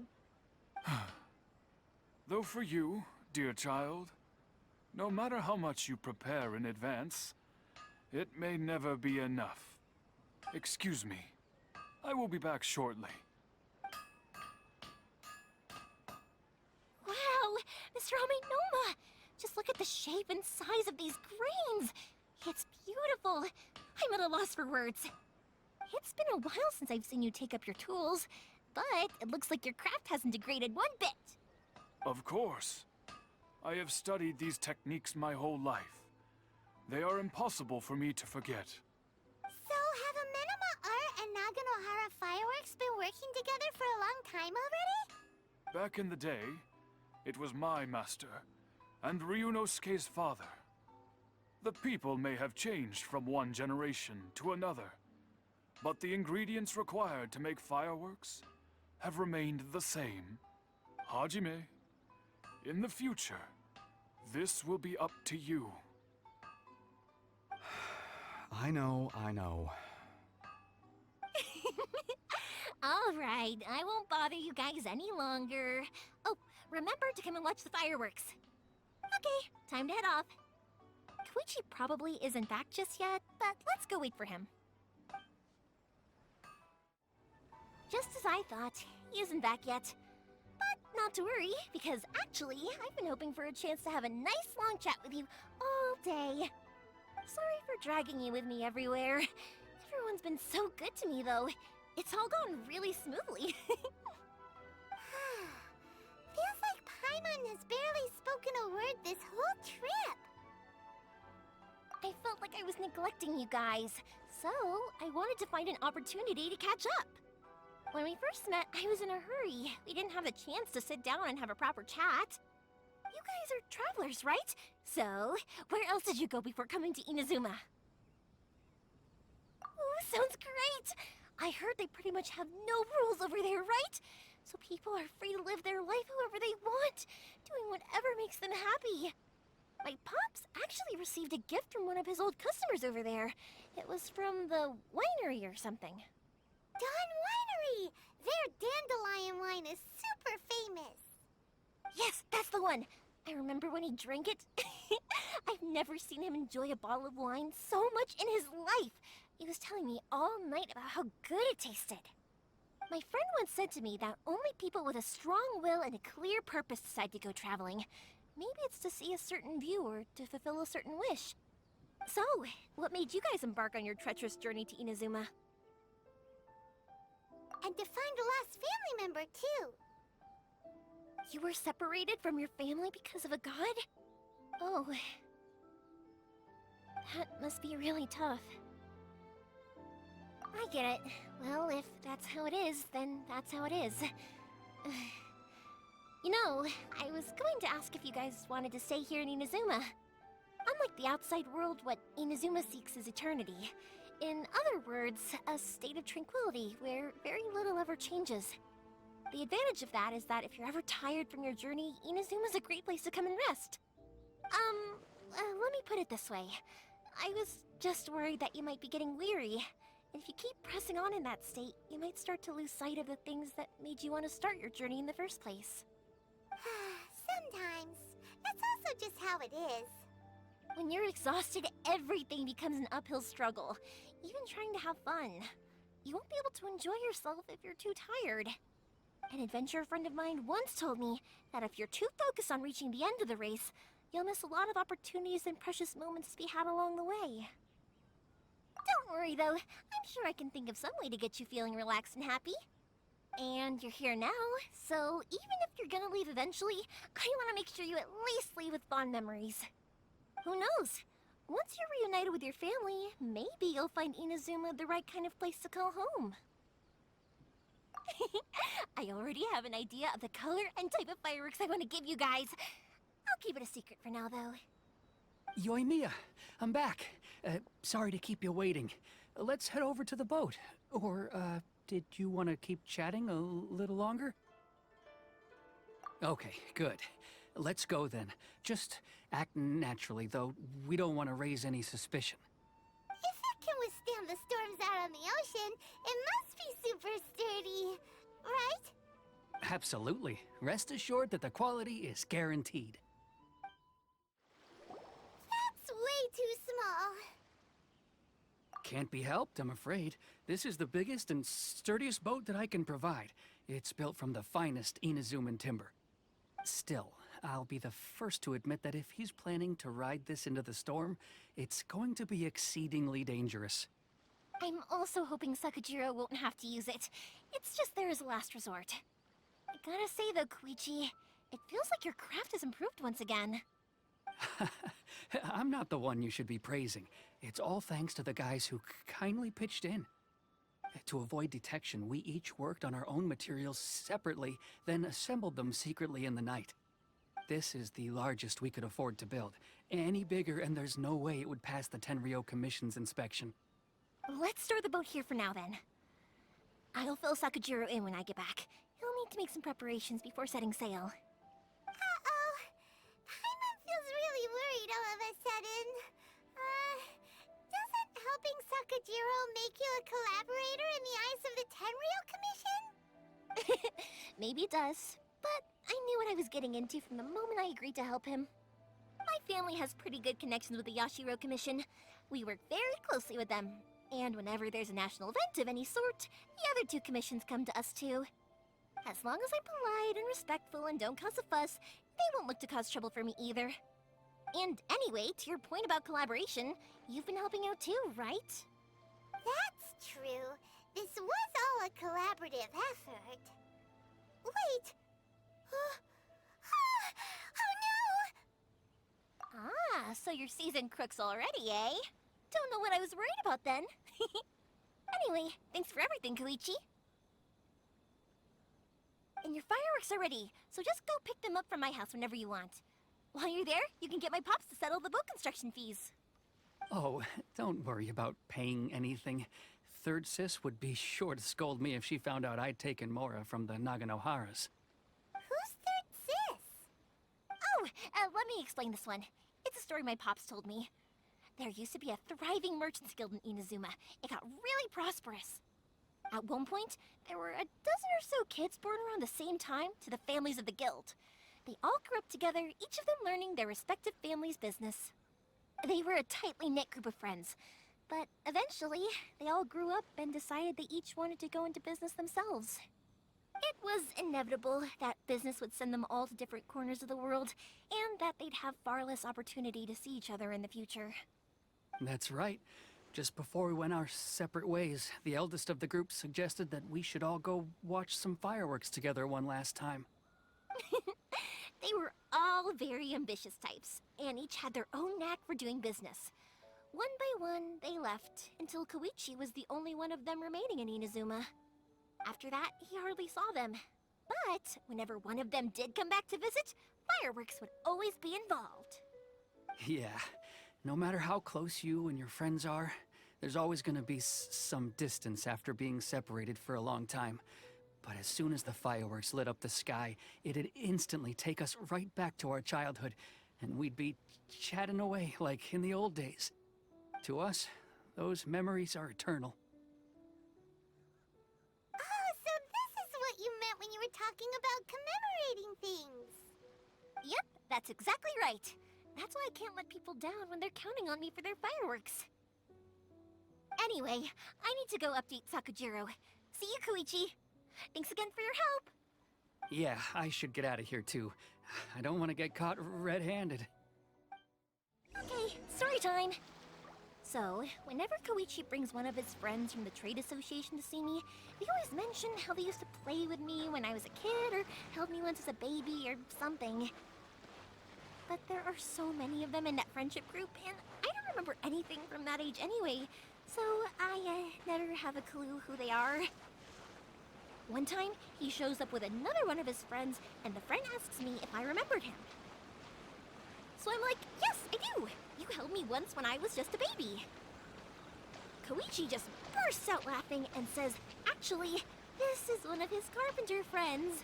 Turns out, he's a lot younger than he looks. Just a few years older than me. I went bright red and must have apologized like a million times. I was so embarrassing. The boat is ready and waiting. I'll mark the location for you on the map. Before you leave, I recommend that you pack some food and water. You can never be too prepared. After how much effort it took to get back in, it's hard to convince myself to leave again. Especially when I'll be going up against the stormy ocean on a tiny little boat. My prospects don't look great. Well, they won't look much better if you get caught by the Tenryou Commission. I'm afraid that sooner or later they are going to find you here. Time is starting to run out. I'm sorry. I'll make sure to get out of here before they come. I promise, I won't cause you and your family any more trouble. I didn't mean it like that. If we ever ran into any problems, I'm sure I'd figure something out. But if the Tenryou Commission does catch up to you, they make a run for the boat. Okay, I won't let them catch me. But... no, I guess this whole trip was a waste in the end. Why did you want to come back to Inazuma anyway? Is there something you wanted to do? I didn't used to like this place at all. That's why I left. But looking back on things now, I was really just running away from my responsibilities. Once I started to realize that, I got restless. I couldn't stop thinking about the people and the things I'd left behind. So forget it. What does it matter now? It's too late anyway. I originally wanted to make up for all my regrets, but instead, I found myself in the situation I'm in now. What a pity.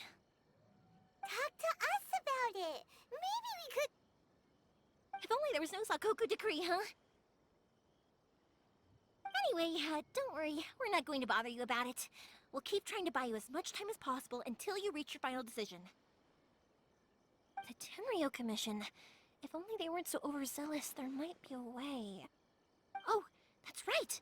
That elderly couple, old customers of ours, their son's in the Tenryu Commission, isn't he? Yeah, quite high up as well. That's it. I'll go talk to them. Maybe they can do something.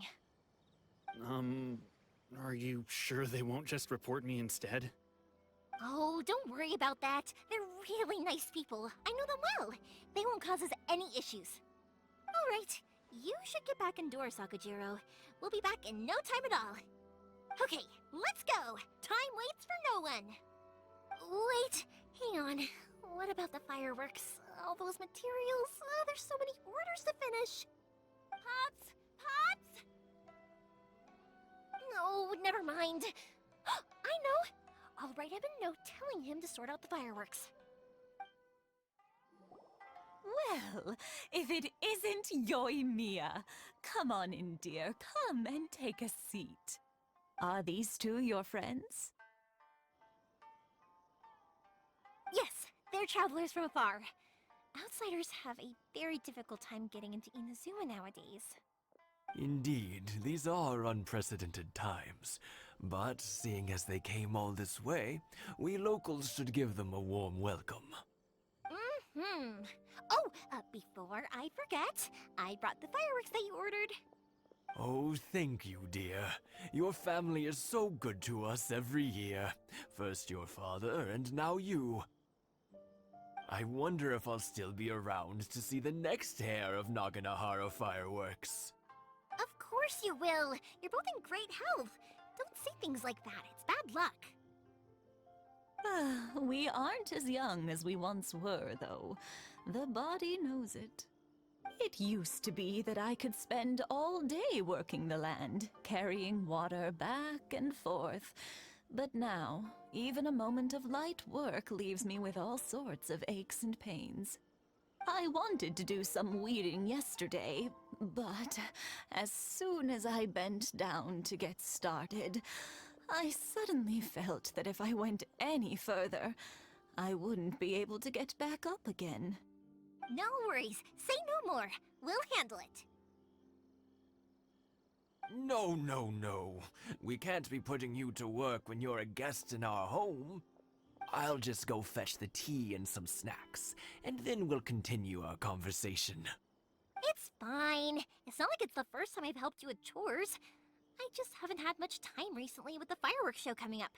But once that's out of the way, I'll be sure to come by more often. It's no trouble, really. We don't mind helping. Oh, you're such good kids.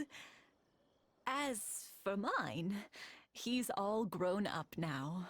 Hasn't found anyone yet. And he doesn't visit very often. If you're quite sure it's no trouble, then I have some pickled radish here. Would you mind delivering it to Satoru on the other side of the village? Sure, it won't take us a moment. The old folks aren't very mobile, so come on, let's help them out. We'll get rid of the weeds first, and then deliver the pickled radish. Hey, Satoru, how have you been? Keeping well? Yeah, same as usual. Not much has changed. You're looking full of life, as always. All thanks to the support of our loyal customers, the family business just keeps getting better and better. We sold some fireworks to Liyue a while back, and word is they were a real hit. So it looks like we'll be getting more business from over there in the future. That must mean a lot more work for you, though. Are you sure you and Mr. Ryunosuke can manage? If it gets too much, don't forget, you can always ask me for help, hmm? We should be fine. I think we can cope. Oh, yeah. This is some pickled radish from Mrs. Imatani. Oh, wow, thank you so much. I never used to be a fan of pickled radish, would you believe? But then I tried some of Mrs. Imatani's homemade stuff and I couldn't get enough of it. It's a family staple now. Speaking of your family, how's everyone doing? They're doing well. We have the occasional heated argument, but I guess that's every family ever. Being close to family is better than never getting to see them, even if it does mean putting up with some conflict. Now, Mr. and Mrs. Imatani seem to have a great relationship. But still, they must get lonely with their child never visiting. Huh, they didn't seem that way to me. I think they're just used to it. You make a good point, though. I should drop by more often in the future. That way, they won't get so bored. Oh, I'm sure they'd love that. As would all of us in Konda Village. You're always welcome here. Thank you! That was quick. Ah, young people are so handy. Younger people have bundles of energy, and older people have a wealth of wisdom. Each have their strengths. Speaking of youth, do you know what? It's been 50 years this year. Oh, so it has. Goodness, how the time flies. You barely notice as the years go by, but then suddenly 50 years have passed. 50 years since what? Some important day? Well, if you must know, it was 50 years ago, back in the days when this young lady was still trying to win me over, that... Oh, stop trying to impress them. We both know you were the one who was hopelessly smitten and desperately trying to win my affection. Well, maybe you're right. 50 years ago, I proposed to my wife at the Naganohara fireworks show. We've been together ever since. To tell the truth, I was still a little uncertain. I wasn't sure what I was doing when I walked into the Naganohara's shop and ordered my firework. Even as it was rising up into the sky, I still had no clue what I was going to say. But then it exploded, the sky lit up.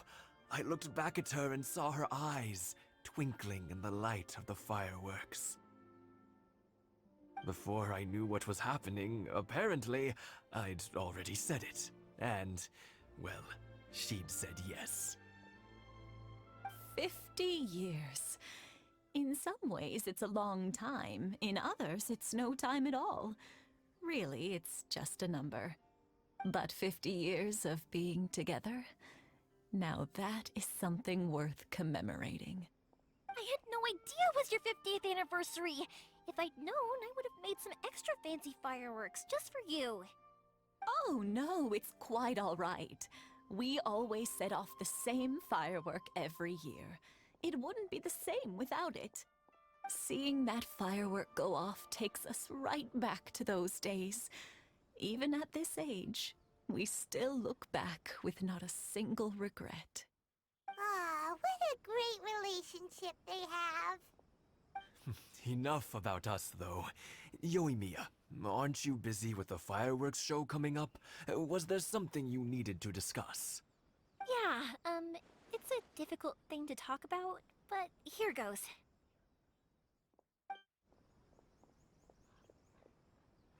Sakujiro. So he came back. Huh? You know him? He was our boy's best friend when they were young. They were inseparable. They grew up together, shared everything with each other, and went everywhere together. But one day, they had a terrible argument. Sakujiro seemed to feel that Inazuma was too peaceful, and wanted to see what the outside world was like. But our Keisuke took after his father and mother. He felt that there was nothing wrong at all with being peaceful. You know what children are like. They get terribly worked up about these sorts of things. In the end, Sakujiro stormed off, and that was that. I see. Keisuke said nothing to me or my wife about the fight. We could sense that he was very hurt by it, but he didn't want to talk with us about how he was really feeling. Eventually, whether out of pent-up anger or for some other reason, he joined the Tenryo Commission. He rarely comes home anymore. If it was anything else, I could talk to Keisuke, and I'm sure he'd be willing to help. But since it's Sakujiro, I don't feel there's any way we can get involved. What a strange coincidence! Who'd have I understand now. When I asked Sakujiro why he came back, he just said because of past mistakes and wasn't willing to elaborate. Now I finally understand why he can't decide what to do. Two best buddies in childhood. One grows up to join the Tenryou Commission, the other grows up to join the Tenryou Commission's most wanted list. Well, no worries. If that's the case, then never mind. We can find some other way to help Sakujiro. There's no need to make things difficult for you. This sounds like something for Sakujiro and Keisuke to resolve between themselves. Yes. It'd be so nice if they could go back to the way things were. I think after all these years, they ought to let go of their grudges. Yoimiya, something bad's happened. Some people from the Tenryou Commission came by. Huh? Why? Do they know? Pops, are you alright? They didn't do anything to you, did they? I told them the show was starting soon and the place was filled with fireworks, so they shouldn't go in because it's a fire hazard. But they didn't listen. It seemed like they knew Sakujiro was inside. Luckily, Sakujiro heard them coming in time and managed to escape through the window. The Tenryou Commission wasn't able to capture him. Oh, this is bad news. I don't think Sakujiro had enough time to make his mind up. Pops, did you see where he went? Oh, the Tenryou Commission will definitely be chasing after him. Good point. Names. Reading names. Suddenly showing up like this, surely it must be Keisuke's doing. The Commission wouldn't normally cause this big of a fuss over a stowaway. Sorry, my ears are no good. And I didn't get a good look at them either. If you're wondering which way they went, they left the city. I wish I'd caught their names. But I didn't hear a thing. As it happens, I did. I was getting some ore from my friend's place and happened to bump into them on the way over. I think their leader's name was Keisuke, just like you said. Just as I thought. Thanks. If Sakujiro still hasn't made up his mind, those two running into each other won't solve anything. And even worse, there'll be no coming back from it for Sakujiro. We can't let that happen. Come with me. Let's track them down. Hi, Yoimiya! Are the weapons to scare away the great Mujina yokai ready yet? Oh, Mr. Ryunosuke is making them right now. You can go collect them from my house later. Aren't you gonna play with us, Yoimiya? I'm sorry. I have something important to do right now. I'll be back later on. But I'll bring you guys some candy next time. The extra sweet candy, the one you guys love. Yay! We're gonna get candy! Woohoo! Candy! Woohoo! Also, I wanted to ask you guys something. Did you see a bunch of scary-looking men come by here at all? Yep, we did. It looked like they were chasing someone. Are they trying to catch a monster too? No, don't worry. It's all just a big misunderstanding. Be good kids and stay out of trouble, alright? Stay in the city for now, and I'll come play with you after the fireworks start. We will. We'll be on our best behavior, especially for you, Yoimiya. Sorry, official business. I can't let you pass. Sakujiro and Keisuke are up ahead, right? We need to talk to them about something. Didn't you hear me? You're not getting past. Ugh, what a nuisance! Well, you've only got yourself to blame!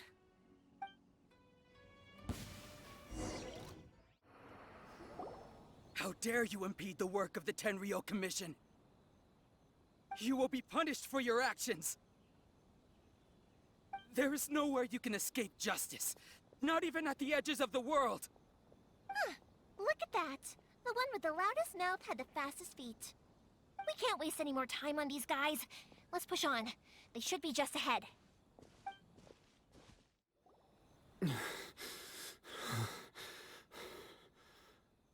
Your skills with the sword have stagnated, Sakujiro.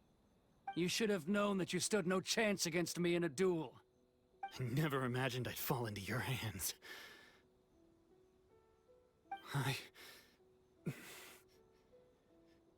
If this is to be my fate, I accept it. I have nothing else to say. But your return says that you finally came around to my point of view. Whatever you say. You will return with me to the Tenryou Commission to await your sentencing. The one who made this boat will also be punished. Wait! It doesn't have to end like this! Don't you have anything else to say to one another? Hey, I know you. You're Naganohara's girl, who makes the fireworks. I know you like to get involved in other people's business, but stay out of this. It does not concern you. It's okay, Yoimiya. The past is the past. Then why did you risk life and limb to get yourself back into Inazuma? And why were you so reluctant to leave after you got here? I'll tell you why. This is why. This is the chance you've been waiting for. To talk everything through. I have nothing to say to him. He's a criminal. I work for the Tenryou Commission. There is never any room for discussion. Out of respect for the friendship we once had, I gave him a chance to fight for his freedom. But his skills with the sword are as disappointing now as they ever were. What are you talking about? And just who do you think you're kidding?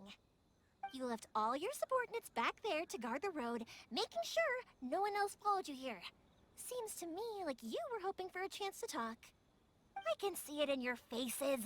You both have so much to say, and you're just gonna choose to keep it all inside? Tuh. Don't flatter yourself. What would you know? Yoimiya, leave it. It was just my wishful thinking. No, I won't leave it!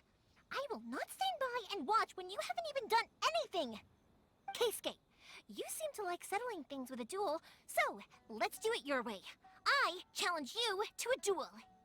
If I win, then you need to say everything that's in your heart. No more running from your feelings. And the same goes for you, Sakujiro. If I win, you will tell Keisuke exactly why you came back, no matter what the consequences are. You have to tell him everything. If you don't say anything now, you may never have another chance. And if you lose?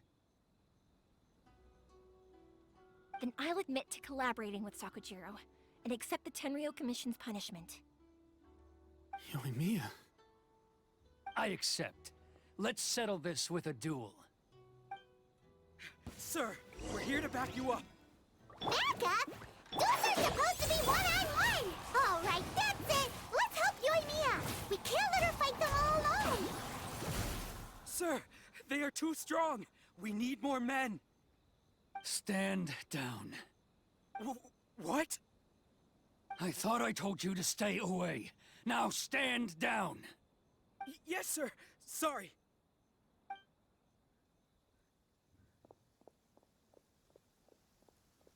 Young lady, you are just as obstinate as Sakujiro was back then. Why were you so convinced that we had things to say to each other? Because Sakujiro may not have told me about you when he came back, but he did order a firework from me. Then, your parents told me about what happened between you when you were younger. Once I'd heard the story, I realized that the firework meant something special to you both. And that's why I simply refuse to believe that you have nothing to say to each other. Nobody sets off a firework to feel lonely, do they? The reason I came back is that I felt lost. It wasn't that I'd changed my mind, I just felt that what I'd done in the past was to try to escape from reality. I saw the freedom of Mondstadt, the contracts of Liyue, the wisdom of Sumeru, and the justice of Fontaine. It all left a deep impression on me. I was glad that I'd left Inazuma, but then I happened to hear about the Sakoku decree. I was an escapee, and I was proud of that. What I should have tried to do is take the good things from the outside world and bring them back home. So that's why you came back? Out of your naive hope of changing the way things are here? No, I let go of all those delusions of grandeur. I just felt that I never should have run away like that. After all, you never ran away. Huh? I don't know about you, but life hasn't been easy for me. But I just had to come back and visit. It was like fate was calling me, and I couldn't ignore it any longer. Life isn't easy for anyone. I truly worship the Raiden Shogun. Her ideas were my personal creed, and I desired nothing more than to see her will done. But now, my role is to punish violators of the Sakoku decree and confiscate people's visions. It's not what I signed up for when I joined the Tenryou Commission. I do wonder, am I really doing the right thing? The boat is yours. Huh? I couldn't make you stay in Inazuma, but that doesn't mean I want to keep you here by force. What will you say to the higher-ups? Don't worry about that. I'll handle it. If you want to come back, I hear the process of returning to Inazuma from the outside world is long and complicated, but it can be done. I will lend you my help, but until then, you'll have to wait. And don't kick the bucket on the way out. Don't worry, Keisuke. I won't. Any chance we can watch the fireworks together? Maybe next time.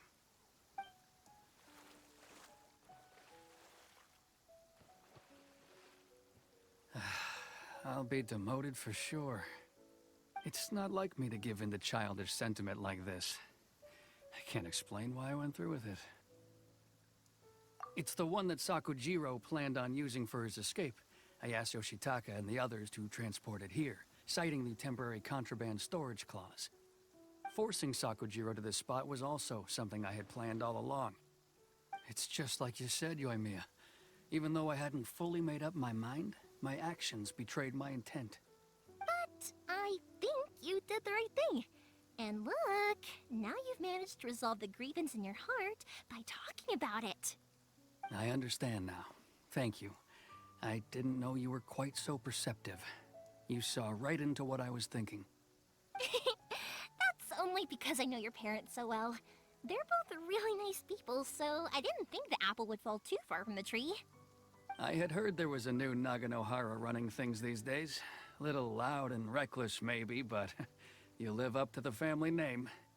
By the way, Naganohara fireworks can reproduce the firework that the two of us set off back then, right?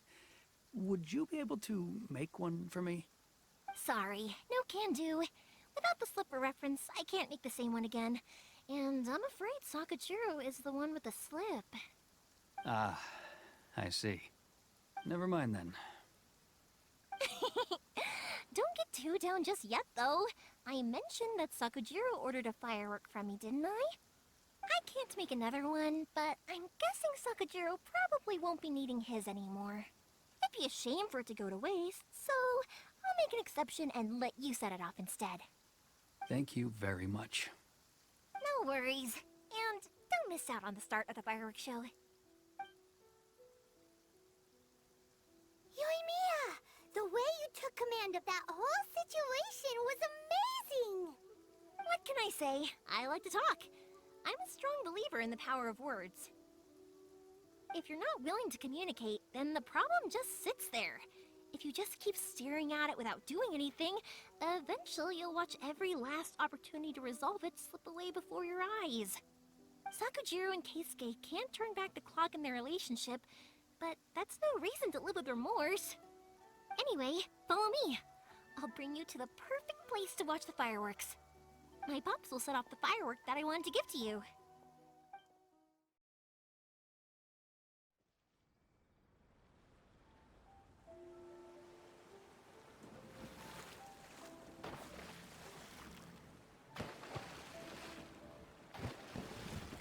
Huh?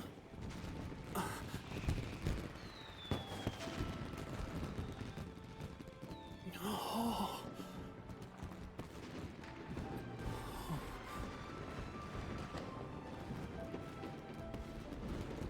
Oh, it's...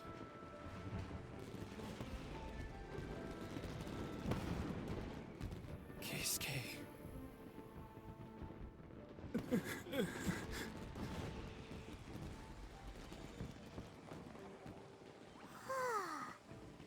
So Yoimiya, these fireworks,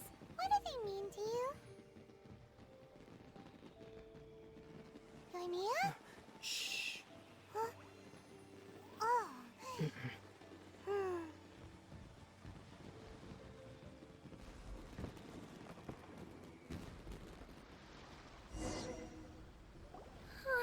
That was amazing. It was so beautiful I could weep.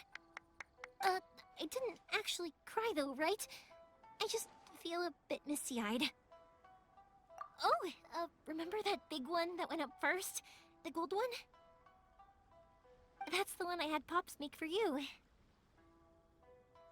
Oh, Paimon saw it! It was one of the best ones! They won't forget that anytime soon! That's what I wanted to hear. I was hoping it would leave a deep impression on you guys. No matter where your journey takes you, and no matter what hardships might lie ahead, I hope you'll always be able to look back fondly on the fireworks you saw tonight. I believe that as time goes by, this firework will only grow brighter and more beautiful in your heart. Oh, and also, you're technically my customers now. Here, this is your paper slip. If you ever want to see that golden firework again, just come and see me. You know, Yoimiya, you seemed to turn into a completely different person during the fireworks. You were so quiet, and it was like you couldn't hear anything at all. Oh, I can hear you. I just have a habit of being silent while I'm watching fireworks. Quietly watching something you made with your own hands rise into the sky feels like a sacred ceremony to me. You asked me what fireworks mean to me, right? Yep. Well, for Koichi, who built the boat for us, and his friend, Third Sis, fireworks commemorate friendship. For Keisuke's parents, they commemorate marriage. And for Keisuke and Sakujiro, they were commemorating... Oh yeah, right, beliefs!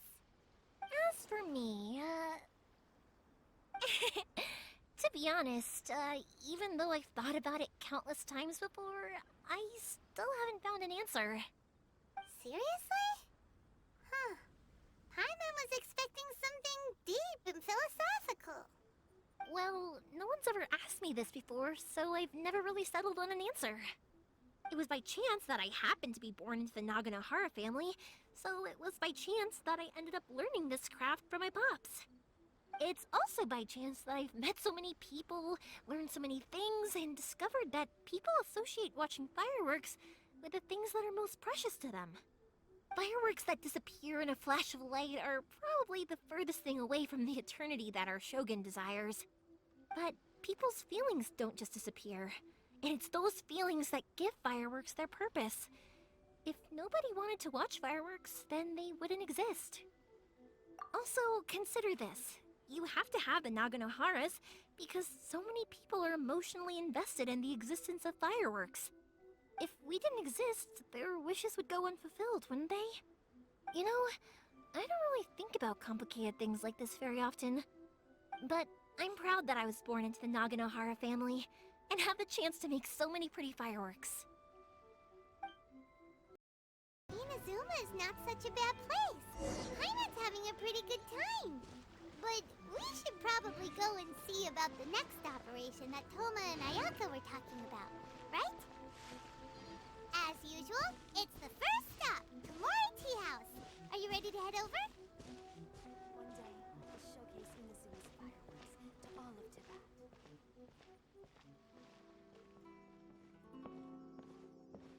How strange. It's never this quiet here.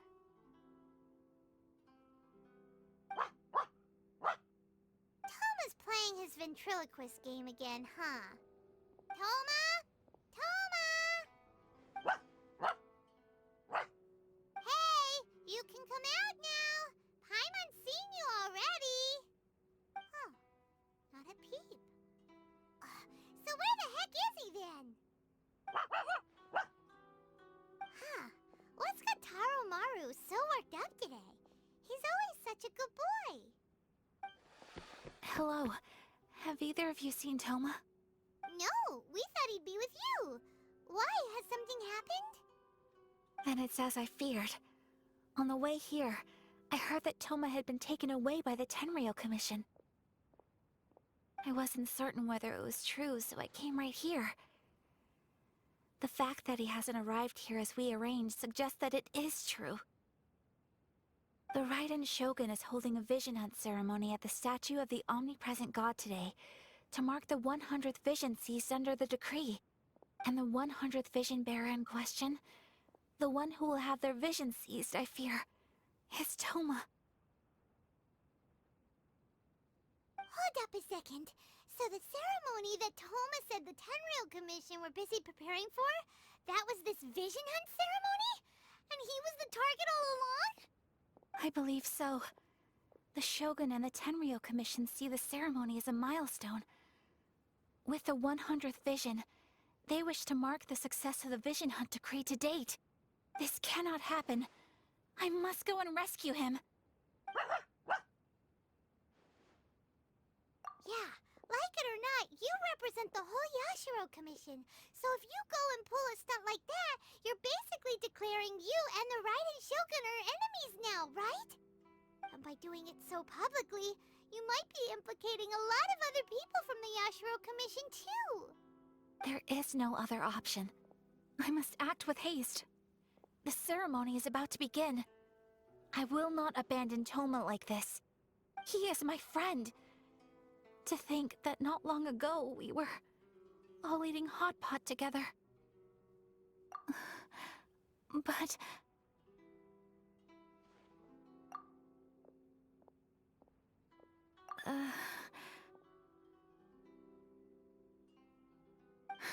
Okay, I'll wait here for your return.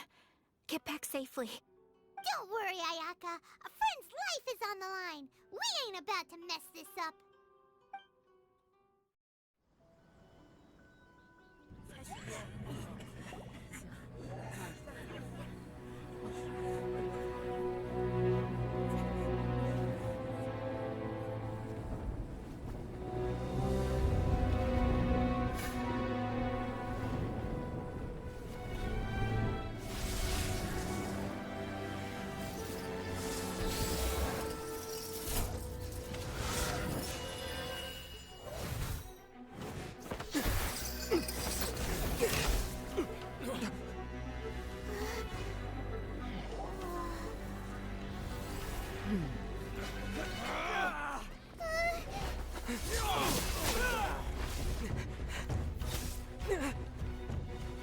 Capable of using elemental energy without a vision. You are an exception, it appears. Exceptions. The enemy of eternity.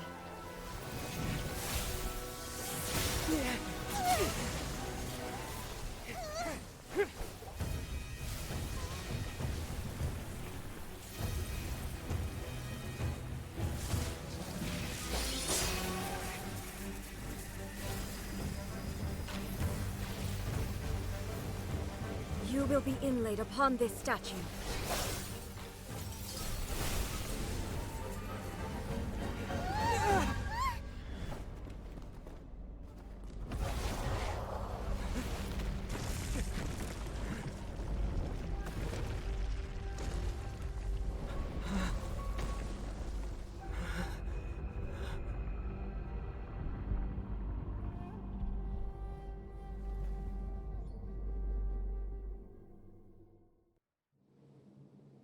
You are that which is furthest from eternity. Exceptional.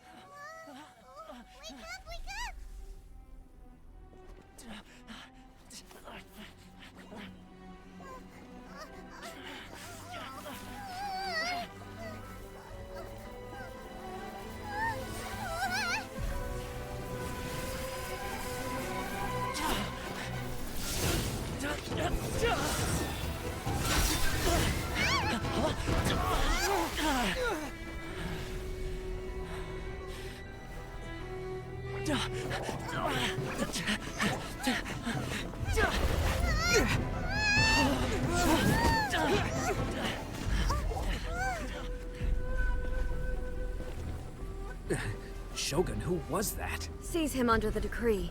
Huh? Next time, I will strike twice. Why have we stopped here? In case you've forgotten, the Komore Tea House is the safest place for me to hide in this area. The only thing is, I probably won't be able to leave again for some time. I'll have to leave the next steps to you. Go to Tatarasuna and find the Resistance. The Shogun's army is almost certainly about to issue a warrant for our arrest. There are very few parties that will be willing to shelter us, but the Resistance is an exception. Hyman's pretty sure Ayaka mentioned them before. Oh yeah! Sangonomiya's group! The ones who came together to fight the Vision Hunt Decree! That's right. The Resistance was founded by Sangonomiya Kokumi, the divine priestess of Watatsumi Island. Currently, it's her subordinate, Goro, who leads them in their war against the Shogun's army. However, the Yashiro Commission is not on especially close terms with the Resistance, so your dealings with us would normally be frowned upon. But you're different, so that shouldn't work against you. As far as I can see, the Resistance shouldn't have any reason to turn you away. The only issue is that we can't be sure of the Resistance Force's current location. You'll have to ask around along the way. You'll likely pass through territory occupied by the Shogun's army at some point, so be sure to stay on your guard at all times. Me too. Well, I should probably head inside the tea house now. I'll see you when I see you, whenever that is. In the meantime, stay safe. We gotta hurry up! The Tenryou Commission could be right around the corner! Let's get out of here!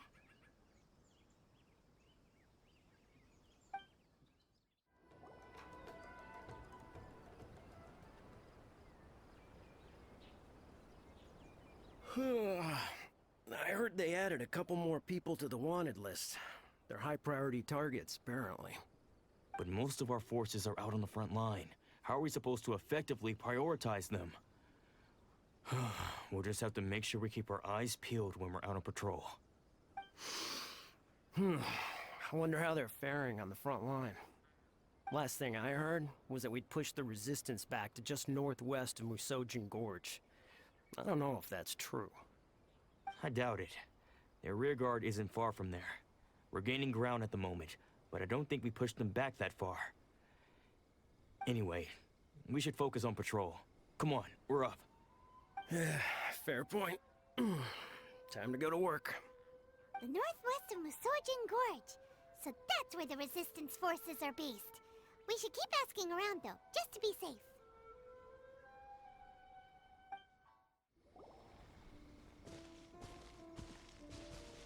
Oh, hey. You managed to escape too? Yeah. Where are you headed? Higi Village. I've heard the rumors, but it's still gotta be a safer place than a war zone. What about you? Don't get me started. I was recuperating on Nozuchi Beach. It's complete chaos over there. The Resistance aren't having an easy time of it. They don't have the manpower for an all-out confrontation, so they can't contend with the Shogun's army. The front line used to be further forward, but they had to retreat a couple of times. Now they're back to Nozuchi Beach. And that's where I've just come from. I was lucky to get out. It's much too dangerous.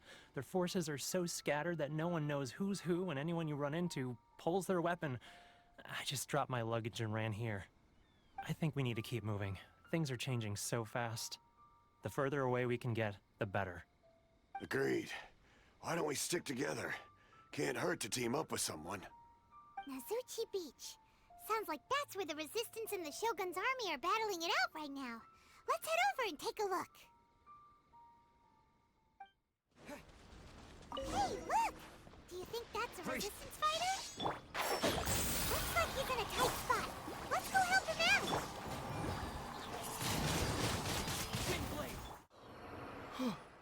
out! You saved me. I thought I was about to die. Thank you so much for your help. I'm Teppei, of the Gobius platoon. I'm with the Resistance. I was sent to the front line just recently. I was looking forward to doing my part. Instead, it seems I fell at the first hurdle. So, you aren't dressed like Resistance fighters. Have you come here looking to sign up? Great! Just the other day, I heard General Goro complaining about how desperate we are for more people. Your support will make a big difference. I'll escort you back to our camp. But first, let me bring you up to speed on our current situation. As you can see, the Resistance are at a constant disadvantage when it comes to open confrontation. The goal of the Shogun's army is to uphold eternity. To this end, they have the support of the Tenryou Commission's general, Kujo Sara, who commands an exceptionally strong force. As for us, vision bearers are few and far between as it is. And because of the Vision Hut decree, they're rarer than ever. The fact we're even able to hold out is thanks to the brilliant strategic mind of Her Excellency, Sango no Miya. We're also indebted to the great courage shown by General Goro and the Resistance troops. If only I had a vision myself. Not only would I be better placed to share Her Excellency and General Goro's burden, but I'd be able to hold my own on the battlefield too. I couldn't help but notice that you used elemental energy when saving me just now. You must have a vision yourself? He's a special case. He doesn't have a vision, but he can control the elements anyway. Are you serious? That's incredible. I guess that means you're immune to the Vision Hunt decree. You have to let me introduce you to General Goro. He'll welcome you with open arms. Perhaps I can also make a worthy contribution this way. Of course, I'd much rather prove my worth by the sword. If only taking down Shogunate samurai was as easy as you make it look. Anyway, we shouldn't delay. Let's head off. This is what happened, General Goro. I was surrounded by Shogunate samurai, and they came to my rescue. They can use the elements without a vision. The Resistance could really use people with that kind of skill. We should bring them in. I presume you've heard that the goal of the Resistance is to defeat the Shogun's army and repeal the Vision Hunt decree. This is no easy task. Each who sets foot on the battlefield must be ready to sacrifice their life. Tell me, why do you wish to join us? The Resistance cannot accept any who don't possess a warrior's will. You're referring to the ceremony to mark the 100th vision seized under the decree, right? Yes, we received some news of it here, despite it taking place over in Inazuma City. There was a disturbance, allegedly. Highly unusual considering that the Raiden Shogun appeared in person. Why do you wish to discuss this all of a sudden? Unless you have some information to share. What? Yep, we had a fight with the Raiden Shogun and everything. Then we grabbed the Vision Bearer and whisked him off to safety. After that, they added us to the Army's wanted list. That's why we came here. Now that you mention it, we did just recover a bounty notice from a Shogunate samurai defeated in battle. It read, "Reward for the capture of a blonde-haired traveler and their mysterious flying pet." So this refers to you two? What? Who are they calling a mysterious flying pet? My apologies. I understand your situation well enough for now. On behalf of the Resistance, welcome to our ranks. Her Excellency is currently away from the camp. We don't know where she went, but she instructed us to take care of everything in her absence. I will ask Teppei here to show you around the camp first, and then dispatch you straight to the front line. If you're ready, of course. Yes, sir. I used to be in the logistics division, so I'm the right person to show you around. I know the setup like the back of my hand. I'll make sure you get a warm Resistance welcome. Let's start with the field hospital. Some of my friends are recovering there. Last time I saw them, I promised that I'd introduce any new recruits. When they're finally back on the battlefield alongside us, we'll all be brothers in arms.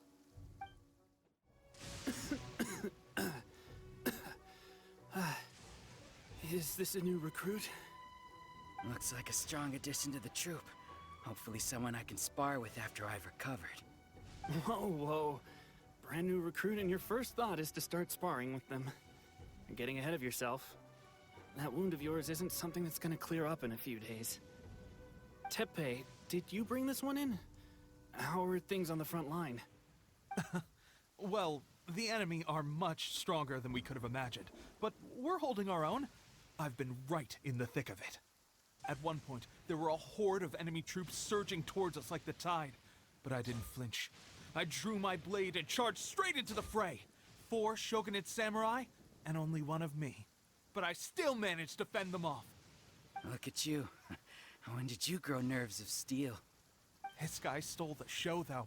When he saw me tiring and falling back, he burst onto the scene and took down a whole group of them in one fell swoop. They were no match for him at all. I heard he even stormed the vision hunt ceremony, and that the Raiden Shogun herself failed to take him down. Amazing work, both of you. Still, I can believe most of that, but him facing off against the Raiden Shogun? I think you might be embellishing the story a little there, Teppei. I mean, we've all heard of the Muso no Hitotachi, right? Either way, to tell the truth, with all the losses we've sustained recently, I was starting to lose hope in our ability to hold out much longer. But seeing fresh recruits join our ranks and hearing Teppei's exploits, I'm itching to get myself better as soon as possible, so I can get back out on the front line. Huh. That's a lukewarm epiphany if you ask me. While you're lying there itching to get better, I'm still out there training hard despite my injury. Oh, even though it burst open again yesterday. It did? Well, do you need me to get you something to dress it with? I heard about a remedy recently that uses wild bugs. All you need to do is grind Onikabuto into powder and it makes a very effective dressing. They say it feels cool on the skin and acts fast to completely cure flesh wounds. Sure, and I'll take one. Thanks. Sounds a little strange to me. I would have thought wolf hooks would do the trick, but it's your decision. Well, how about we let our new recruit decide? I'll stay here and make some preparations. If you're a fan of weird and wonderful remedies, please gather some Onikabuto for me. I'll take it from there. But if you're more of a wolf hook advocate, bring some of those instead. Personally, I recommend we try the new remedy. It sounds promising. Oh. Never mind. I guess this was probably the safer option. I may need your help in a moment to change their dressings. Here's hoping this will speed up their recovery. And, thanks for your help gathering the ingredients. This really hurts when you first put it on. It's a standard remedy, but a dependable one. More importantly, thanks for the fresh dressing. Much appreciated. You may have skimped a little here, though. I feel like I could use some more. I'm dying to get out of this place. I just want to be back on the battlefield with you. I don't think it works like that. Piling on extra dressing isn't going to make you heal faster. Especially not when you're sneaking off to go train in the middle of the night. You have to cut that out, you know. Thanks again, Teppei. And thanks to our new recruit here. Speaking of training, that reminds me. They should be doing some archery practice down at the training grounds right now. Why don't you take our new recruit to go check it out? It'll be a good chance for them to meet a few more of our platoon and settle in. You got it. All right, let's move out. Oh, another miss. This sucks. Let's see now. I've loosed exactly 10 arrows and only one... Bullseye? Only one hit the target. This isn't good enough. It's evident from these past few days that practice alone isn't enough to improve our marksmanship.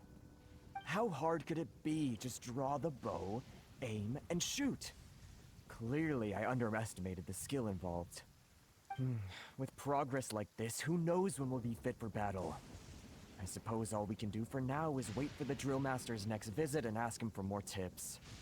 Seems things have gotten tough on the front line recently. All the best drill masters have already been dispatched to fight. I guess we'll just have to keep practicing ourselves. At this rate, who knows if we'll ever become resistance fighters. Come on, guys, less complaining, more training.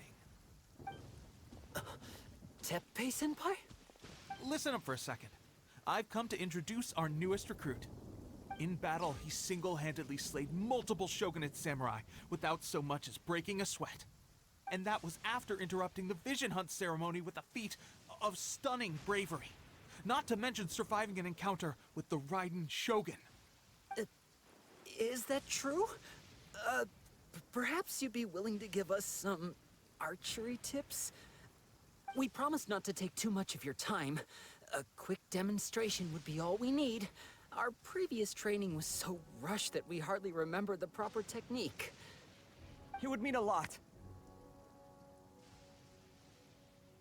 Oh, you got it.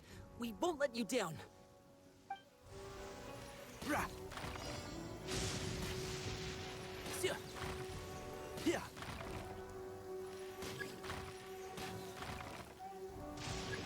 Yeah. Rah. Yeah. Yeah.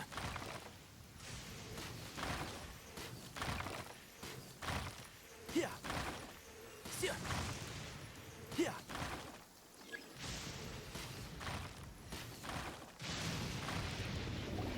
Well, there you have it. I told you our latest recruit is pretty strong. Incredible. I think I understand what I was doing wrong now. My posture was off, and I didn't draw back with enough force.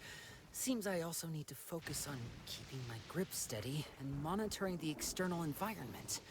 If I can get those few down, I'll be hitting my mark in no time. Those few, huh? Watching your demonstration was a great help. I learned a lot.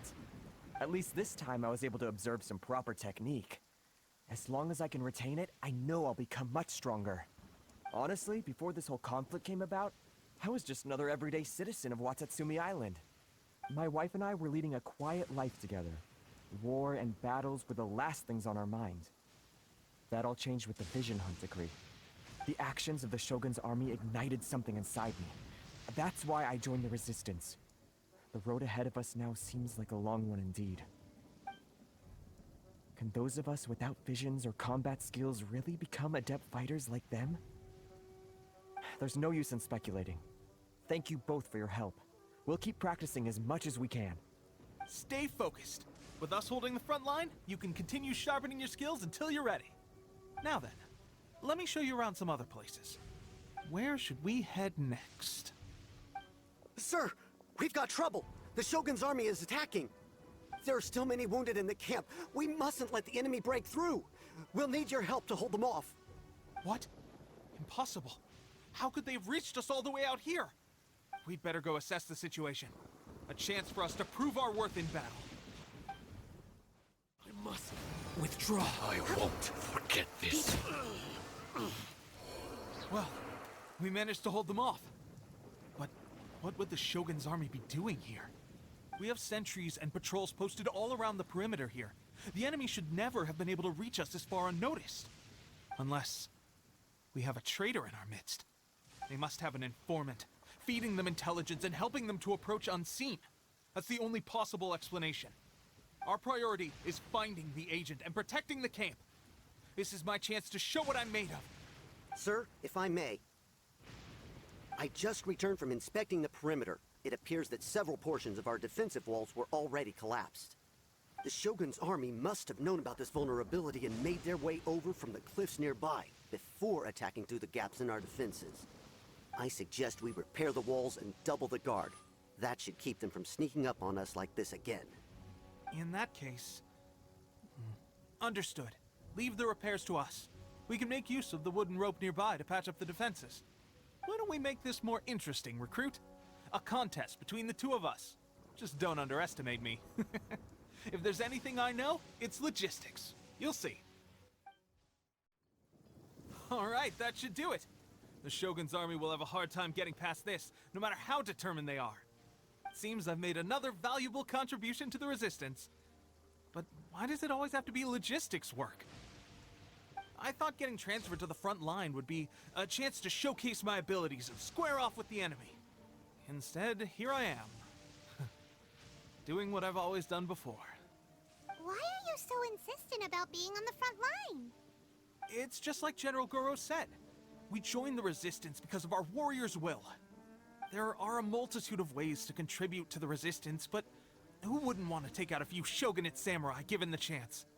Anyway, we got more than we bargained for inspecting the camp. Let's report back to General Goro. If all goes well, we might just be assigned a few missions closer to the action. Strange. I don't see General Goro anywhere. we've had a change of plans. The general has been dispatched to the front line to lead our forces into battle. The Shogun's army is attempting an advance on the main front. Reports have it that Kujo Sara is now personally leading the enemy forces.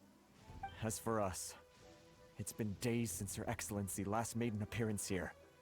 We've executed almost all the directives she gave us, but have received no further instruction. The situation is becoming grim. If we retreat any further, I fear morale may falter.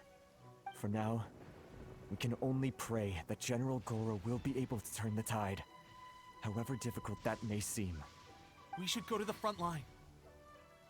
Our forces need all the help they can get. We're no use to them here. We mustn't let Tatarasuna fall to the enemy.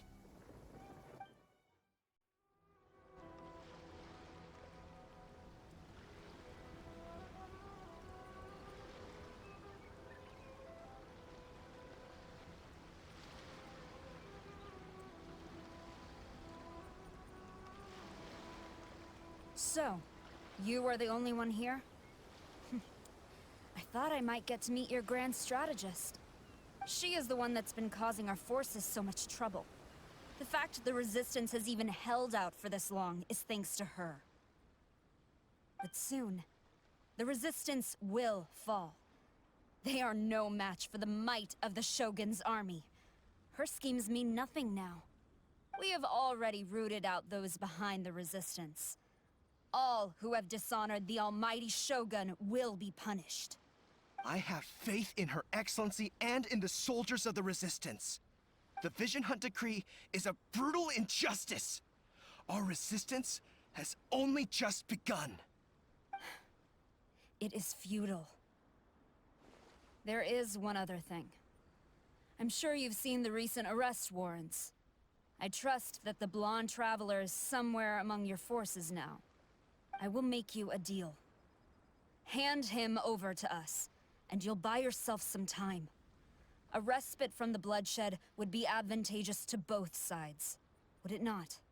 So that's why you brought reinforcements. Just to get... He is of great importance to the almighty Shogun. But the way I see it, he is expendable to the Resistance. That's where you're wrong! He means just as much to us! As a member of the Resistance, he's a comrade! I'll never surrender him to you! The Resistance never betrays its own. Her Excellency made that clear to everyone from the very beginning. General Goro! Teppei and the Traveler?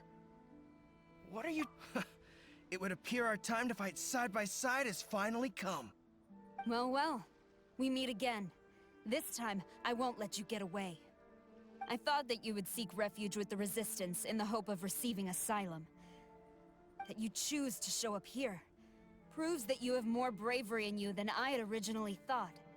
And now that you're here, I have a proposal. Why not represent the Resistance in a fight of honor? A fight of honor? What's that? Before the battle begins, each side chooses their finest warrior for a match of single combat. To the superior force, there is little significance in such a duel.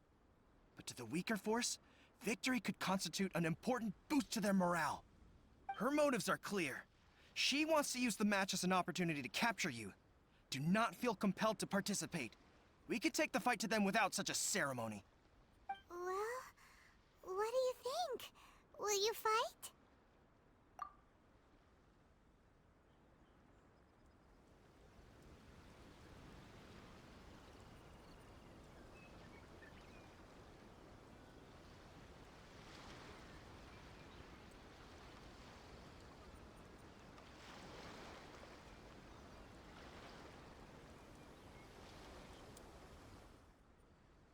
Remove all threats to eternity!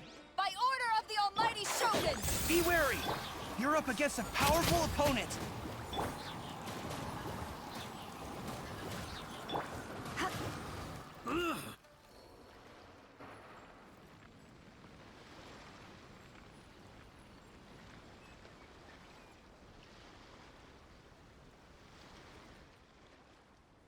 You got this! Battle formation!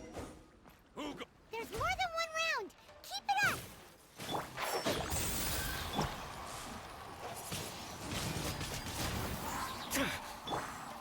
Come a little closer.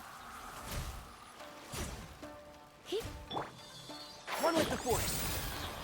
You're in for a little shock. You cannot match my... I won't forget this.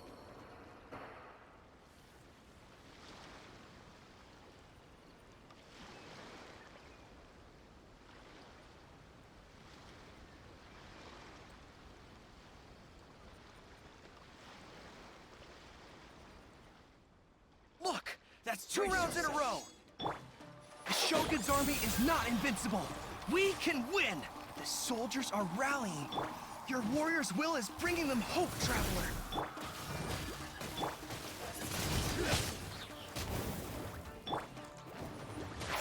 Can't see?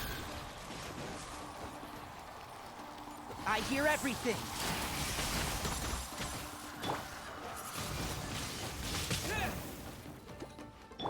Come a little closer. I need to train harder.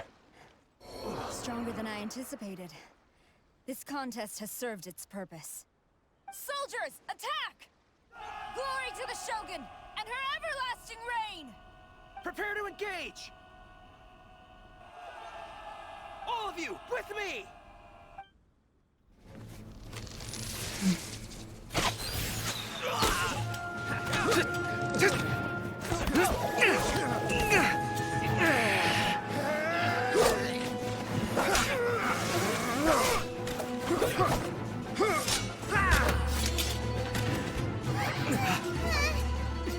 No!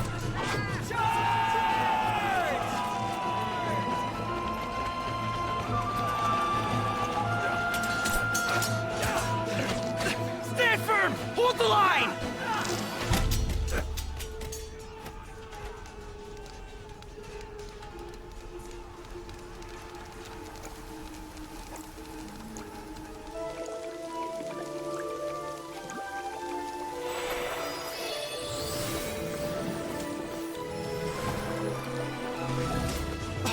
Her Excellency!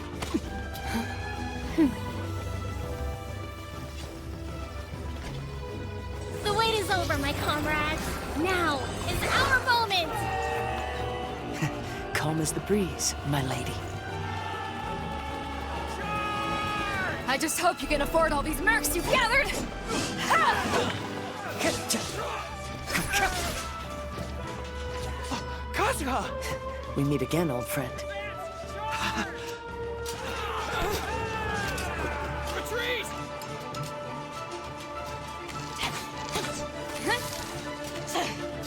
All forces, retreat!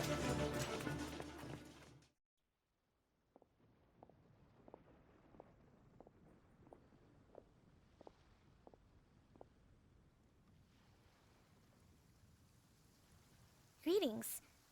Well, this is the first time we've met. Please, allow me to introduce myself. I am Sangonomiya Kokomi, organizer of the Resistance and also the Divine Priestess of Watatsumi Island. Perhaps it's the first time you're hearing that title. To put it simply, I'm the person currently in charge on Watatsumi Island, which is also the home front of the Resistance. I've actually heard all about you from Beidou and Kazuha. I hadn't expected to find you join the Resistance, though. Do you have a plan beyond this point? In that case, shall we continue our conversation at the Shrine of Sangonomiya? Although the Shogun's army has retreated for now, the war is far from over. The Vision Hunt Decree has not been repealed, and neither the Tenryou Commission nor the Raiden Shogun show any sign of stopping. In short, our problems have yet to be resolved. I suggest we move to the shrine to discuss our counterplan. What say you?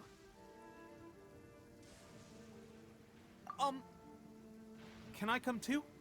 I know Watatsumi Island very well. I can carry on being your guide if you'd like.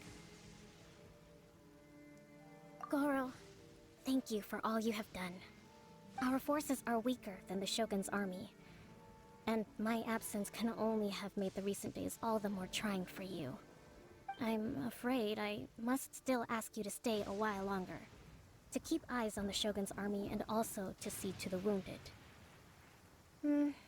But ask the mercenaries to remain stationed here. And Kazuha is here too. Hopefully this will serve to reduce the pressure you are under. Well received, Your Excellency. I must return to Sangonomiya now. I have a few things to attend to. Once you're ready, please rendezvous with Teppei. He will escort you there. Thank you for all your efforts so far. From this day on, I fight alongside you. Fight for the future of Inazuma.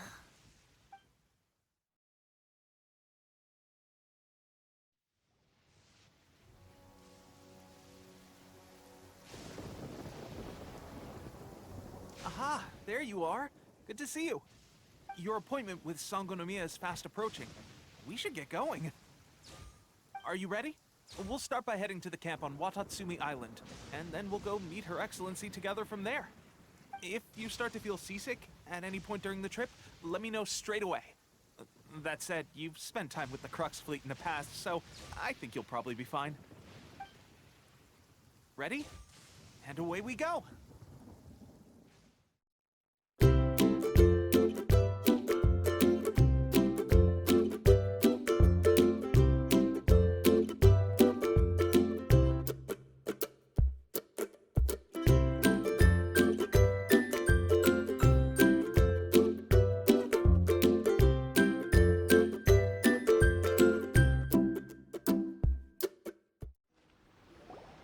Here we are, the training grounds for Watatsumi Island's troops.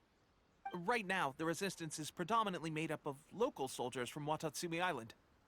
Some of them are fighting with the Shogun's army in Tatarasuna, and some of them are stationed here on the island to keep the locals safe. Did you used to train here too? Yep. Unfortunately, I had to join the fight in Tatarasuna before I'd had the chance to impress the instructors, so they had me start off by helping in the logistics division. I'll be staying here for now. If you need me for anything, just come here. If I'm not around, just write a note and stick it on the wall. As soon as I see it, I'll come find you. Shoot! It's nearly time for the appointment with Her Excellency.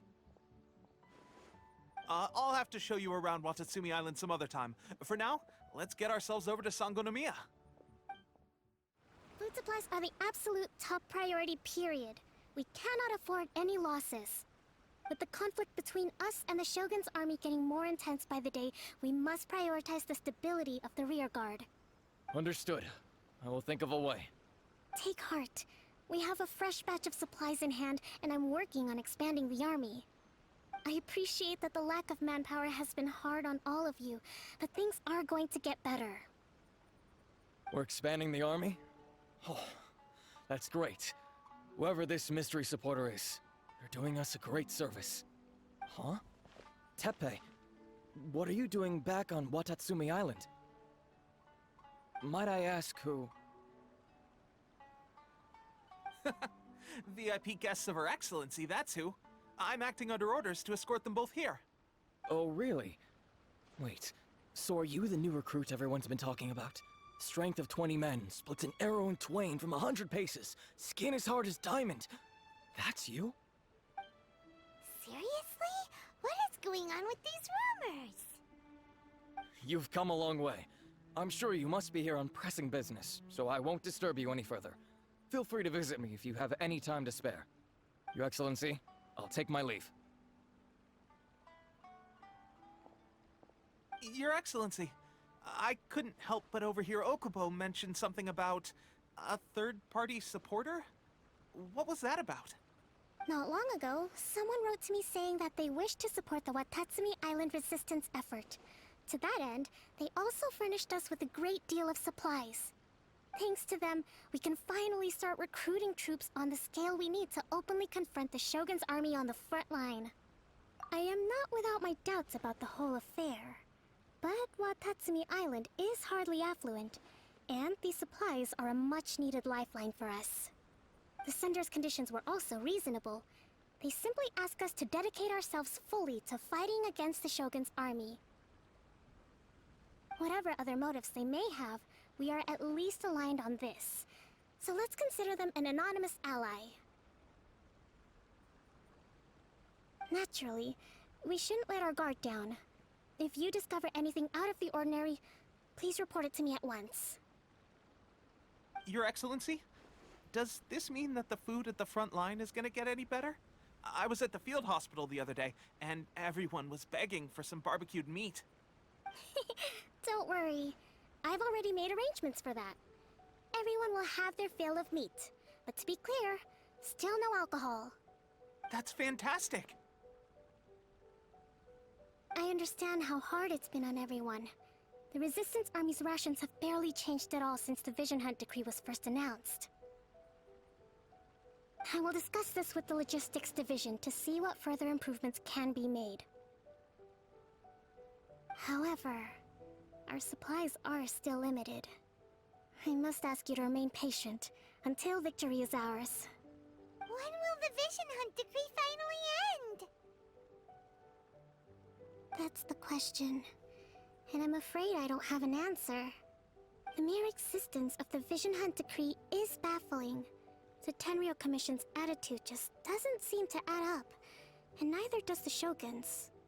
The Tenryou Commission's zealous support for the decree seemed to come out of nowhere, and the Shogun seems completely indifferent to the fact that it has effectively caused a civil war. I suspect the Vision Hunt decree won't end until these mysteries are solved. All I can say for certain is that as long as the Vision Hunt decree remains in force, we will never give up our fight.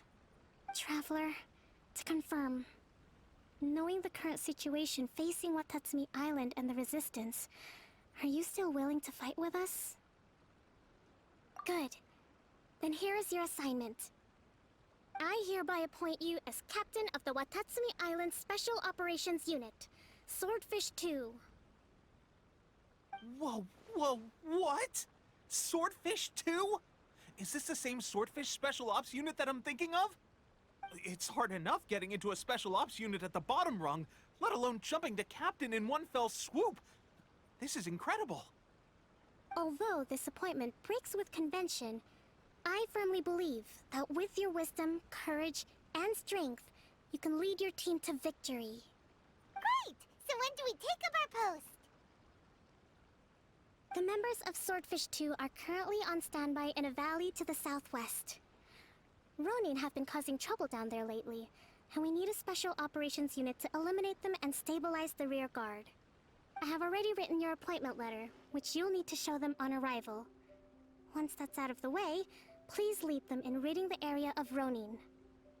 The Special Ops unit comprises Watatsumi Island's elite soldiers.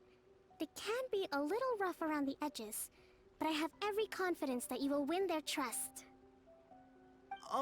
What about me, Your Excellency? Any battles you need me to get involved in? I want to make a contribution to the Resistance too. Of course. I'll arrange something and brief you shortly. All right! One successful operation coming right up! You may have swiped the captaincy of Swordfish 2, but watch this space, because this guy's on his way up! Okay, sure. Well, be careful out there. Don't push yourself too hard. Well, Traveler, let's move out. Ah, you must be the new captain of Swordfish 2. Her Excellency briefed us in advance. Your reputation precedes you, and the appointment letter is all in order. But I still have my doubts. About what? I'll be straight with you. I want to know whether you have what it takes to lead us. You mean, like, a duel? Normally, a duel would be the quickest way to settle the question. But this time, we've got a better way. We're stationed here because of all the Ronin causing trouble in these parts. If you can get rid of them for us, we'll take that as a measure of your strength. All right, let's show them what you're made of. One with the force. Keep up. Okay, seems like you can hold your own. The rumors are exaggerations, of course, but still, your abilities are admirable. Allow me to introduce myself. My name is Kotoku, acting captain of Swordfish 2. This is Yoshihisa, a fellow veteran of the team. I now formally cede the position of captain to you. Swordfish 2 awaits your orders. There are 2 hard-hit areas. This was one of them, but thanks to you, this area is now secure. Their only remaining stronghold is located at the shallows on the east side of the island. That said, the ones over there are tougher, and there's more of them. You got that right. Watatsumi Island is busy fighting the Shogun's army on the front line. We can't let these guys mess up things at the rear. There's so many of them! That's not even all of them. They have 2 more camps nearby. Whichever camp we attack, it's the Ronin in the other 2 camps that'll cause us issues. They might decide to provide backup, or abandon them and escape on their own. But Captain, that would put you in great danger. If we spread our troops too thin, we won't have enough men to guard you. It's too risky. Yep, the Traveler eats amateurs like these for breakfast. All right then. We'll deal with them all in one go, and rendezvous with you on completion. You're in for a little shock. That should be the last of them. You didn't get hurt, did you? Cool. Paimon wonders how everything is going with Kotoku and Yoshihisa.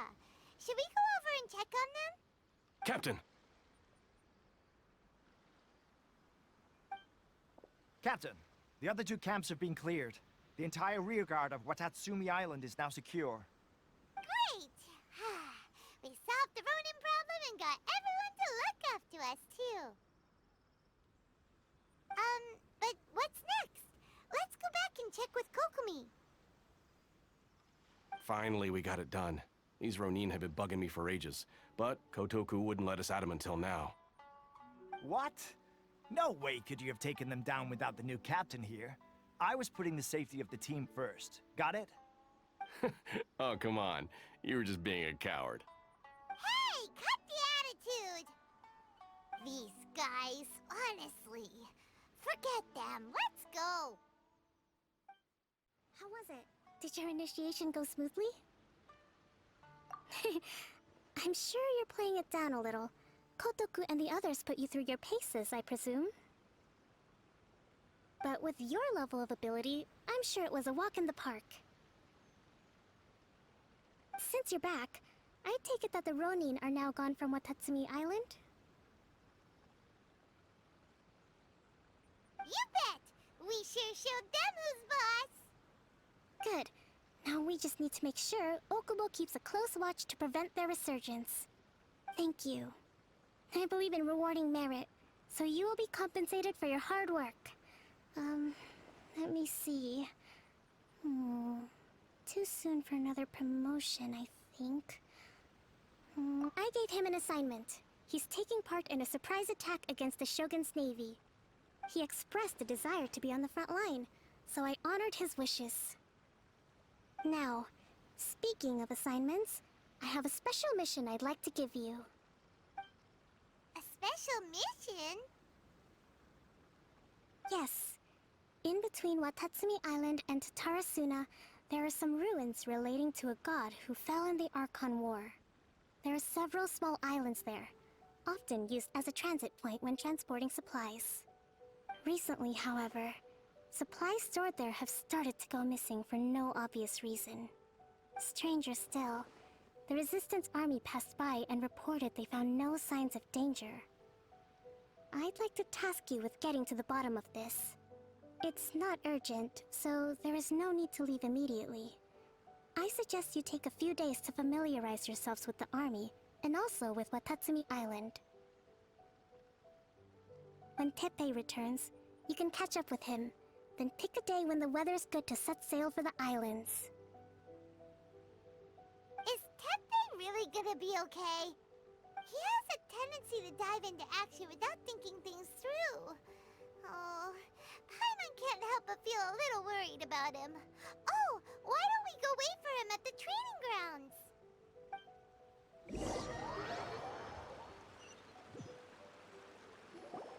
Long time no see.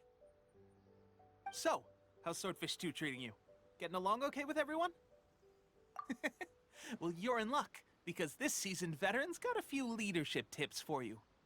Raising their pay will boost morale, while giving them a few bounties will act as an incentive to go the extra mile. It's also important to maintain strict discipline at all times, and finally... wait. What was it? What was it? Wow! Where'd you learn all that, Tepe?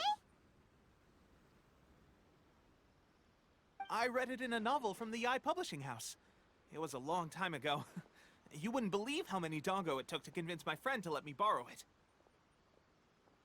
You're seriously gonna use a novel to tell people how to run an army? Pretty sure that's called being an armchair general. Ha-ha! That's where you underestimate me. That's right. I'm learning military management on the job now. Just like you. You'd better believe it. Thanks to my outstanding achievements in the recent naval battle, I have officially been made the captain of my very own Special Operations Unit. It's a brand new unit, Herring 1. What do you think? Pretty awesome, right? I spoke to Her Excellency, and she says our uniforms are in production. Let's go collect them together once they're ready. Oh, I can't wait to put them on. We're really gonna look the part. Ah! Everything's going great. Our mystery sponsor supplies have really helped turn things around. Will Paimon get a uniform too? Of course. You're a recognized member of the Watatsumi Island Resistance.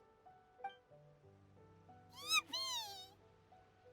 Captain, a new assignment has come in. Thank you, soldier. I'll be there on the double. All right, I better go. See you again soon. You'd better watch out, partner. At the rate I'm going, I'll overtake you if you're not careful. Ha! In your dreams, mister! I wouldn't be so confident if I were you. I'm at the top of my game right now. This is my time to shine.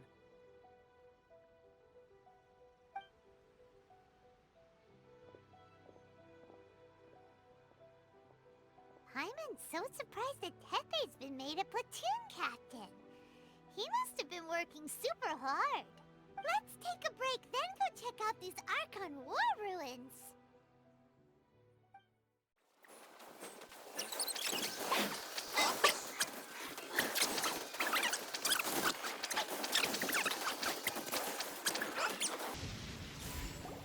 Phew! Glad that's over. As monsters go, that one was pretty tough. But what's such a huge Thunderhelm Lodge Trail doing here in the first place? It doesn't make any sense. Also, the atmosphere here gives Paimon the creeps. Anyway, the good thing is that it's over now. We should probably get going. Huh? Tepe, what are you doing here? Wow, this is a surprise. I didn't know you were the ones investigating here. I just got back from delivering some supplies to the front line. I figured I'd stop by and clear any threats in this area on the way back. Are you alright there, buddy? You're looking slightly the worse for wear. I'm fine. It's nothing. I must have caught a cold a couple of days ago while I was out at sea. On my way past, I heard that someone had just arrived on the island to investigate, so I thought I'd come and take a look. If there'd been some real danger, I might have had the chance to be the hero. Shame it was just you guys. Guess I came here for nothing. Tepe, don't you think there's something strange about this place? Now that you mention it, there is something a little off about it. It could be that the Tatarigami is more palpable here, I guess. We're not that far away from Orobashi's remains. Orobashi? Who's that? A god. Look, there's the corpse over there. Ah! It's a gigantic snake skeleton! Oh, it looks terrifying! Orobashi was the one who brought our ancestors from Enkanomiya up to the surface. That's the origin of the Watatsumi Island you know today. Our ancestors regarded it as a guardian deity. But during the Archon War, Orobashi invaded Yashiori Island. The Raiden shogun came out in person and slew Orobashi with the Muso no Hitotachi. that same slash also formed what later became known as Musojin Gorge. The Raiden Shogun created Musojin Gorge in one slash? Wow, that's pretty incredible! Yes, but the Archon War was brutal. And Yashiori Island was completely destroyed during that battle. They say the Shogun lost something very dear to her along the way, too. Since Orobashi's death, there has always been some animosity between Watatsumi Island and the Shogunate, but our different beliefs have nothing to do with why the resistance was formed. We only rose up to fight against the Vision Hunt Decree. When Orobashi attacked civilization, the Shogun stood up and put a stop to it. But now that the Shogun is stripping people of their ambitions with the Vision Hunt Decree, it's time for someone to stand up and stop the Shogun. Alright, I'm heading back. I was just dealing with some of the Shogun's elite samurai, so I think I'm gonna take a quick breather, and it's on to my next assignment. You should report back to Sangonomiya as soon as possible. Don't stay here longer than you need to. Being around the Tatarigami too long won't do your health any good.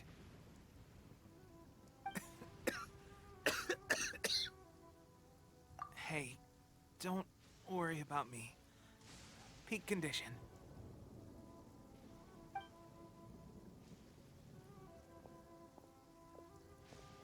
Teppei sure made some big progress if he's already dealing with Shogunate samurai. Paimon can hardly believe it. Let's report back to Kokomi.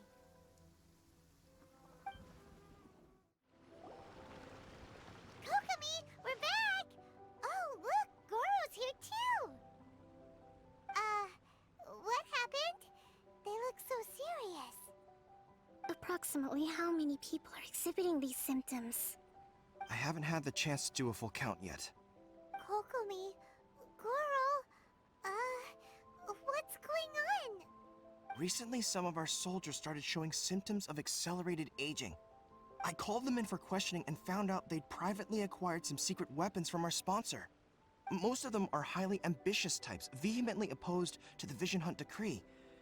They've been using these new weapons secretly since getting a hold of them. So that's why the war has been going unusually well. But risky secret weapons are not the answer. We must put a stop to it immediately. Goro, have you managed to acquire one of these weapons? Well, most of the officers refused to hand them over. Still, I did manage to get one. Do you know something about this? So that means our secret sponsor is the Fatui? But why would the Fatui do this? Forget that. There's no time. Right now, we need to inform the whole army to cease using their delusions immediately. All soldiers who have shown symptoms are to be taken for treatment. I just hope we'll be in time to save them. Wait a second. Speaking of soldiers with symptoms... No! Surely he can't have... let's go check on him. Teppei! Oh. Hey, guys. What are you doing here? Just a moment. Let me get up. Ugh. It's weird. I don't know where all my strength's gone. Oh, right. Yeah. I haven't had time to give you the full details. Well, I made a lot of great contributions to the war effort lately. Fighting the Shogun's army at sea, taking on Shogunate samurai all by myself, rescuing my comrades from an ambush. Things I never would have dreamed I could do when you first met me. If only I were stronger still. The stronger I am, the more I can do for the Resistance. Wait a sec. Where's my secret weapon gone?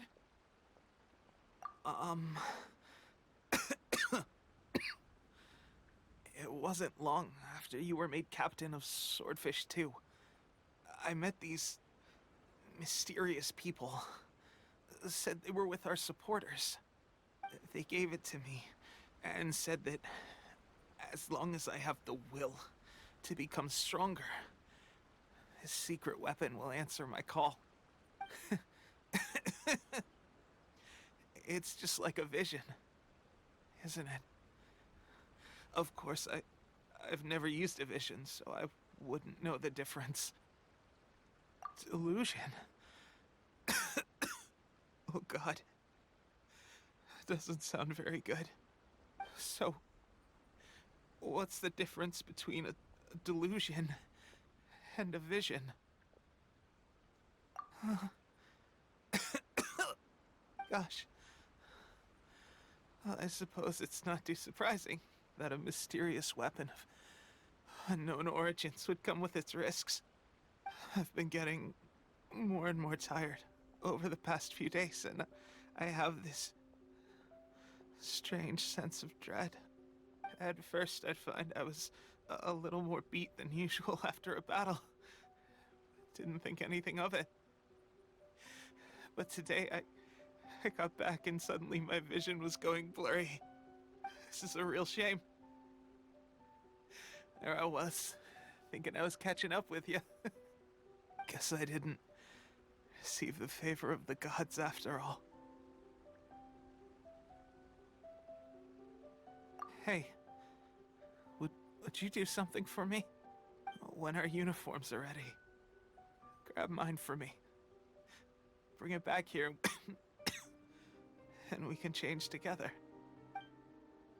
What's that look for? Don't worry, partner. As soon as I've rested up, I'll be right as rain. Right as rain, I tell you. As soon as I've rested up. Tepe!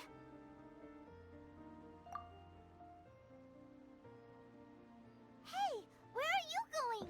Hey! How's Tepe's condition? I have put out the order to cease all delusions. The vast majority are showing some loss of vitality, but nothing serious. Sadly, a few have been less fortunate. Your Excellency, I'm planning to establish a dedicated field hospital to monitor their condition. The soldiers are up in arms about the ban, though. They know full well what a delusion is, but they still intend to keep using them. Okay, I'll leave you to deal with the situation. I have to get to the front line. This whole fiasco is certain to be a blow to morale. If the Shogun's army attacks now while we're scrambling to recover, it could well undo everything we have achieved so far. What are your thoughts? No, it's too dangerous. The Sakoku decree is still in force, so their delusions must be produced within Inazuma's borders. To organize an operation of this scale, they will have had to mobilize a huge amount of manpower and resources. They can't have done it without local support. If we want to stop them, we have to destroy the factory where the delusions are made. But it's sure to be heavily guarded. It's dangerous to go alone. At least take some troops with you. Your Excellency, given the urgency of the situation, we were hardly discreet when confiscating the delusions. The Fatui are sure to take notice. If we spend any longer amassing our forces, they will get wind of our plans and make their escape. Very true. Let me think.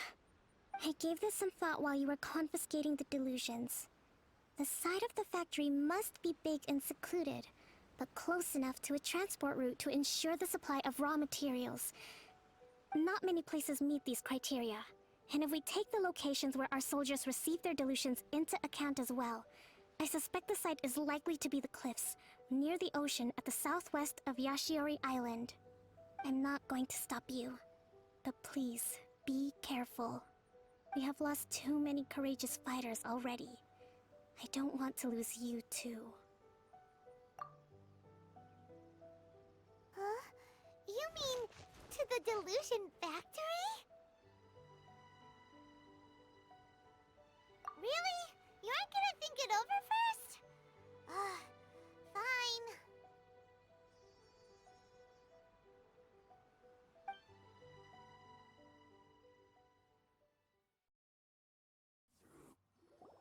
You actually managed to find this place. Congratulations. So, you're another Fatui Harbinger? Like Senora and Child? Senora and Child. I didn't know you and my two least reliable colleagues were acquainted. I'm the Balladeer. Number 6 of the Fatui Harbingers. Delighted to meet you, oh mighty traveler. So many visitors today. To what do I owe the honor? Oh, so that's what this is about. I think you've got the wrong idea. I know how this looks, but I'm just here to follow orders. I'm obviously not the mastermind behind this. Aren't you supposed to be pretty tough? What are you waiting for? Go get them. You're getting all worked up over nothing. Didn't have you down as being so weak. How can you say this is nothing? How can you call it anything more? It's the way of the world. Human life is worthless. They were always going to die, with or without a delusion. At least having one gives them a chance to fulfill their ambitions. Do you have any idea how useful the Vision Hunt decree is to us? It took a lot of work to make it happen. Obviously, it was in our best interests. Good news is, our hard work is finally paying off. Generating conflict creates a big market for delusions. Now we just let the promise of power draw in the weak. For just a small price, they get the feeling of controlling the world. Trading their life for supreme power. Pretty good deal, don't you think? So, the Fatui started the Vision Hunt decree? You've been behind it all along? From the outside, Inazuma looks pretty impenetrable. But on the inside, it's a land of opportunity. With a little effort, we were able to break them down from within. Eternity stretches things out over a long time, but each moment within it becomes all the more fragile. Take your friend in the Resistance, for example. There's nothing you can do now. He's a lost cause. Just like a bubble on the water. Beautiful for a moment, then total destruction. The more it takes from them, the more tightly they hold on to it. And the more incompetent they are, the more determined they are to fight it. It's such a farce. You have to... Hey, calm down! No!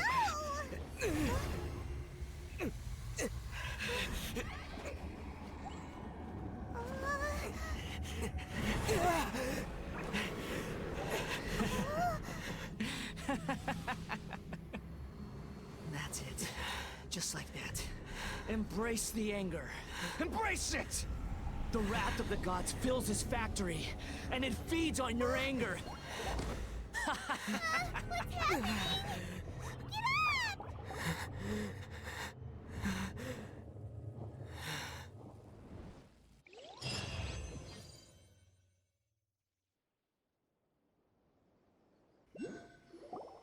Repeat after me.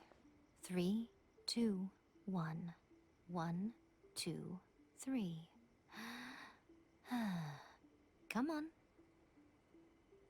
Oh, you recognized me right away. Your brain seems relatively unscathed. This is good news.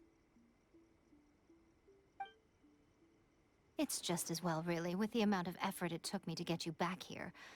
Honestly, it was like you were glued to the ground back there. Nico? Paimon's been wanting to ask you about something. How come you're acting so differently from when we first met you? Am I? Maybe it's because I had the other Shrine Maidens leave. Anyway, I've always been like this. People show you whatever side of themselves they want you to see. I know this for a fact. Every side of me is the real me. People just like to define things in all sorts of arbitrary ways. This is a human society. At the moment, anyway. And I'm just doing as I please. Paimon didn't quite follow. Study humans a while longer, my little friend. You'll see what I mean. Right! Paimon was so focused on the Traveler that Paimon didn't notice what you did to get Scaramouche off our backs. What if I told you it was a secret art from the Grand Narukami Shrine, and that I had the balladeer down on his knees, begging for mercy in an instant? Would you... Well, maybe you should be worrying less about that, and more about how exactly you're going to thank me, no? Maybe some of your neural circuitry is less intact than I thought. I didn't mean you had to be so formal about it. I need your actions, not your words. The delusions. They're still on your mind, aren't they? You needn't worry. The leader of Watatsumi Island took some troops to clear the place out. She's also issued a strict ban on the use of delusions across the whole army. With their stronghold exposed, I doubt the balladeer is stubborn enough to try and retaliate now on his colleagues' behalf. It would be more trouble than it's worth. I must say, I would relish the opportunity to watch the Fatui getting a taste of their own medicine. Well, anyway, that's Songonamiya Kokomi. She really outdid herself this time. I'd love to have another chat with her again in person. But alas, belief systems can be such a hindrance sometimes. A hindrance? Should you really be saying that as the Gucci of the Grand Shrine? Anyway, I'm only telling you this to stop you worrying so that you can focus on something I need you to do for me. You've met her, right? I'm not talking about the puppet. I mean her. You've met her, yes? Yes, the true Raiden Shogun, who meditates endlessly in the plane of Euthymia to preserve her being. Her name is A. Are you saying that the one we met at the ceremony was just a puppet? And the real Raiden Shogun is the one that the Traveler met later? And does that mean that when the battlefield changed, so did the opponent? Because this is the Raiden Shogun's eternity. Before pursuing the eternity of her nation, she had to reach eternity for herself. Since the physical body will eventually turn to dust, she replaced hers with that of a puppet. And since the spirit is susceptible to erosion, she placed her consciousness inside her sword, where she remains in a meditative state, free from all disturbances. So, that place that she carved open with her sword... The plane of Euthymia. Essentially, the world inside her mind. A place that typically only allows her existence. She shuts herself off in her inner world, leaving all the affairs of the outside world to be dealt with by a puppet, who has a singular focus on the pursuit of eternity. This is the approach A has come up with for realizing eternity. You mean Morax? It's been a while since I last saw him.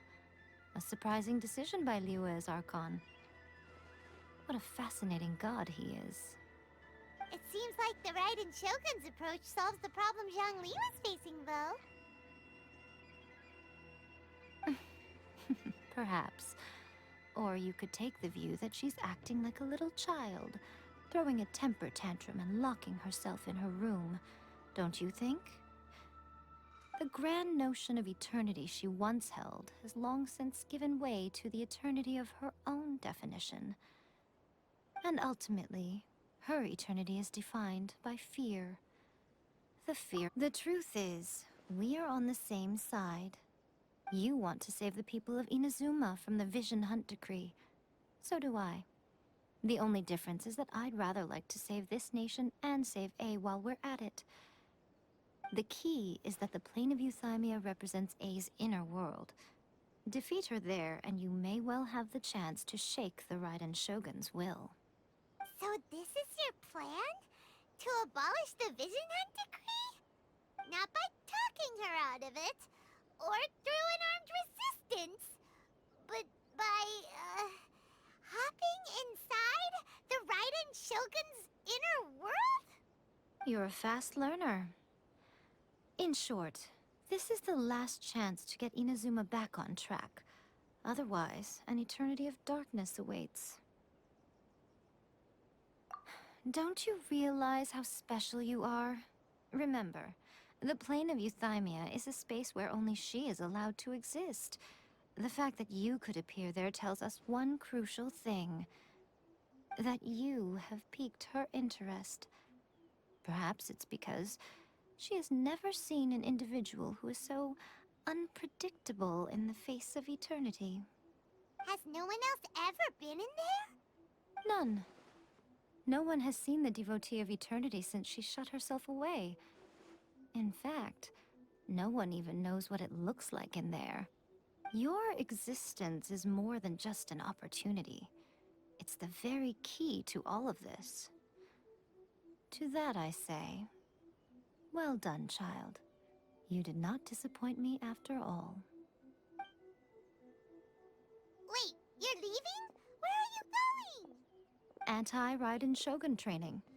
I've prepared a special program just for you. Come along. We're gonna do it here? And what's this mechanism for? Think of it as a catalyst that can reproduce the Raiden Shogun's combat moves. I made it from my own memory, which means it should be perfectly accurate. Unless, of course, her skills have declined. It'll give you a chance to figure out her moves in advance and come up with a counter-strategy. That should be a big help, don't you think? The aim is to try to not get hit by the attacks. Since you've escaped certain death at her hand once already, I presume this shouldn't be more than you can handle.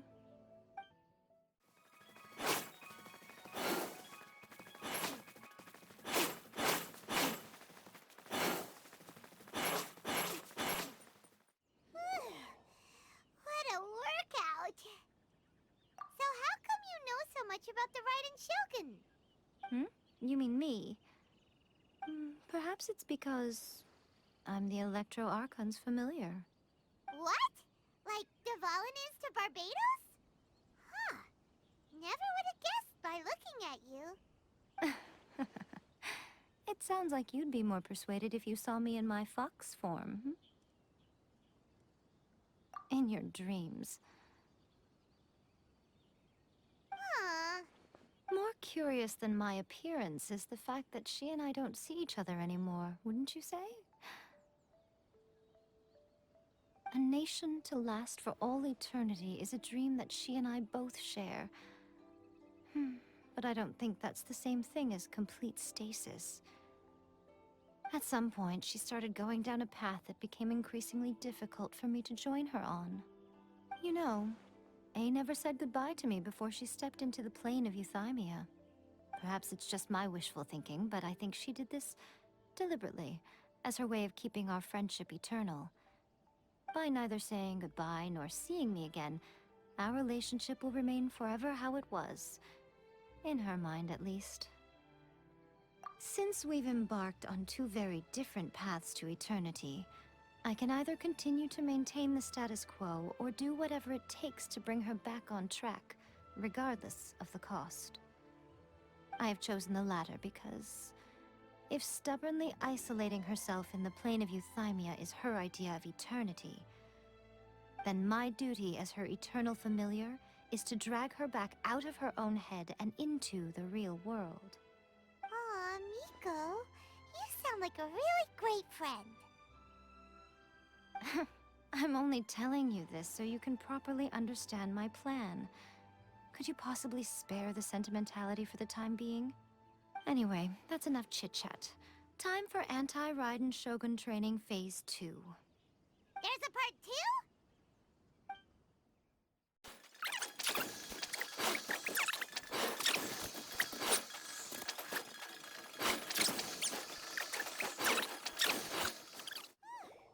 We're finally done. How did we do? You did quite admirably. I could see your determination and your hard work. So, do you think we're ready to beat the Raiden Shogun now? How do I put this? You're no match for her at all. Wait, what? So all of this was a complete waste of time? You are the most important part of the plan. I know what I'm doing. You don't think I'd leave you with no chance to win at all, do you? Speaking of, Traveler, what do you think of the Resistance Army's chances? You're absolutely right. Perhaps they occasionally best the Shogun's army in open battle, but when they face the Raiden Shogun herself... Considering even their visions have been taken from them and embedded in the statue, they're ultimately quite helpless. You don't have to be so blunt. The Traveler's the captain of Swordfish too, you know. I don't mean to belittle them. On the contrary. It is precisely because of their helplessness, because their visions have been taken from them, that their will is all the more precious. In short, if everything goes according to plan, they may yet prove to be helpful. Oh, goodness, is that the time? I have another guest to receive today. We can talk more back at the Grand Narukami Shrine. All of this said and you're entertaining guests? Hyman's really struggling to understand how you work.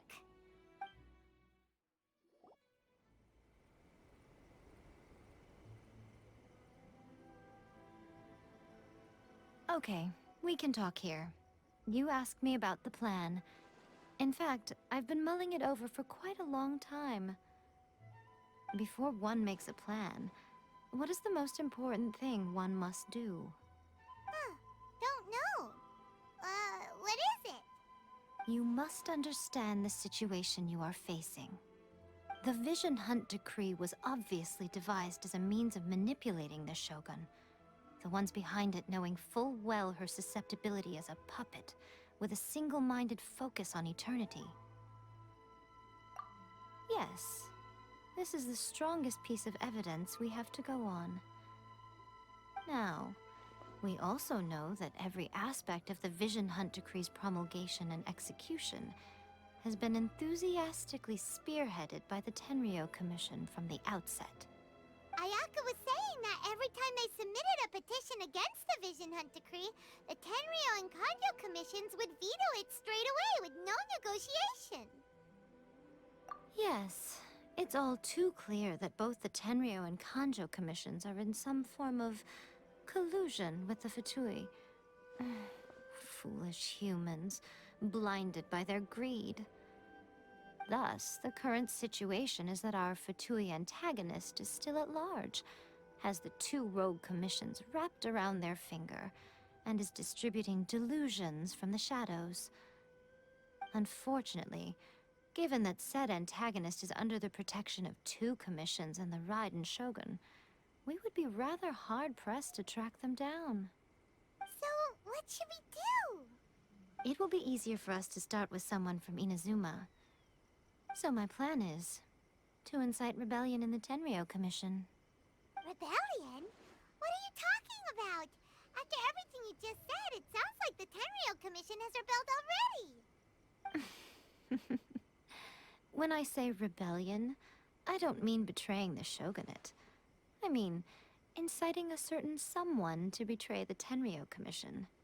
If we manage to convince her, I'm quite sure we'll be able to get you another audience with the Raiden Shogun. I'll give you a clue. She's currently in charge of the Shogun's army. She visits the shrine at this time every month, and she is our guest today. She also appears to be standing right behind you. Don't move a muscle. You've got some nerve showing up here in the shrine when there's an active warrant for your arrest. Don't even think about trying anything. Surrender now. You're coming with me to headquarters. Seize him! Affirmative. Kujusara! It seems that you're forgetting. This is the Grand Narukami Shrine. Use of force here is strictly forbidden. Before you proceed, which of you would like to face criminal charges for dishonoring the Shogun, Ugh. Guji-ai, please tell me you are not sheltering a wanted criminal here. We are just friends. I don't see what sheltering has to do with it. Tell your subordinates to leave. We have things to discuss. All of you outside! As you wish.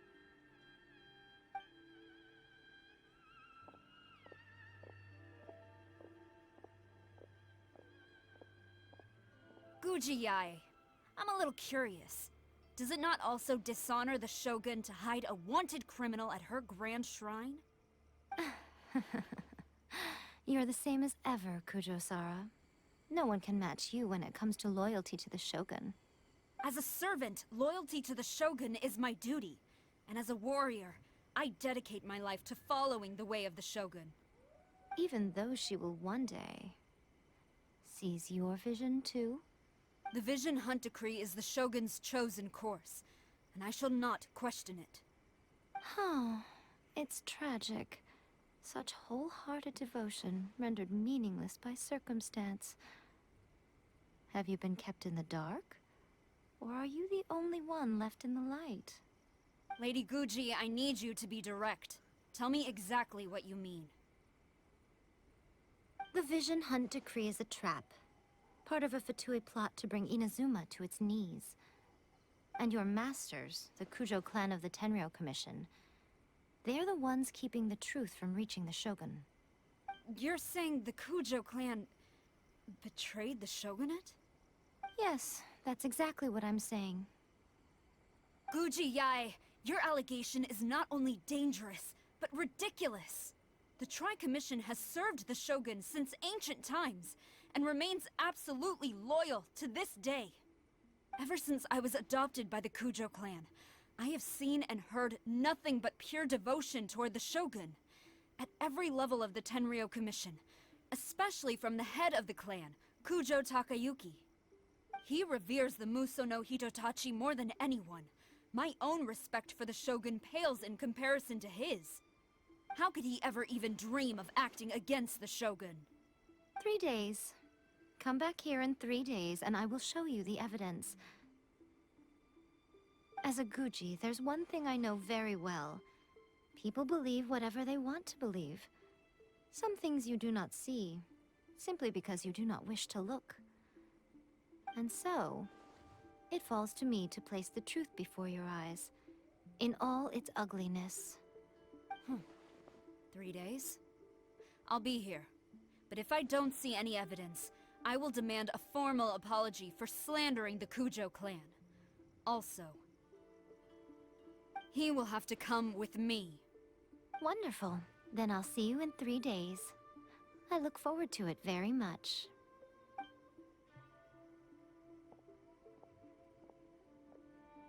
That was so scary! Paimon wasn't expecting to run into Kujo-Sara here. But, Miko, you mentioned evidence of the Tenryou Commission's betrayal.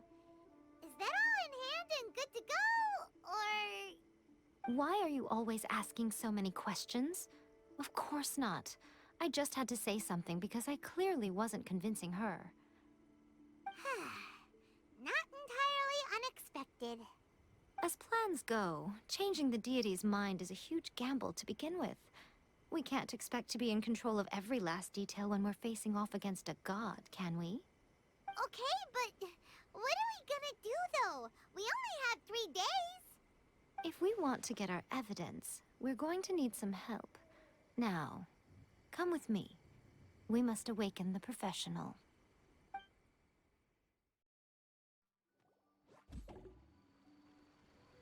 That toy Tanuki just turned into a human!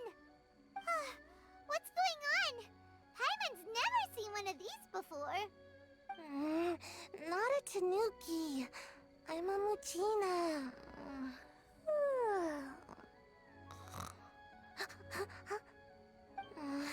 I'm so tired.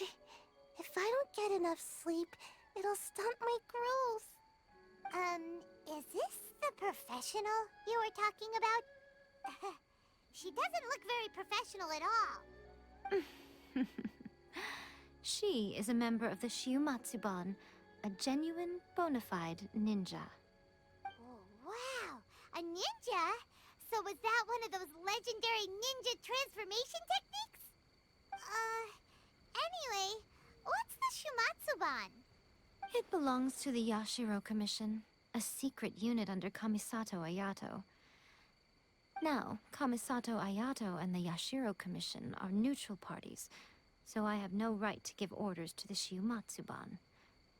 However, convincing their most chronically lazy member to help us is well within my abilities. Here's what I need you to do. Go into town and find evidence of the Tenryou Commission's betrayal. It would not be appropriate for me to be seen there myself. You make it sound so simple, but...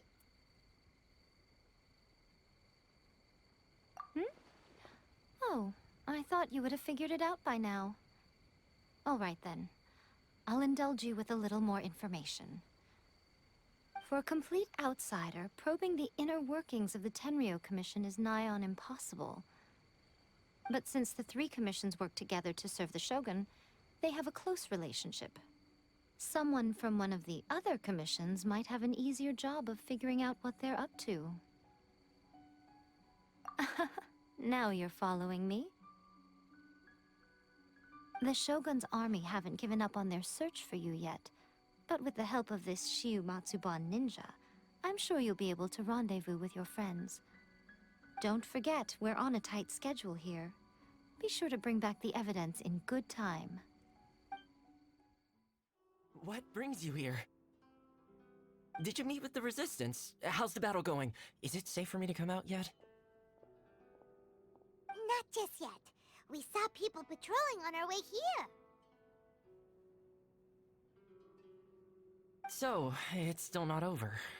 I guess you came here because you have something to discuss? I'll get someone to call for Miss Kamisato. Bear with me for 1 second.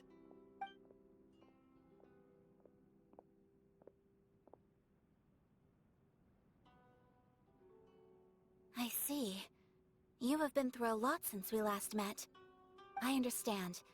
You need evidence of the Tenryou Commission's betrayal. Let me think. Now that you mention it, there is one thing that has always concerned me.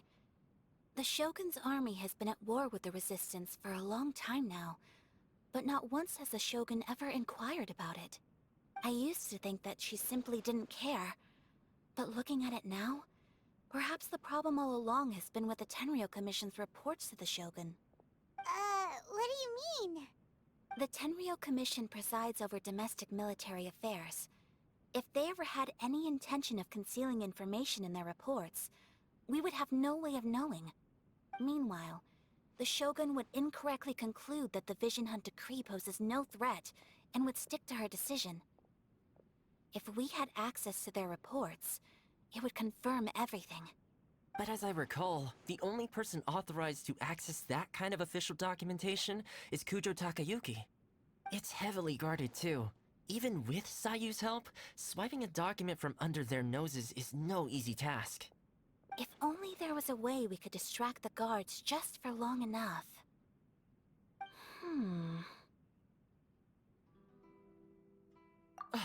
Yoimiya's fireworks!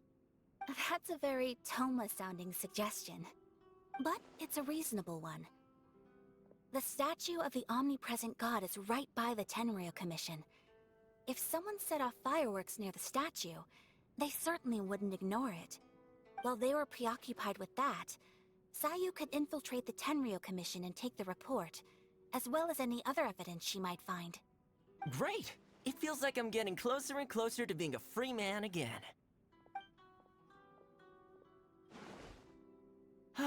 It feels like it's been an eternity since we last sat down and talked like this. Well, it certainly felt like it to me. I've been looking forward to seeing you again every day since I got here. This tea house used to be my favorite hiding place, but now I've honestly lost track of how long it's been since I last set foot outside of here. Oh man, I want to go to the hot springs so badly. Poor Toma. Let's focus on the issue at hand. The sooner the Vision Hunt Decree is abolished, the sooner Toma will be free. This was a reunion of sorts, but there's no time to catch up.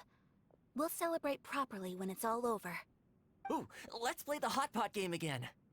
You're still thinking about that? The Tenryou Commission is heavily guarded. Be careful when you get near. Let's meet back here afterwards. Alright, first let's go to Hanamizaka to find Yoimiya. Yoimiya, we need an extra-large firework. The super-duper big kind. Extra-large firework? You sure came to the right person. As it happens, I made this really souped-up one just a couple days ago. But it's so powerful that I haven't found anywhere I can test it out yet. Huh, may as well give it to you. Let me know how it turns out. Don't forget, move well away from it after you light the fuse, and try to avoid burning your clothes. Also, it's best that you cover your ears. Why does Paimon feel so nervous all of a sudden? Don't worry, it's just a firework, come on! What's the worst that could happen? We'll give it a try. Thanks, Yoimiya. Pretty much how I thought. There are loads and loads of people. If one of them spots me, I'll get caught. We need to get rid of them, or I won't be able to sneak inside. After I get the document, let's meet back at Komari Tea House, okay? Also, if I do get caught, please come rescue me. Is this really a good idea? Anyway, let's make our way to the statue. Careful does it. Watch out for guards and don't get caught. Well, how did it go? Well done. Let's wait for news from Sayu.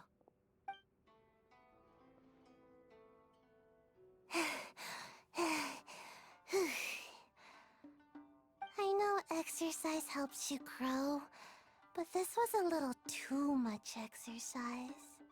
I feel so dizzy. Everyone is spinning. No, I can't sleep yet. There was something important I was supposed to do first. Oh, right, yeah, I got it. I didn't know how to find a document you guys were talking about, so I just swiped a whole bunch of stuff that looks suspicious. Here you go. I'm going to sleep now.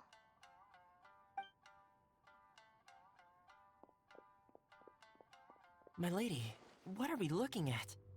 This sealed envelope must be an official report that the Tenryou Commission is preparing to present to the Shogun. In addition, we have correspondence with the Fatui. It seems that Gujiae was right. They have been fomenting unrest behind the scenes. This should be ample evidence. Please take them to Gujiae. I trust you will have a plan for the next step. I will also gather some people to try and root out the rest of the Fatui in Inazuma. Still, mind yourself when you face the Shogun. I still get goosebumps just thinking about her drawing that blade. Again, we'll just have to trust Gujiae.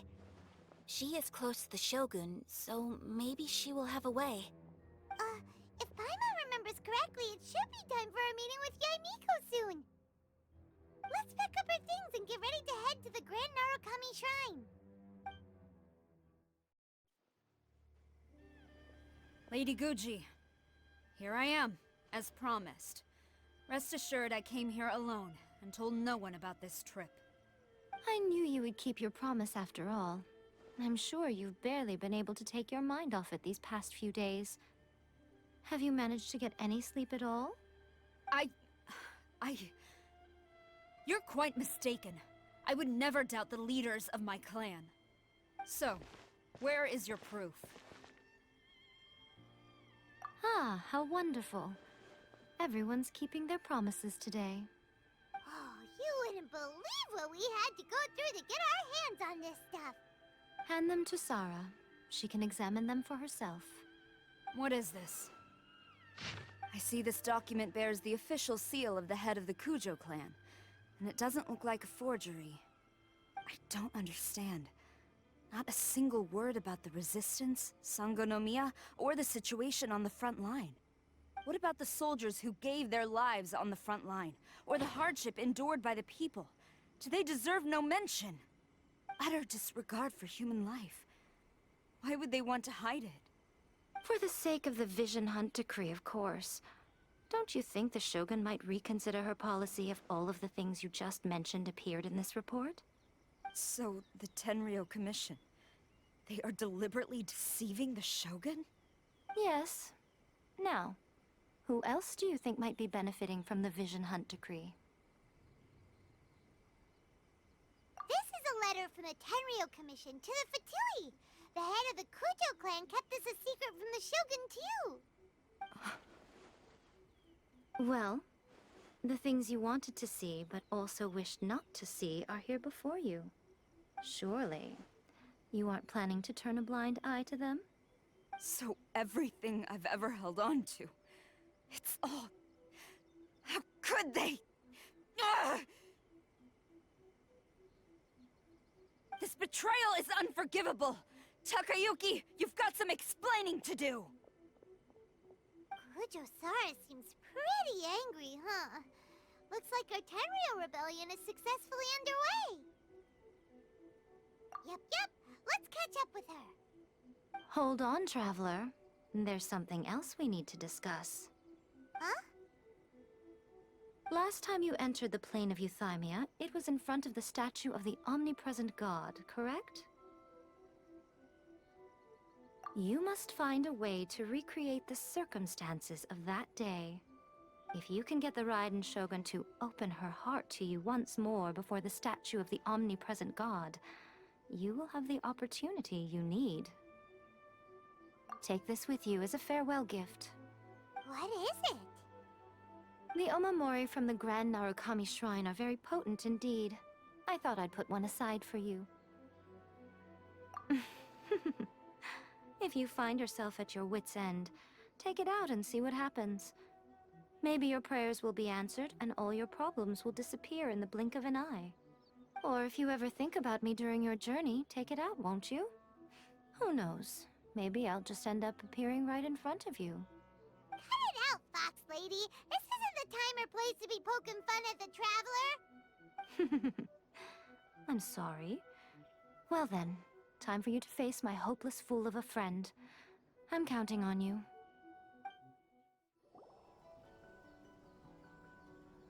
You followed me here? You've got guts, I'll give you that. Since you are a witness, I suppose I can shield you from arrest. At least until I have received an explanation from Takayuki. But if it turns out that you have been deceptive in this matter, then not only will you be arrested immediately, but you'll also be charged with one more crime. Do I make myself clear? Good. Apologies, ma'am. Orders from the top. No one is allowed to enter. Out of my way! I need to speak to him. I won't tell you twice. Stop! Sarah, have you gone insane? How dare you disregard my orders? Master, Go on, ask him! Don't let him intimidate you! Master Takayuki, I've seen the report to the throne and the letter to the Fatui. Please, tell me why. So this is how my documents went missing from headquarters? You stole them. Should I take your words to mean that these documents were not forgeries? They were really penned by your own hand. Please tell me, Master. I need to know. Has the Tenryou Commission really betrayed the Shogunate? Yes, I have dealings with the Fatui, and yes, the report you saw was penned by my hand. He just came right out and admitted it! The diplomats from Snezhnaya promised a very generous reward indeed, and all they requested of me in return was to see that the Vision Hunt decree is upheld. For too long, the Kujo clan's position has been coveted by so many. There is no shortage of clans who would tear us down at the first opportunity.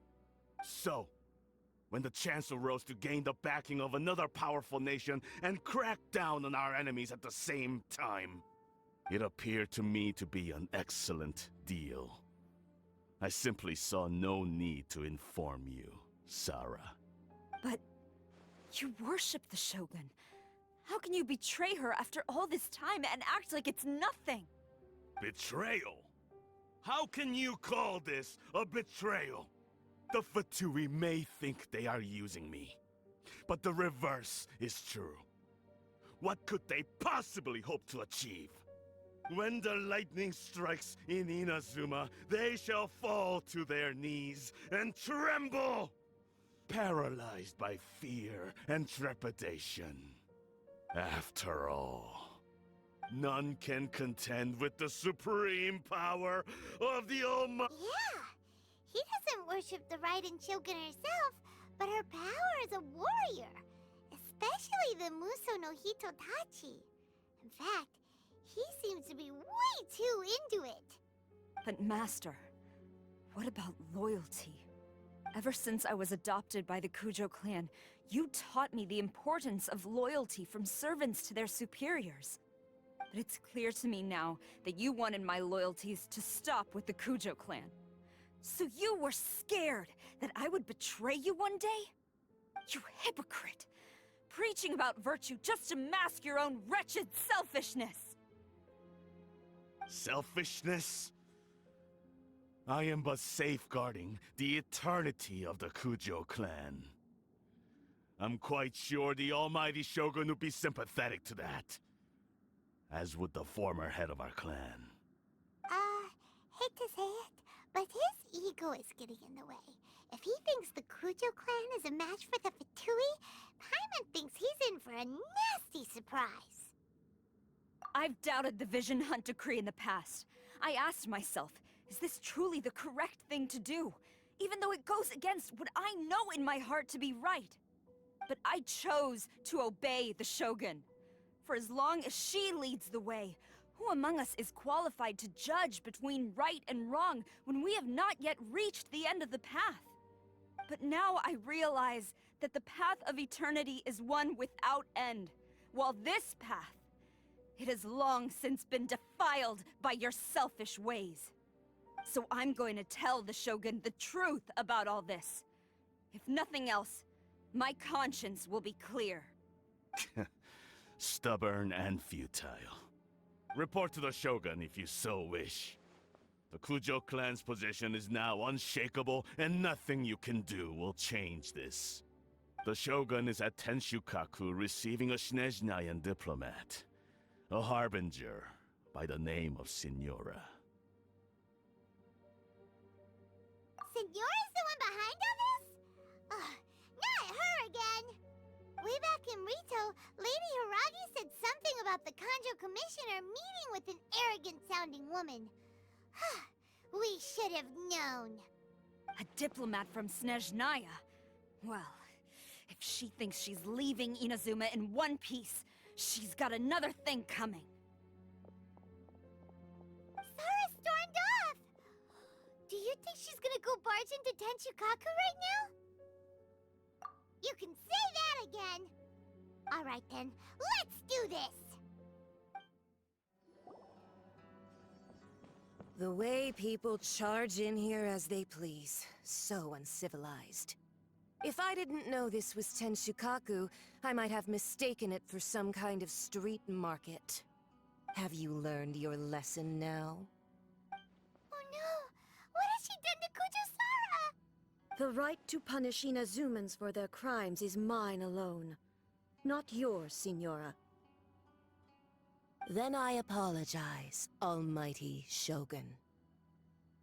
I know, you can't get me out of your mind. But you really don't need to call my name all the time. Don't go thinking I'm surprised to see you here. I'm well aware that you hate me, with the way you follow me around like a dark shadow. Ah, so you came to expose my crimes in front of the Shogun? I'm just a Snezhnayan diplomat. I'm afraid I have no idea what you're talking about. She doesn't take us seriously at all! Stop talking about people and things that I care nothing about. They were nobodies to begin with, and their names will be forgotten. But now, at least, they get to be building blocks in the grand revolution to realize eternity. Is that not the greatest honor they could hope for in their tiny little lives? Almighty Shogun, do correct me if I'm wrong. That's ancient history. You certainly love to hold a grudge. The Tsaritsa's dream is the noblest and purest thing in all the world. These other mundane details you insist on mentioning, they're just necessary sacrifices. That's all. You stop me? For what it's worth, I've grown tired of seeing you around as well. But I didn't have you down as someone quite so foolhardy. Before you go saying something you can't take back, remember that you're Inazuma's most wanted criminal. I suggest you consider your circumstances very carefully. Charging into Tenshukaku uninvited and lecturing me in front of the Shogun wasn't the brightest move. Don't you think it's time you stopped digging? I'm not sure you realize quite how much distance there is between us, both in status and in strength. I challenge you to a duel before the throne! Proceed. My, you're full of surprises today. So you've learned to make the law of the land work for you too, I'll admit that I never expected to be in a situation where the two of us were on equal footing. You are aware that the loser must die. Are you sure this is what you want? Traveler! Then I will deign to share this last dance with you. Till death do us part! A lesson on Harbinger power and elegance? As you wish.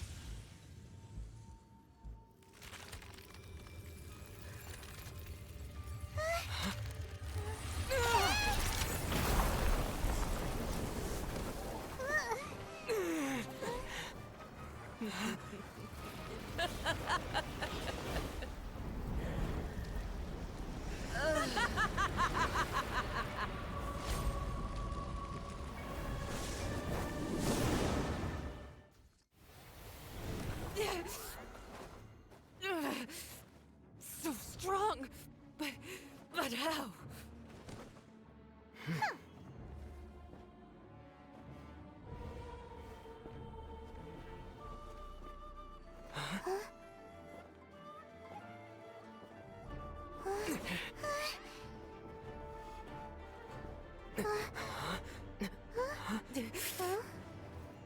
I am a Snezhnayan diplomat. You know what happens if you lay a finger on me. I swear, if you strike me, I will make sure...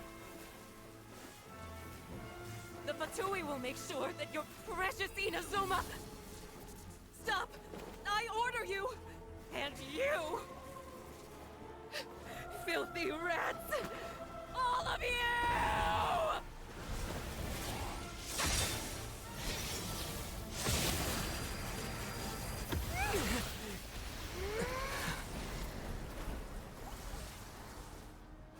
You are the enemy of eternity. But as the victor, I acknowledge your honor. Therefore, I shall allow you to leave Tenshukaku alive. The Raiden Shogun isn't gonna let us off just like that, right? Oh, the air feels suffocating. It must be the Raiden Shogun's almightiness.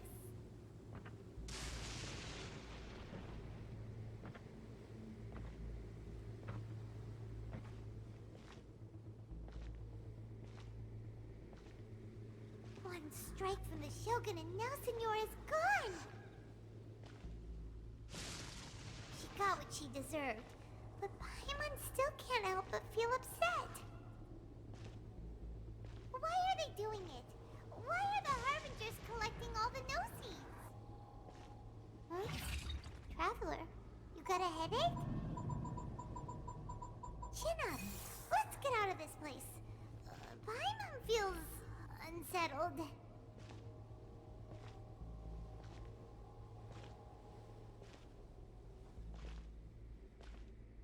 Also, when the Shogun executed Senora with the Muso no Hitotachi, it was unbelievably powerful. It seems impossible to defend against. And if so, we've got no hope whatsoever of defeating her in combat.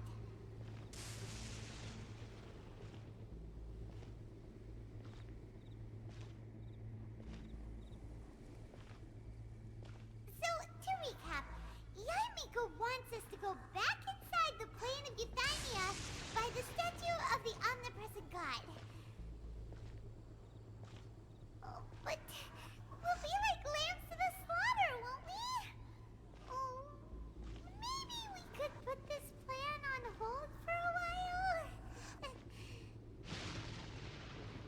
There's the sound of electro-zapping in the air.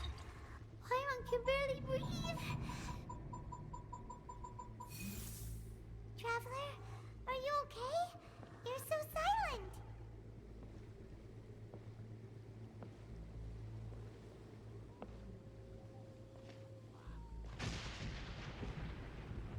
Sounds like there's a lot of noise coming from outside Tenshikaku.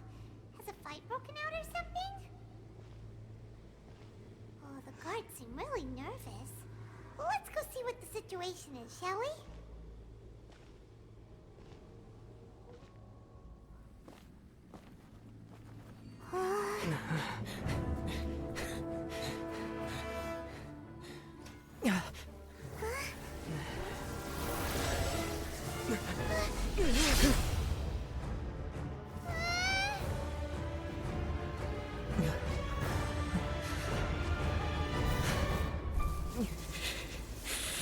There will always be those who dare to brave the lightning's glow.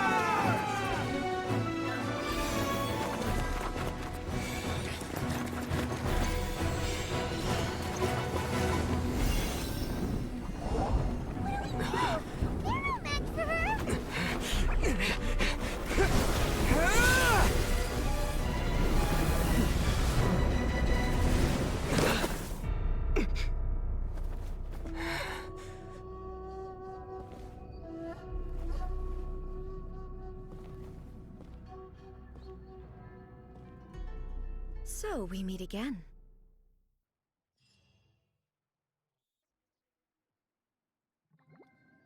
Indulge my curiosity. What is the reason that I find you standing here before me once again? Do you hope your foolhardiness will shelter those people? Or was it simply a means of seeking an audience with me? Oh? Surely you didn't rouse me from my state of eternal meditation only to tell me this. If so, then you underestimate me. I am quite well informed about the Vision Hunt decree. Not so. Only everything that pertains to eternity. The Vision Hunt decree has my tacit approval. The Fatui's actions thus far do not constitute a threat to eternity. Otherwise, they would have been purged long ago. Individual ambition is inherently incompatible with eternity. What you might not realize is that all too often, people have far more to lose by chasing their dreams. Consider this. No one will lose their life on account of having their vision taken away. Rather, those who have lost their lives are the ones who insisted on pursuing their own aspirations, are they not? Traveler, your existence is unique in my eyes. There seems to be limitless uncertainty in you. To put it another way, you are the furthest thing from eternity. So, I won't insist that you comprehend the meaning of my actions. What matters is that I tread the path of eternity on my people's behalf. That's right. Huh. I'm surprised you understand it so well. Anyway, you're looking for a chance to shake my will, aren't you?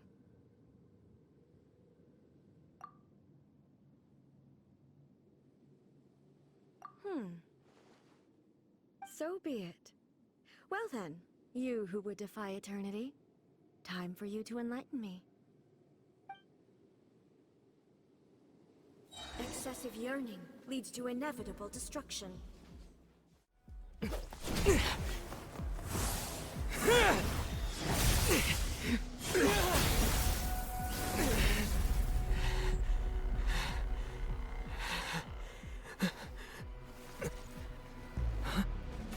Dear me, aren't you cutting it rather close? Miko, this was your doing? Now. Don't forget who taught you how to place your consciousness in objects. Surely you don't think your ambition alone is enough to shake A's will, do you? Though you alone are here, they too have ambitions, which they long since entrusted to you.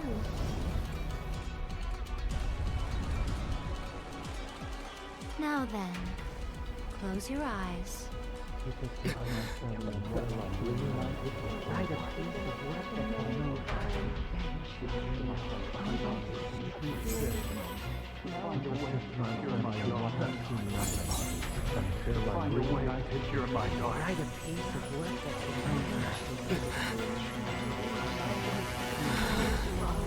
I hope we can abolish the Vision Hunt Decree.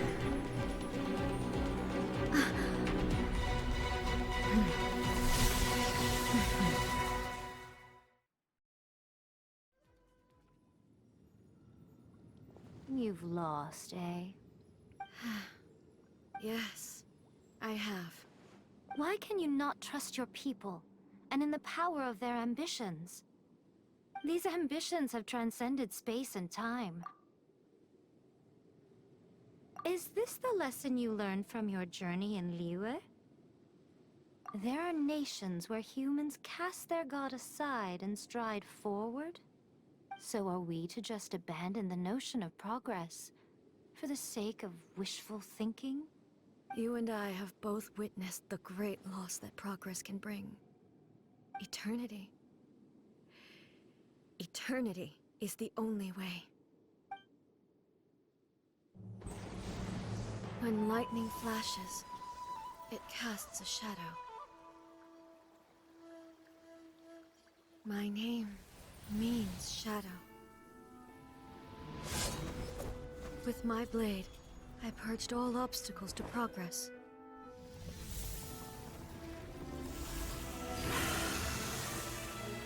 And yet, something was lost with each step forward. In the end, I even lost her. The tales are still retold in the shade of every Thunder Sakura. But the wounds left on our nation by that terrible loss still ache. Never stop searching, even if only for a brief flash of light. If nothing else, we have the present moment. She said that once. But I've seen a nation stride forward and lose everything to the heavenly principles. Perhaps only if time stands still will the lightning's glow never fade. The present moment is a fragile illusion. Only eternity can bring us closer to the heavenly principles. I am no longer the shadow. Mine is the most supreme and noble form. Let power over the realm be vested within me. In this form shall I honor my subjects' dream, for a land of eternity, unchanging forevermore. The heavenly principles. Irrelevant nonsense as far as I'm concerned. When all's said and done, all you really want is to protect your beloved Inazuma forever and ever. Isn't that right? That would be something of an oversimplification. But is this nation worth existing for eternity? Stripped of ambitions, stripped of the potential for change, it does nothing more than simply exist. It is a hollow shell of a nation. I wonder what loss would it really be to anyone if such a nation were destroyed? Miko, retract your words. Never changing eternity is the promise I made to my people. But what your people need from you is not your promises. They want your attention. Your divine gaze. You mean visions? Humans have a lifespan of barely 100 years. They cannot afford to bear any extra losses. But I have experienced it all.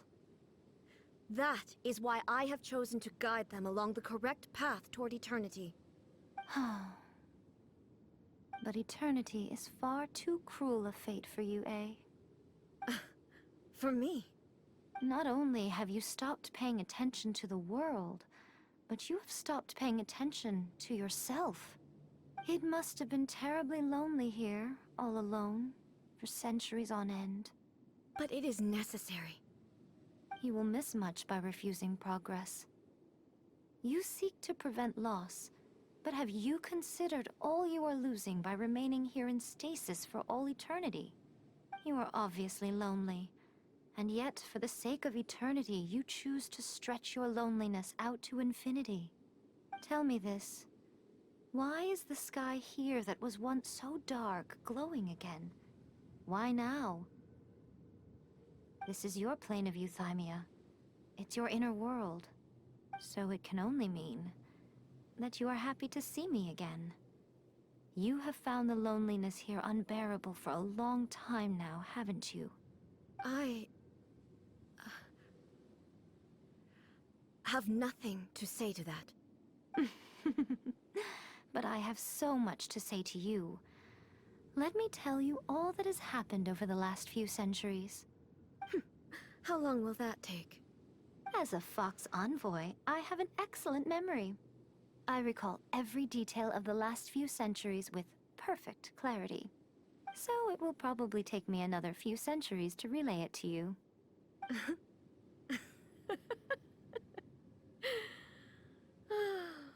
Miko, I never thought I would have the chance to meet with you like this again. Seeing you again is a change to eternity. And a very nice surprise. Since you are willing to admit that, I suppose that means we can still be friends? What a childish conversation this is. Anyway, now that I have been defeated by you and your plan, I will honor your wish to abolish the Vision Hunt Decree.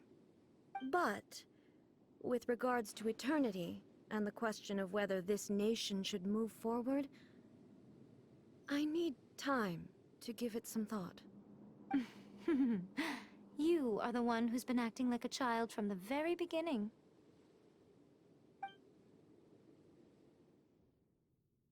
As promised, the Raiden Shogun abolished the Vision Hunt Decree. Finally, her people's wishes penetrated her locked heart.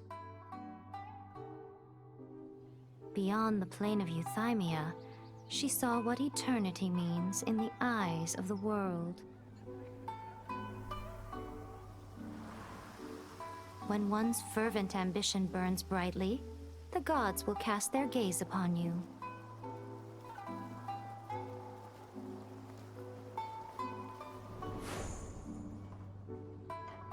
Some ambitions have the power to heal wounds, To bring victory. To inspire hope.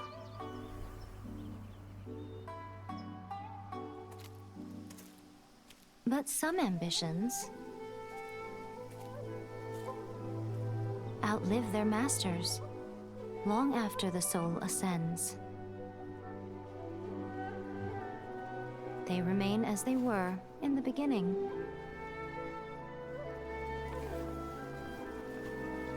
Burning bright and true for all eternity.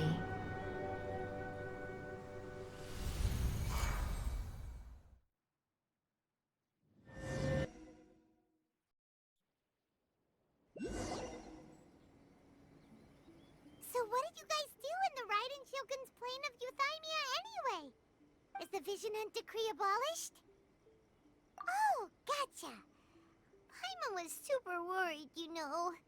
So, maybe the reason Yaimiko is looking for us now is because she wants to thank us. Let's go find her.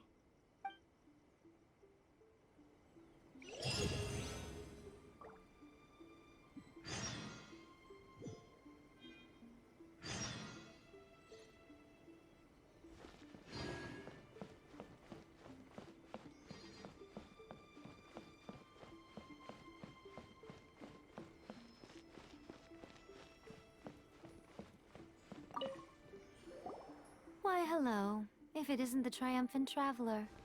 And why might you be visiting the shrine? A sign of piety, perhaps? You literally told us to come meet you here! I was just joking. I've been waiting for you. Seems like someone's in a pretty good mood.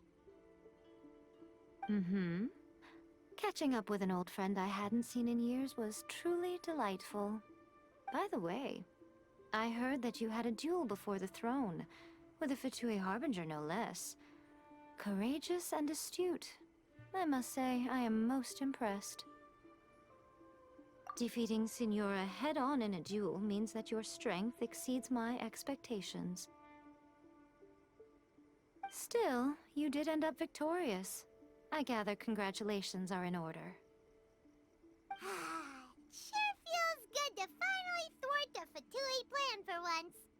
They caused plenty of trouble along the way, but at the very least, they didn't get their hands on another Gnosis. Wait a second. Did you say Gnosis? As in, the little thing that looks something like a chess piece? Yep, that's the one. You've seen one too?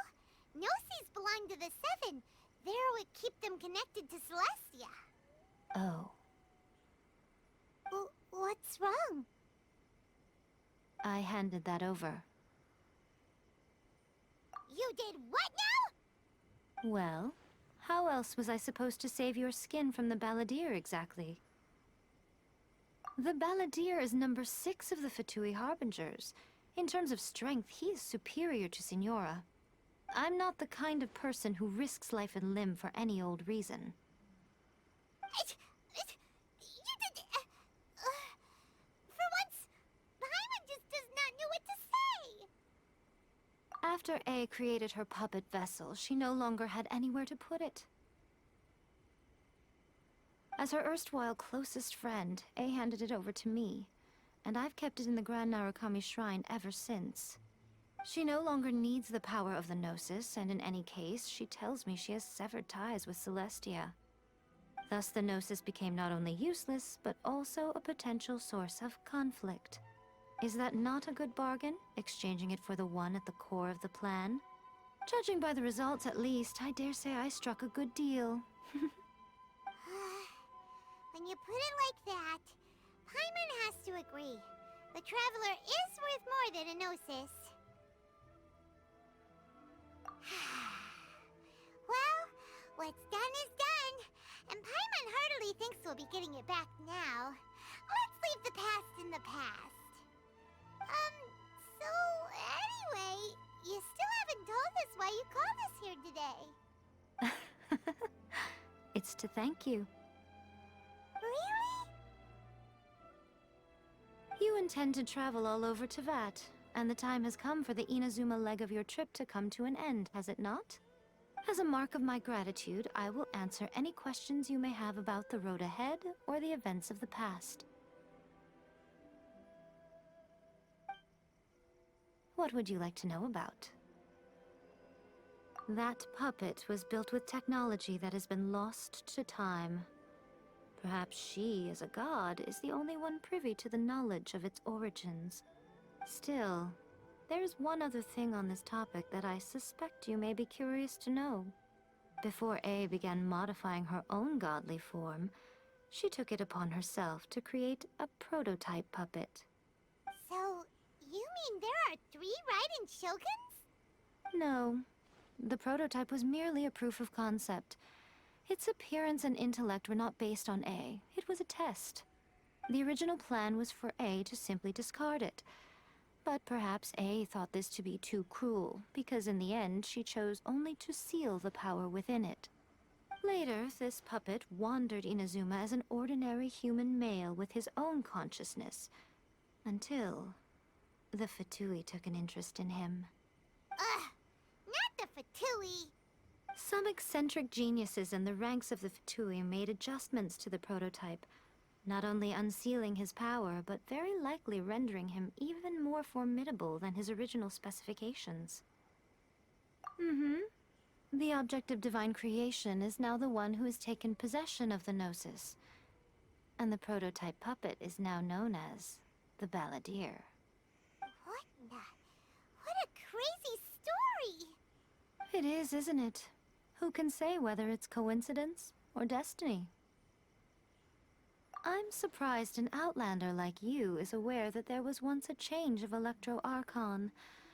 Few citizens of Inazuma are aware of this. Morat's told us. He said that the Electro Archon Ball has passed away. Yes. The truth of the matter is that there were 2 twin gods, Baal and Beelzebul. Twin gods? They won the Archon War together, and when Baal established the shogunate, Beelzebul became her Kagemusha, or shadow warrior. In other words, she acted as Baal's body double. Beelzebul is A, with whom we are now both acquainted. Baal's name was Makoto. As far as the world was aware, there were not 2, but 1. They complemented each other, and they ruled Inazuma jointly, so there was no need for the public to know the truth. In fact, the name Baal and the title of Raiden Shogun was understood to refer to both of them. Right up until... Until what? Makoto died several hundred years ago in a war that I was not personally involved in. Since then, A has assumed the shogunate. Losing her sister must have been super hard on A. That was when A began to change. Makoto was her greatest loss. Paimon feels like she understands A a lot better now after finding that out. So what kind of god was Makoto? I didn't spend a great deal of time with her, but my impression was she was a gentle god, who in each moment cherished the beauty of what was before her. Wow! Sorry, I haven't a clue. I'm also unfamiliar with the god you describe. But if you still have doubts about A, I would say they are misplaced. Not only does she not fit your description, but she voluntarily gave up her gnosis long ago, severing her ties with Celestia in the process. That's good to hear. Otherwise, given that I'm her familiar, it could have made our relationship rather awkward, don't you think? Don't worry, we aren't looking to pick a fight with you. I wish you the best of luck. May you soon discover the truth behind it all. As for your sister's whereabouts, I will use all the resources at my disposal to investigate it, and I will also borrow some of Ayato's people from the Shiumatsuban. I'll let you know if I find out anything. Consider it part of my means of thanking you. After leaving Inazuma, I think it would be easiest for you to go to Sumeru. Ooh, Sumeru! We've run into loads of scholars from there on our journey so far. Yes, well, Sumeru is the land of the god of wisdom, where the quest for wisdom and knowledge is never-ending. But their obsession gives rise to some truly inexplicable things. For example, in Sumeru, knowledge is holistically managed as a resource. Knowledge is a resource? Yes. I don't know whether it was the sages or Lesser Lord Kusanali who came up with the idea. Lesser Lord Kusanali? That's a cute name. Oh, you haven't heard. Lesser Lord Kusanali is the deity in whom the people of Sumeru place their faith. It's their chosen term of endearment for her. I'm sure you must have some things to discuss with her too. I wish you all the best. Are you sure? Okay then.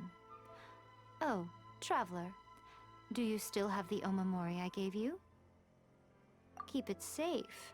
Is that all you intend to do with it? There was me thinking that you might hang it around your neck to show off to the world, telling everyone who inquired that it was given to you by none other than Yae Miko, the wise and beautiful. Who in their right mind would do that?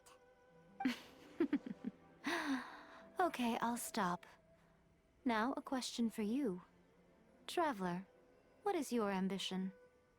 I see. But that is merely a small goal, based on what preoccupies you here and now. Your ambition should be something that transcends the world below and the starry sky above. Something that shines in unison with fate itself. Perhaps the reason you do not possess a vision is that such an ambition has yet to be engendered within you. It's a possibility. Continue on your journey, and maybe that moment will come to pass.